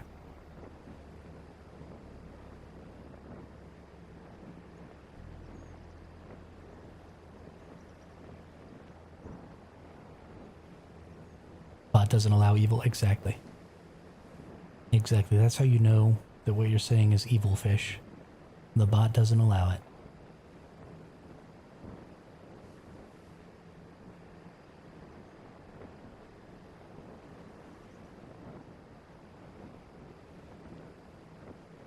Yeah, I think this is going to be an insanely strong spot to build up. And there's a lot of bases that would have to go around this. It's not nearly as many as that island, but you're still looking at maybe 15 or 20 people. So the island might even require more people than I had previously thought. But if you put a securement base or two, right, if you lined them up right so that they could share up here, you could get... No, you could probably put 2 whole bases up here. Right, so you put your bases up here. Oh, hang on. This is kind of an easy way over. But then you take up all that area down there. You take up all this area over on this side. And then... I've been protesting on Humans for Science over...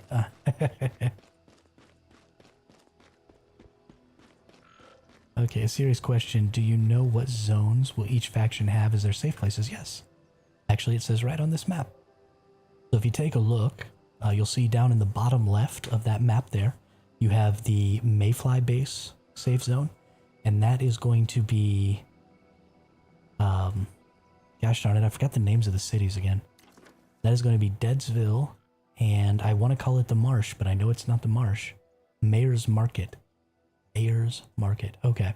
So Deadsville and Mayor's Market belong to the Mayflies, and that whole zone down there is going to be their safe zone. In the top middle, you have the Rosetta safe spot, which covers Greywater Camp and Blackfell. And then on the public safe zone over there where the Tall Grass Inn is, you have a public safe zone that goes around Tall Grass Inn and the huge peak where Chiron, the huge peak where the Ancient One event normally is. So all 3 of those safe zones will be open at the very beginning of the server. And then the only other zone that's going to be open is the conflict zone in between them, which is that central Blackfell contest area. And that central Blackfell contest area is the only place in the first week where you're going to be able to get prism deviations and secure prism deviations for points.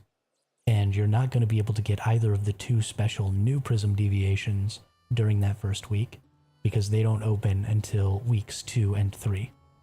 So after week 2, or after week 1, or phase 1, because I actually think it's only 6 days, because it's only a 19-day season. So after phase 1, you move into phase 2, and over on the far west side, you get that West Blackfell contest area will open. And that will also give you the first new prism deviation that you can capture. It's worth, I think, 200 points and takes an hour or more to secure. I don't remember exactly what the numbers were. So once you put that deviation, the normal deviations only take 30 minutes, and I think they only give 40 points. The next tier of deviations, which is that new one, is going to give you 200 points, and I believe it takes an hour to secure. And then the final deviation, which can be found in East Blackfell, but doesn't start appearing until phase 3, will be available until, or will take at least, I think it's 2 hours to secure, and it's going to give you 400 points. So when we get to the end phase, and when you start trying to secure these end game deviations, you are going to be defending your base for multiple hours at a time to try and get the deviations secured. Because based on the number of deviations you have, and I believe the point value of those deviations, you become brighter or dimmer on the map to let people know that you're worth more. So if you get one of those 400 point deviations, everybody's going to converge on you because they want to stop you from getting those 400 points. So you're going to need to do that in a group. You're going to need to have a good securement location, and you're going to need to have lots of people online from your faction, not just your hive, but your whole faction is going to need to come out to help you defend that. And those are going to be fairly rare to get. So the best thing is going to be to send out a bunch of people all at once to go looking for for prism deviations. So, 8 or 10 of you go out. Each of you goes and grabs a single securement or a single prism deviation, and then you come back to the base, and then you put them all in at the same time because their timers will run concurrently. So in a single half hour, you could get 400 points by getting 10 of the 40 point deviations done. Or in a single 2 hours, if you manage to somehow magically get 10 of the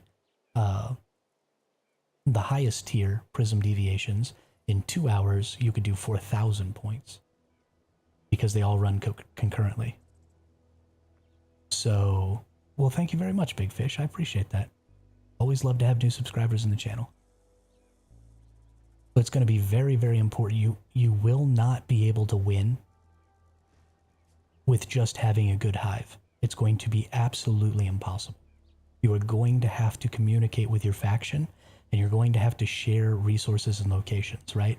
So if your hive manages to kind of take over this island on one of the worlds, then you should be offering this island up to everybody else so that they can come and do their securements here too, because this is 100% the most defensible place on the map. And so all you have to do is be friends with the other people in your faction, like literally in the game, have them on your friends list, and they'll gain access to your facilities. So then they can come and put things in your securement units, and they will get the points because it still counts as their deviation, which we know to be true because you can put your own deviations in other people's securement units and then sync to them because it recognizes it as your deviation still because you're the one who put it in the securement unit. So they're not even going to be giving up their chance at, personal points and getting a good score personally, because you know you have that individual leaderboard, and being high on the individual leaderboard is going to give you extra rewards at the end of the season. So you don't want to be giving up your points. So you don't have to do that, but you can still share those securement locations. So if you get a really good location like this, right, if you have an 8-man hive and you get this island down here, down in the bottom right of the central, sorry, I'm using my cursor again and you can't see it. But down in the bottom right of the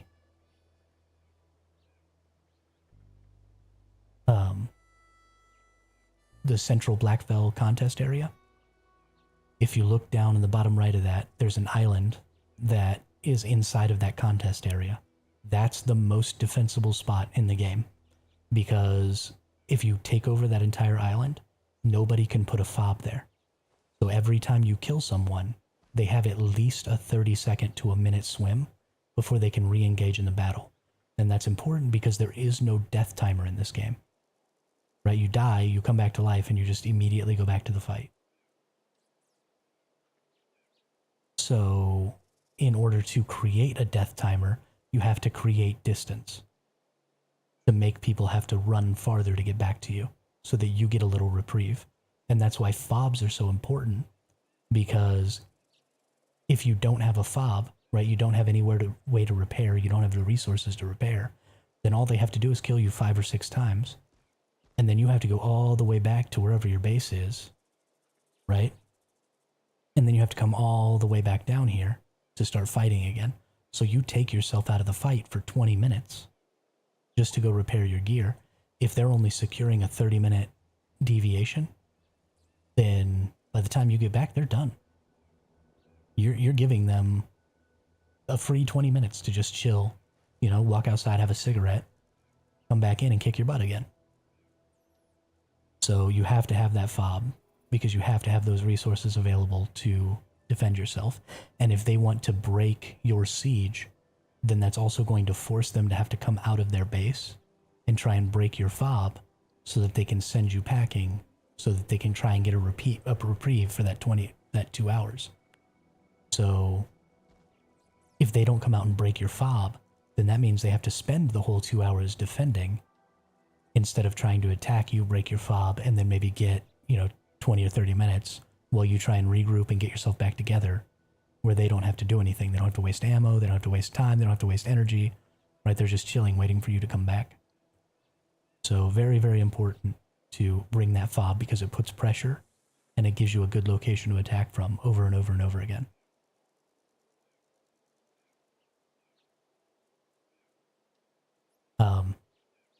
But yeah, I mean, this is going to be such an insane season. This is going to be another spot, so you could easily have two good securement bases there and one good securement base here.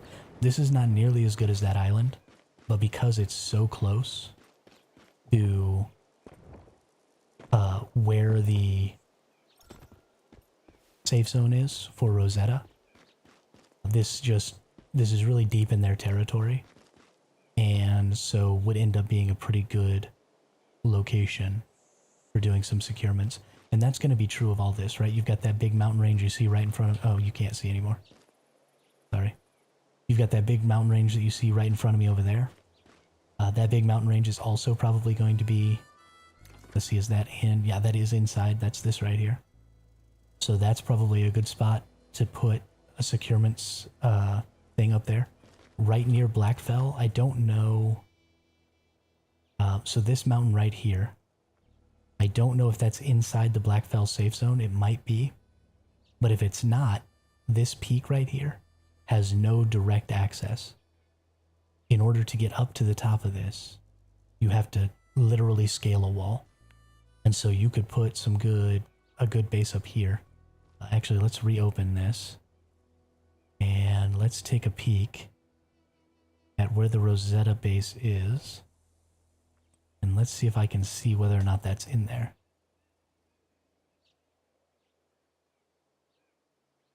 So, on the map, that clusterfuck right there. No, it doesn't look like it is. So, right next to where the R is on Rosetta, I believe that mountain right there is the mountain I was just indicating.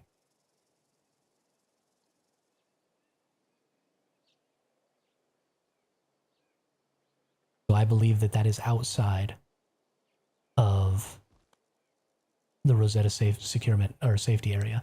So that's actually a really, really good mountain to set up to do some securements on, because we'll go look at it right now. I'll go show you.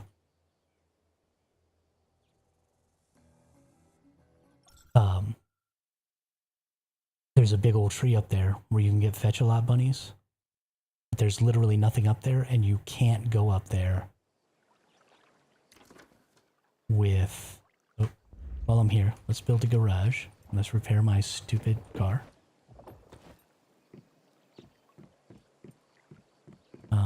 B.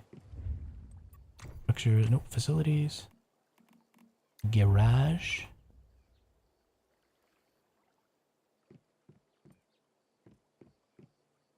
Please build a garage.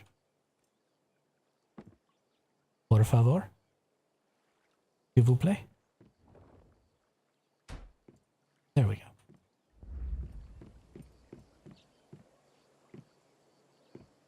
Manage the garage. Repair that. And teleport down here to Blackfell.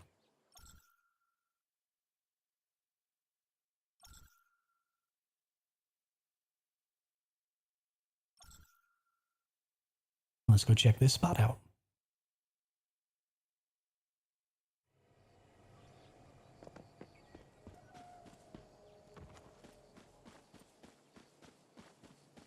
This, I think this little section of this mountain right here is inside the safe zone, but I don't think this other section that we're going to, this other mountain way over here, you see where that big tree's at? That's the plateau I'm talking about.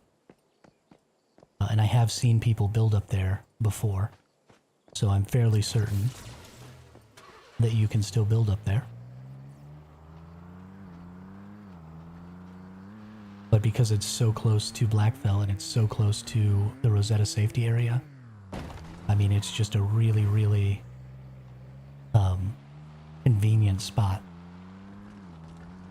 Even if something were to happen, if for some reason you weren't able to respawn at the base and you were being attacked, you could just respawn at that city and you'd be able to get right back here super, super quick.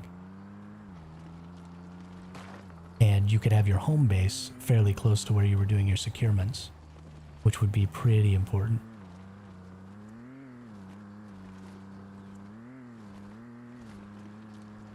So this is the easiest way that I know of to get up here. But you can get all the way up to the bottom of this. But from this point here on, there is no direct path up to the top of this. You have to climb up the side of this. And of course you can do that just by bunny hopping, right? And you just cruise yourself right up the side here. But, I mean, you're just a sitting duck. Like, if I'm in a PvP situation right there, I'm dead. There's no way I'm getting up that.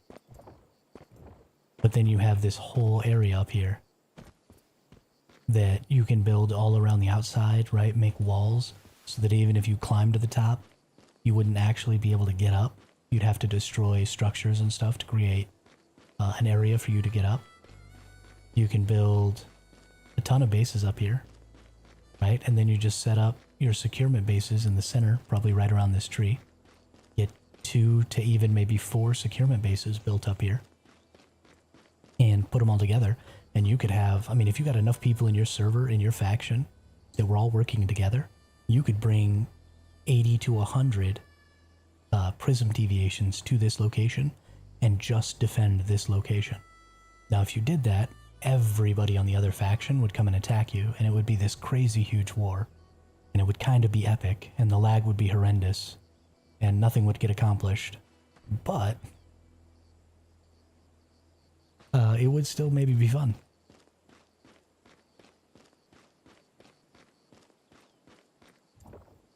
And yeah, I mean, you can build all kinds of stuff up here. And there's just no direct path up here at all. And so I think, but after the island, I think this is probably the second best location to do your securements if you can't get a hold of the island. And there's of course going to be multiple worlds. So there's going to be, you know, if they're following the same 10 world system, there's going to be 10 islands, right? And there's going to be 10 of these plateaus. And there's going to be 10 of every other possible location you could think of to do your securements from. So if you know, if you get together with your team and you go to look for one and somebody else is already taking the one that you're on, then go look for another one. You could maybe build a really small base. I don't even know if you could build a base up on top of that. But if you could get up on top of there and build a really small base, you really might be able to do something great with your securements up here. But I honestly have no freaking clue how you're gonna get up here. Okay, I've got some Stardust energy drinks here.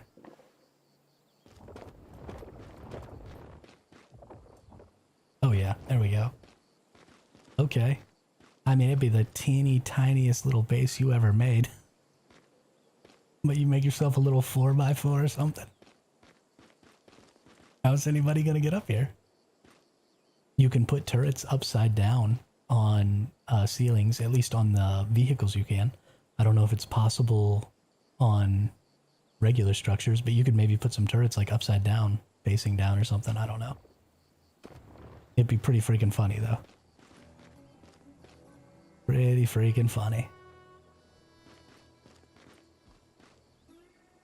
I love this game because of the goofy stuff like this though. Like I would love to just do a securement up here one time just for grins, just to say I did. Just be standing up here with my sniper rifle, just shooting down on people. Be hilarious.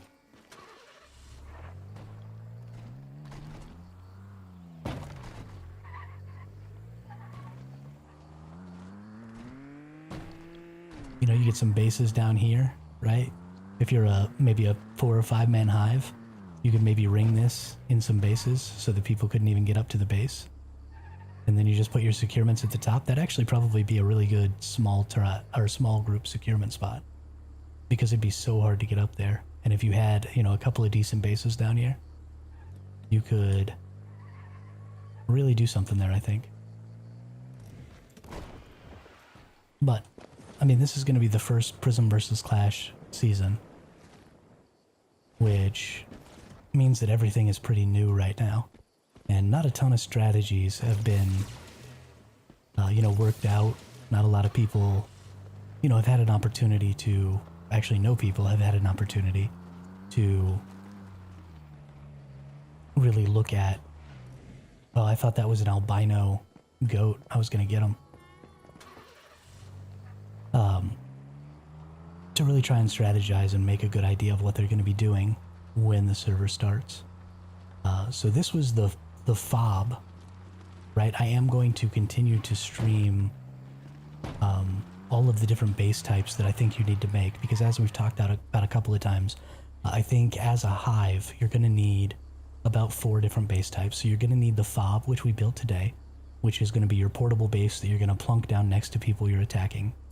You're going to need your home base, which is going to stay in your safety zone, because you're going to want to put your securement units for your whole team's combat pets in that home base.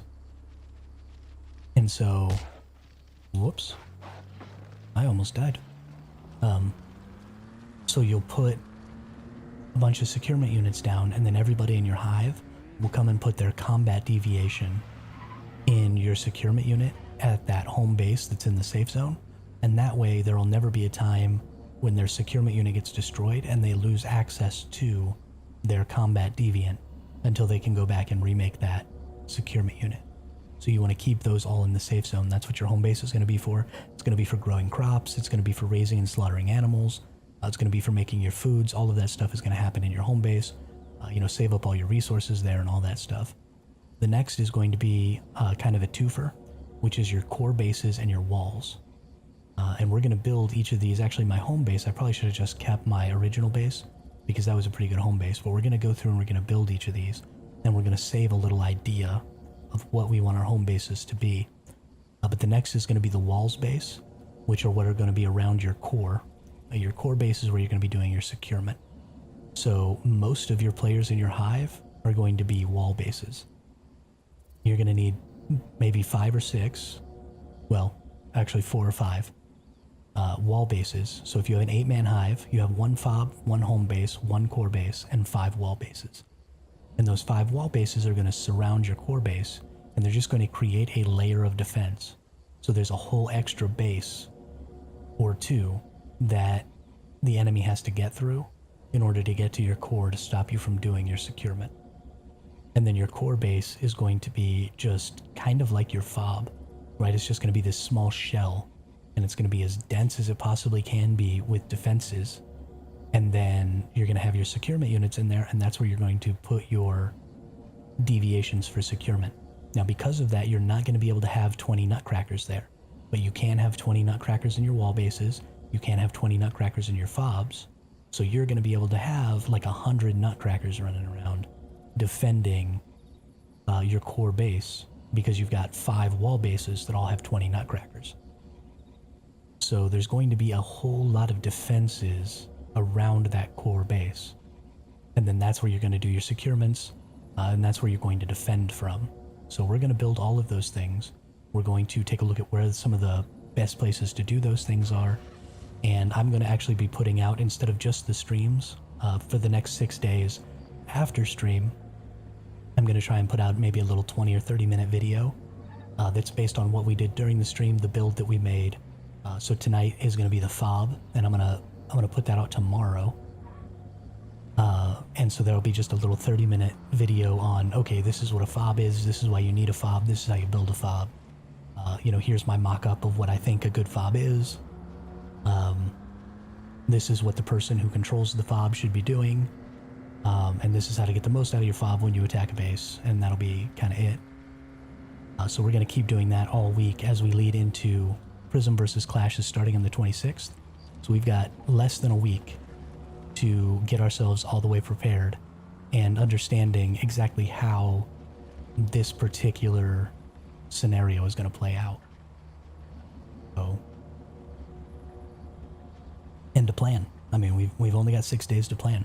So if you have a hive, now is definitely the time to start jumping in their Discord.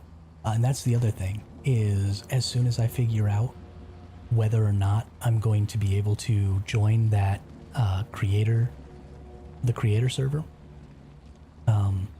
as soon as I figure that out for sure, I'm also going to be making a hive because I want to get 8 people involved, and I'll go to that at the same time together with a strategy and see if we can't really make something happen. So if you are in NA and that is something that's going to interest you, my Discord is down in the description. Join that Discord because that's where I'll start doing all that stuff from. And I would really love to play with some of y'all. I think that would be a lot of fun. So, and then if we can't fill up the hive from people who are here in the... Words are hard. If we can't fill up the hive from people who are here in the chat, then we'll do it from, people who are in the faction when we get into the server. Or maybe we'll go do some recruiting on the Once Human Discord or something like that. I don't know. We'll see. We'll see. It's all up in the air.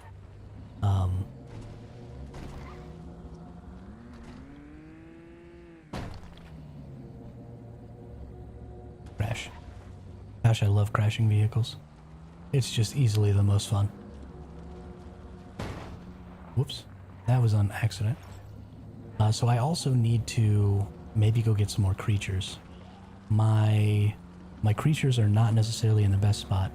So I might need to get some more wolves. I might need to get some more jaguars. Actually, I definitely need to get some more jaguars because all of my S tier jaguars right now are only level 36. And I want to get some level 52s. So I should probably go do that. I think I have plenty of trank darts. So let's see about getting to... There's a teleport point. Let's go to the teleport point. Let's go get us some jaguars. See if we can't get an S tier or 2. Because we definitely want to have those jaguars around the base defending. That's just extra defense that it would be silly not to have. And it'll honestly be really hilarious to to watch a bunch of jaguars pounce out. I wonder how the hive system is going to work in this. Say that I attack your base and none of your hive is online. The rest of your faction kind of needs to get access to your base to repair it as I destroy it. So, Kalon, that's actually a really good point, and you absolutely will be able to give other people your permissions to build in your base. That's something you can do with just friends. It's not a hive exclusive. But also, if you're not online and you're not actively doing a securement, then your base getting destroyed doesn't really matter because you can just come back. Right, your resources go into your vault, and so then you just come back, you pull your resources out, you rebuild your base. So even if somebody destroys it, it's not really that big of a deal. But you're absolutely right, you are going to need to have people that you trust with permissions. So if you're not on during a securement or something like that, for sure your whole hive is probably going to need permissions. Because if they're doing a securement and you've got one of the wall bases and they can't repair one of your wall bases, that just creates a weak spot in the defense. And I mean, I guess if you're allowing other people to come use your base to do securements as well, maybe finding a few trustworthy people that you're willing to give build rights to and stuff like that isn't the worst idea. But thankfully you can just give build rights to everyone. Or anyone. Not everyone. Please don't give build rights to everyone.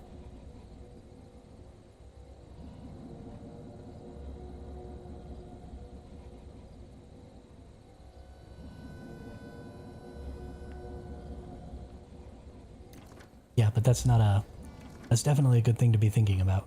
Because, I mean, this whole season is going to be almost entirely about base raiding. Because the best offense is good defense, and you want to keep your enemies from scoring points.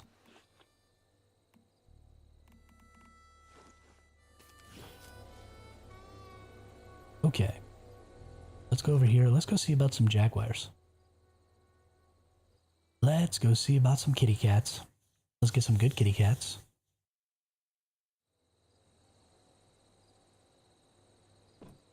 I will show you all my super secret spot where you can get yourself, actually, I'm going to show you Fluffy Sifu's super secret spot. So there's already a baby wolf over here that I know of, so I'll show you where a second one is. So from this teleport right here, the Blackheart's Bay teleport, just right down this hill right over here, there's a baby wolf. It's level 52 with its 2 parents. You just run right on down here and you milk this guy and you get murked by these 2.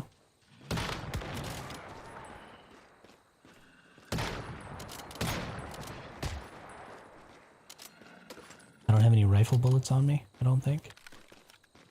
Oh no, this is a grenade launcher, not a rifle. That's definitely why the problem exists. Get my rifle out. Like an intelligent person. And we take this guy down. That's a claymore mine. I was really not prepared.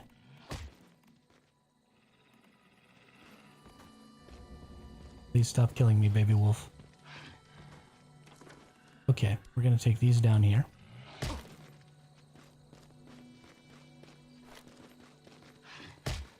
Okay. Then we trank the baby wolf. And you capture the baby wolf. So that's a level 52 baby wolf. Right there next to that spawn point. Really, really easy to come get. But there's a second one that's also really close. So you get back up on this road. And you're going to go around the pathway here. Drive on the road. And you're going to go around until you get to a orange bus, which is right around this bend. You get to the orange bus, and then you come right on into the trees here. And there's a little bitty clearing right here. In this clearing, you're going to find Another pack of wolves that always has a baby with it.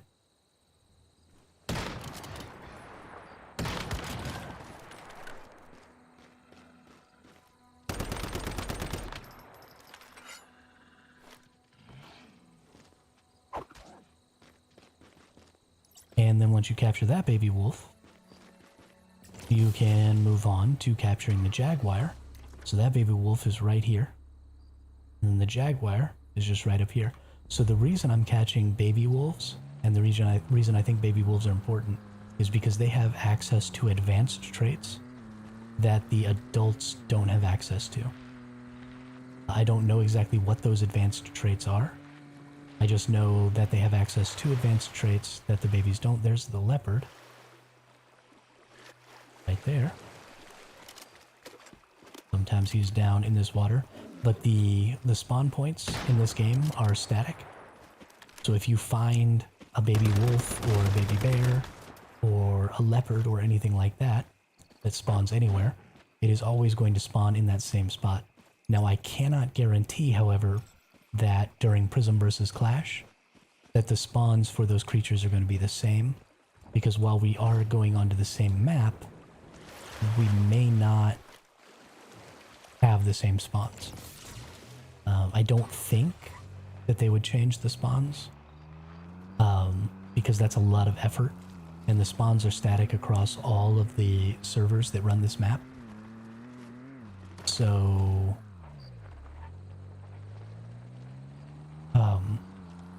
it seems like it's something that's pretty hard-coded into the map itself, not necessarily the scenario.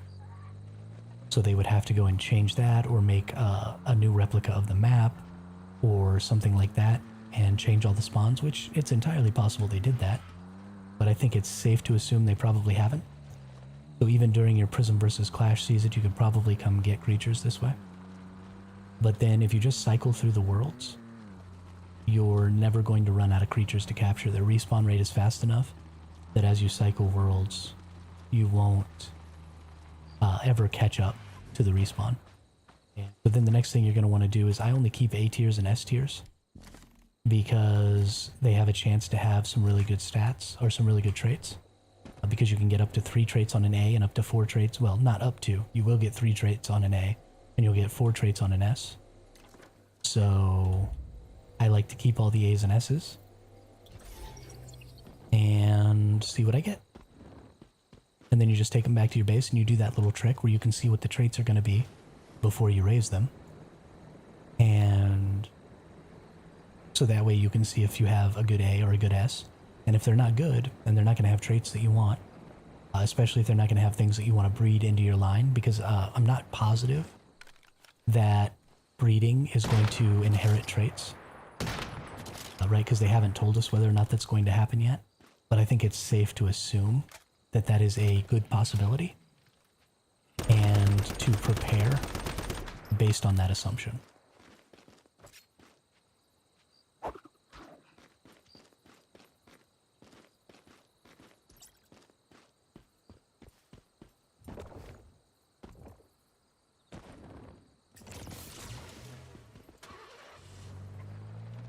And away we go to capture some more critters.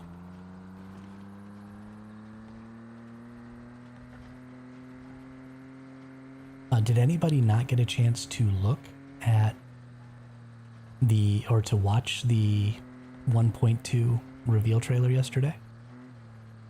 It was pretty good. If you haven't seen it, definitely go to the Once Human YouTube and check that out. They've put out a bunch of information about Prismverse Clash, which we've gone over a lot of today, but I didn't take very good notes. But we certainly didn't go over all of it. And honestly, you can't really know what you want to ask questions about if you haven't seen it, because you don't know the information. So it's good to watch that stuff just so you know kind of what you feel like you need clarification on and stuff like that. But definitely worth a watch. During that, they said that with the 1.2 release, we are getting breeding. So breeding is coming to the game in just 6 days. Also, the pelt system is coming to the game. So creatures have, I guess you call it a pattern, not a pelt, but the color of your creatures, like their fur and stuff like that, has the ability to be different than the original color, right? Like this plain color that you normally see. And when you breed those creatures, those colors can be inherited by the offspring. So that's going to be a really kind of like collector, gotta catch 'em all kind of thing, like shiny deviations are.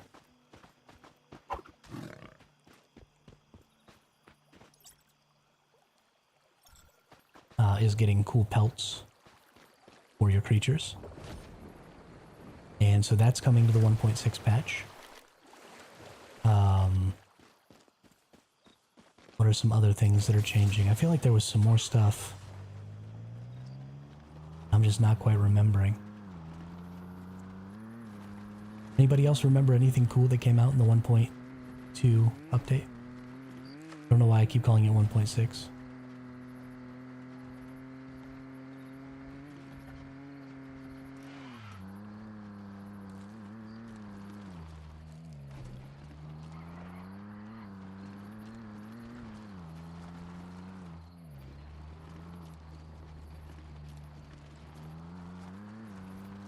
They're adding flamingo taming. You know, so they said that you're going to be able to tame leopards, capybaras, and flamingos.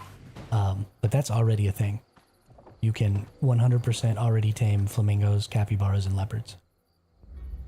So, I don't know what they were talking about. Don't know what they're talking about. But yes, they did say that. And that is super cool. And honestly, I kind of love capybaras. I haven't really captured any yet, but they're pretty dope. I have not seen babies. Maybe that's what they meant. Maybe they're adding baby flamingos, baby leopards, and baby capybaras. Because I have not seen babies of those yet. And I've seen babies of everything from the original set of tameable creatures. If we get baby leopards with the 1.2 patch, I'm literally going to scream with happiness. Just squeal so hard. I want some baby kitty cats.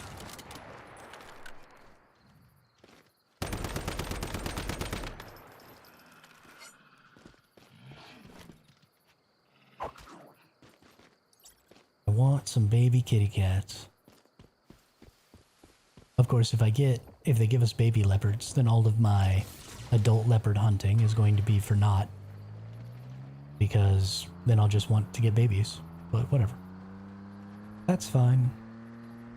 I don't mind. Don't mind at all. The fox would also be cool. I imagine they will allow us to catch the fox at some point. You know, we'll be able to get foxes and raccoons and everything else that they have. Pelicans and... There's so many random creatures in this game just running around. More than enough stuff. Oh, you juked me, didn't you?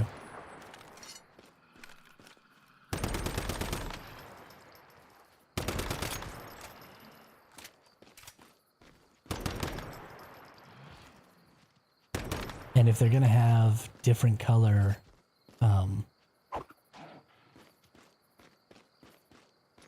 different color hides or whatever for the creatures as well, like that's just such a good collectible thing. I mean, what if they have like blue flamingos or something? I would totally go catch a blue flamingo. That'd be super dope. Or like an Arctic fox.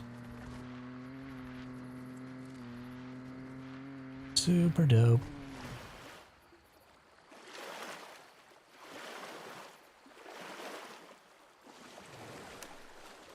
I couldn't even deal with it. It would be too much.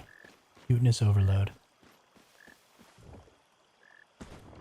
The jaguar's not down there. Sometimes he's like sleeping in the tall grass. Or sometimes it'll be chasing a bunny somewhere or something stupid like that. Or sometimes it just feels like it takes a while to spawn in. You gotta hop around like an idiot.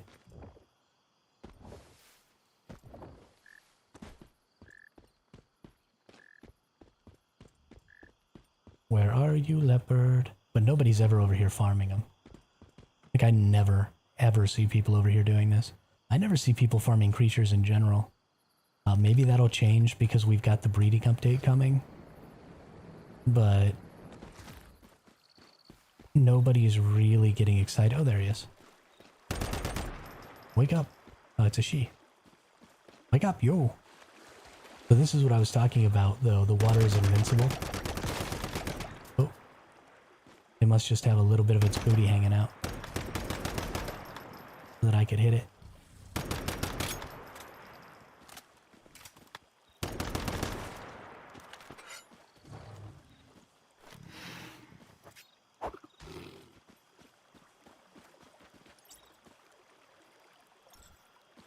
No, I have two. I already haven't looked at these.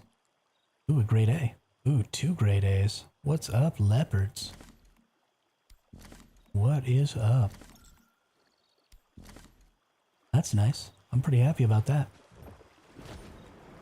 Pretty happy about that.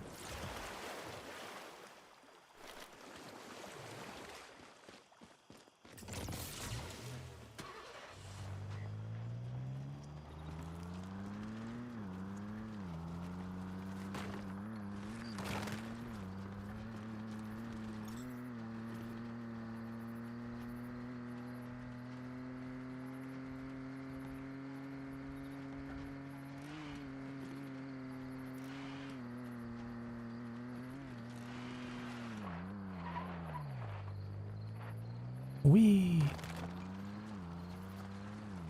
Wee. Wee, wee, wee.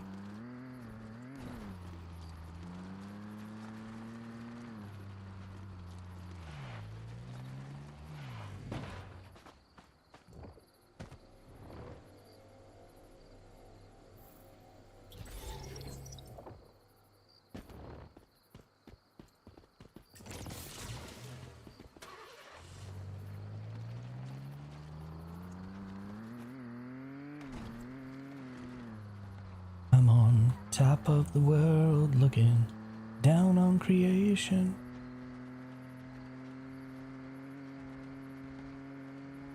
There once was a ship that put to sea. The name of the ship was the Bully of Tea. The wind blew harder, bowed it down below, my bully boys blow.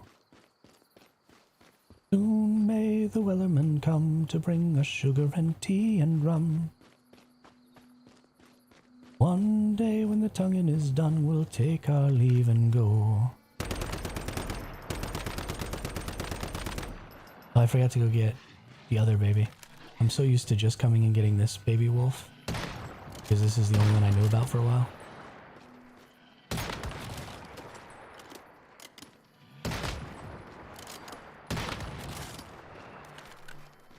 That I forgot the other one.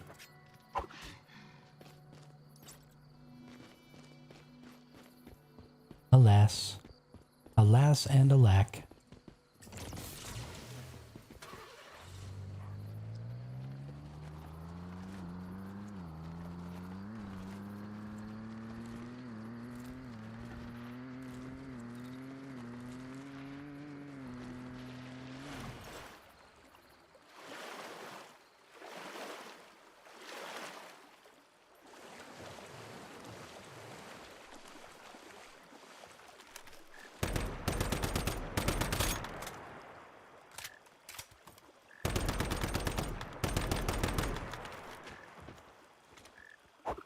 Boop. Booped your nose. Grade A, grade A, grade B. Nope. Grade C. Nope. No, thank you. I do not wish to be your friend.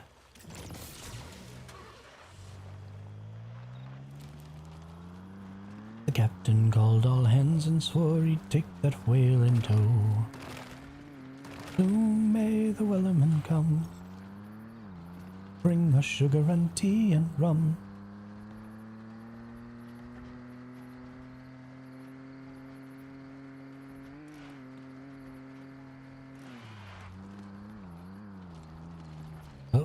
almost got that drift. I got a little out of hand. Went a little too hard.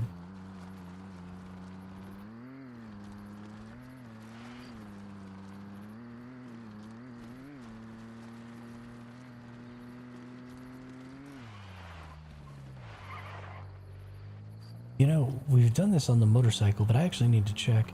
So if you hold E on the motorcycle, it does a quick 180 turn. And just like flips you all the way around. Well, it doesn't do a quick one, but it skids into a 180 turn. So I wonder if I hold E, the car, do the same thing. It doesn't look like it does.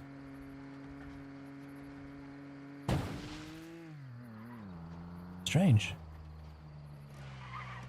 It's weird to me that that doesn't also have like an e-brake or whatever that is.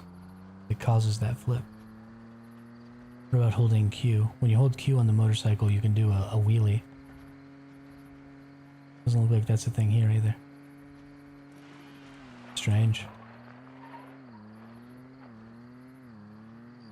Very, very strange.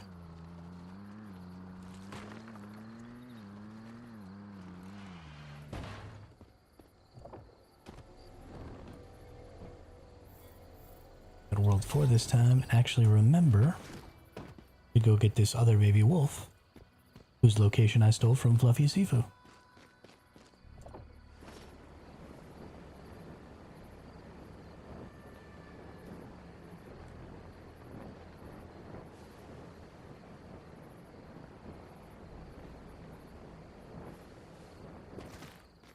I don't know what was going on with that lag that kept turning me around, but that was super weird.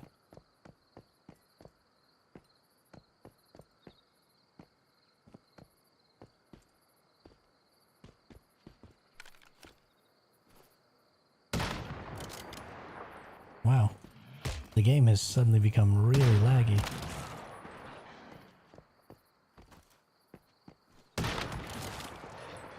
It's not my network because I'm not dropping frames on the stream.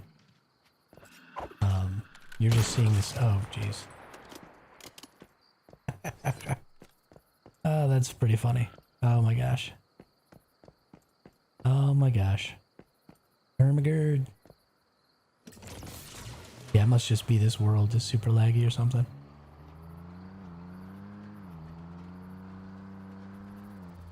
I wonder why. I only have 10 of these left, really? Jeebus. Let's go use them up. And maybe we'll call it for the day.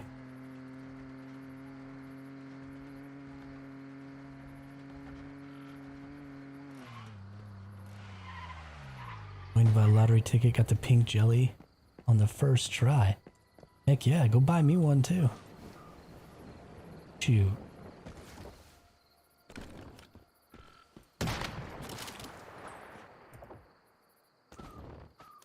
Let me borrow some of that luck.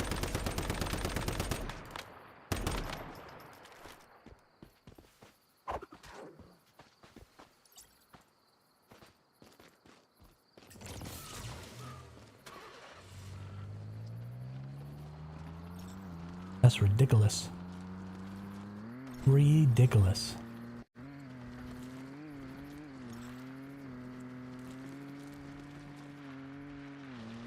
Whee!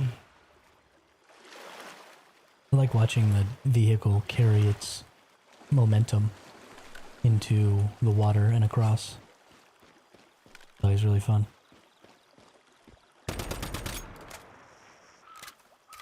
You get out of that water, you. Come over here where I can catch you. Blah.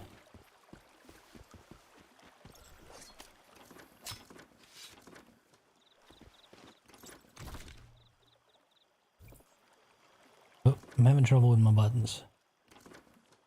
Grade B, grade A, grade A. Don't need that one.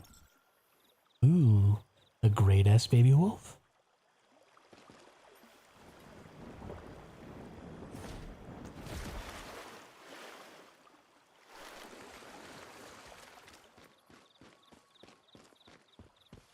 Ooh, I'm suddenly feeling kind of out of it. I'm a little tired. We're at least going to use up these last 10 daggers. At least going to use up these 10 daggers. I think it's important. Because I need some level 52 S tier leopards. Because I think leopards are going to be some of the best creatures to have defending your base. Or wolves, or crocodiles, or bears. Really any of them. The crocodiles and the wolves attack really, really fast. So I think that they'll probably be some of the better creatures. Because, you know, the leopard is really, really easy to dodge. And the bear doesn't really attack very fast at all. So as long as you dodge it one time, you're kind of in the clear. But the wolves, if you had a pack of 6 wolves on you, you might have to be spending a lot more time dodging than anything else. And I think that would leave you pretty vulnerable and open to attack. So just for the sake of putting pressure on your enemy, I think the wolves are probably better than anything. Or the crocodiles, they also attack pretty fast. And they also move pretty fast still too. They're not super slow like you would maybe think they would be.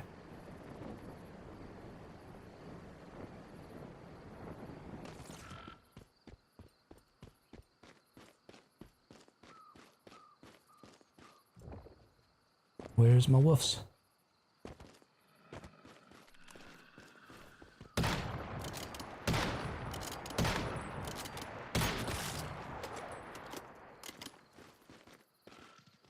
There's my baby wolf. Almost killed it again. Gotcha, buddy. Gotcha, buddy.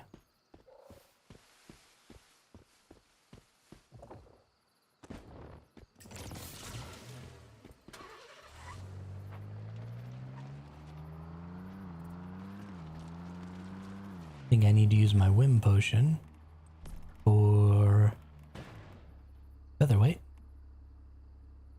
Currently unavailable. Do I have to be out? How stupid is that? Just use the friggin' potion. You jackwagon.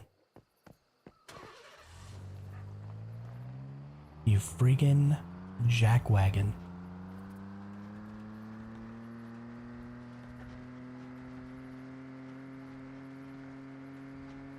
What in tarnation is going on over here?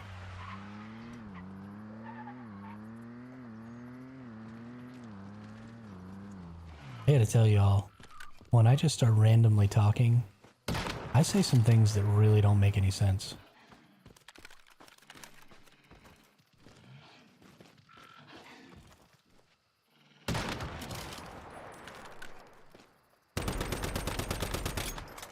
My brain just associates really strange things to other things. And so, like, I'm in a desert, right? And to me, for some reason, desert equals cowboys. Maybe it's because all the westerns are always, you know, set in some desert somewhere. And I grew up in the desert. And so I'm in the desert, and I think cowboy. And cowboy makes me think Tarnation, or Sam Hill, or, you know, one of those other exclamations. And so I just have to start saying what in Tarnation. Why I said what in Tarnation is over here, I don't know. We know what in Tarnation is over here. Been over here a bunch of times. But it was the only thing that really seemed to fit with what in Tarnation. So I put it on there. And that is the thought process of how we went from me not really saying anything to me saying what in Tarnation is over here, like a psycho. In case y'all were curious.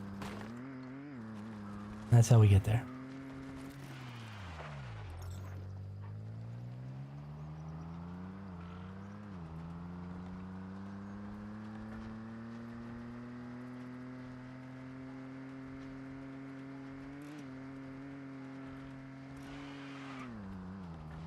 But I'm getting just a little bit loopy. That's what's happening. I'm a little tired. I'm a little wired. when I realized that the fobs were going to be such a big thing last night, and I realized that there were kind of some different types of bases that you really needed to have, and I started thinking about doing that series of long-form videos that's going to talk about what those bases are, who needs to build them, how they need to get built, and all that stuff. When I started thinking about that last night, I couldn't go to sleep. And I didn't start thinking about it until like 2:30 in the morning as I was laying down to go to bed, because I had just kind of been absorbing everything that had been happening in the live stream that the devs put out for the 1.2. And so I was just kind of watching TV and idly thinking about, you know, what I was thinking about the Prismverse Clash and stuff. I hadn't really put any serious thought into it. And then I went to bed, and all the time when I go to bed, this is when I start doing a lot of thinking. And so I was just kind of laying around, and I was thinking about, you know, what are we going to do? Base raiding. How are you going to base raid? What's some good strategies? And I just started thinking about the fob.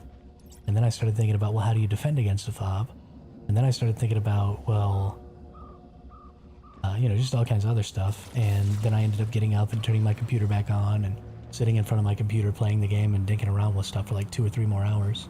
So I only got like 5 hours of sleep last night, which for a lot of people maybe isn't a big deal. But for me, it's a pretty big deal. If I don't get 8, I'm pretty much useless. So after a nice long day of streaming and not getting enough sleep, I am flippin' tired. And it's making me loopy. It is making me loopy.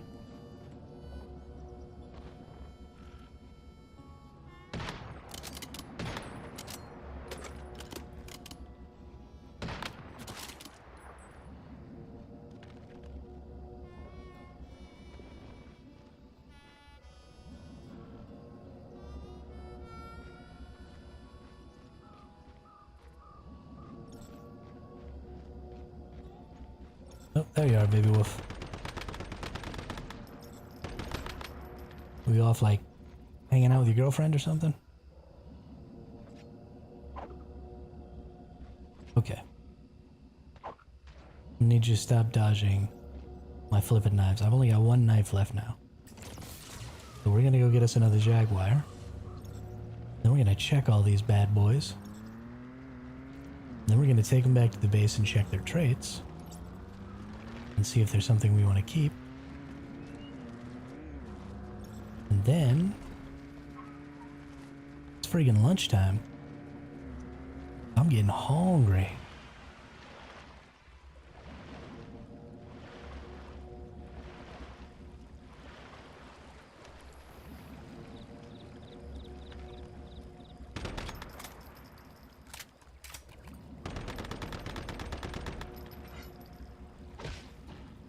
Oh, don't attack it with a stupid stun baton.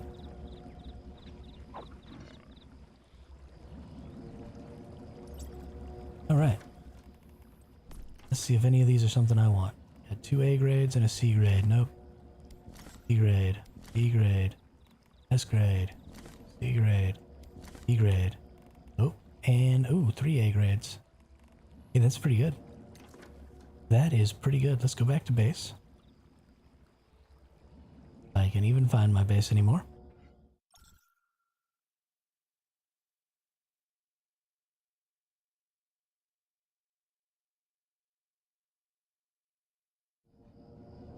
If I can even find my base anymore. Here we are. Let's break these bad boys out. Put a wolf down. Put a leopard down. Put a leopard down. Put a leopard down. And then let's check them. So this leopard is going to have quality meat, dieting, and meaty. We don't need quality meat from leopards because they give the same thing as wolves. They just give beast meat. So that one is definitely going on the ground. Now we go check this leopard here. Thick hides 2, quality meat, and acidic meat. Again, we're not really going to be worrying about raising leopards for meat and hides. Those are 3 good traits for those. but I don't really like them. We got thick hides, meaty, and vigor. Okay. So all of those were absolutely garbage. We're not going to use any of them. Stormchild, ferocity, meaty, and acidic meat. So Stormchild and ferocity are both very good for attack, but they're both tier 1, and you can get tier 2s of those. So I'm also probably not going to keep this wolf, because I don't think it's going to improve my line at all.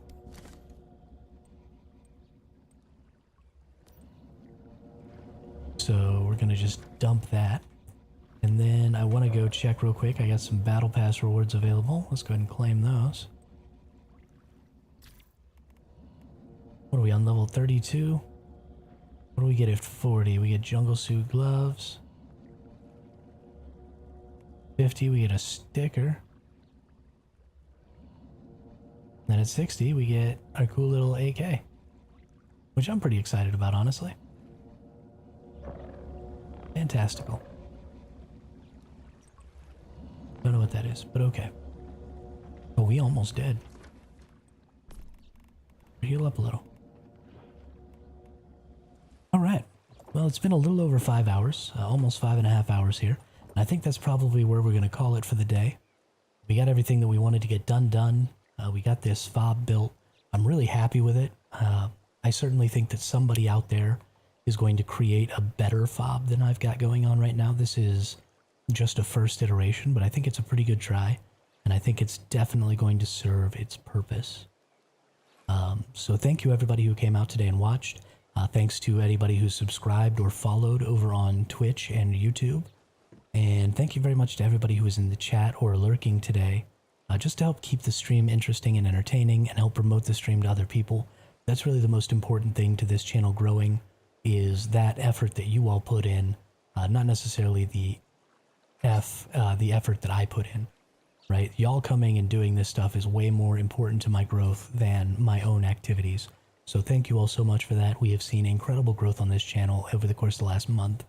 And I'm looking forward to seeing that continue as we move into some new scenarios and have some new interesting stuff to be showing on stream with the game. So thanks again, everybody. I hope you all have a great day, and I will be back at 11 a.m. Pacific tomorrow with another stream. So have a great day.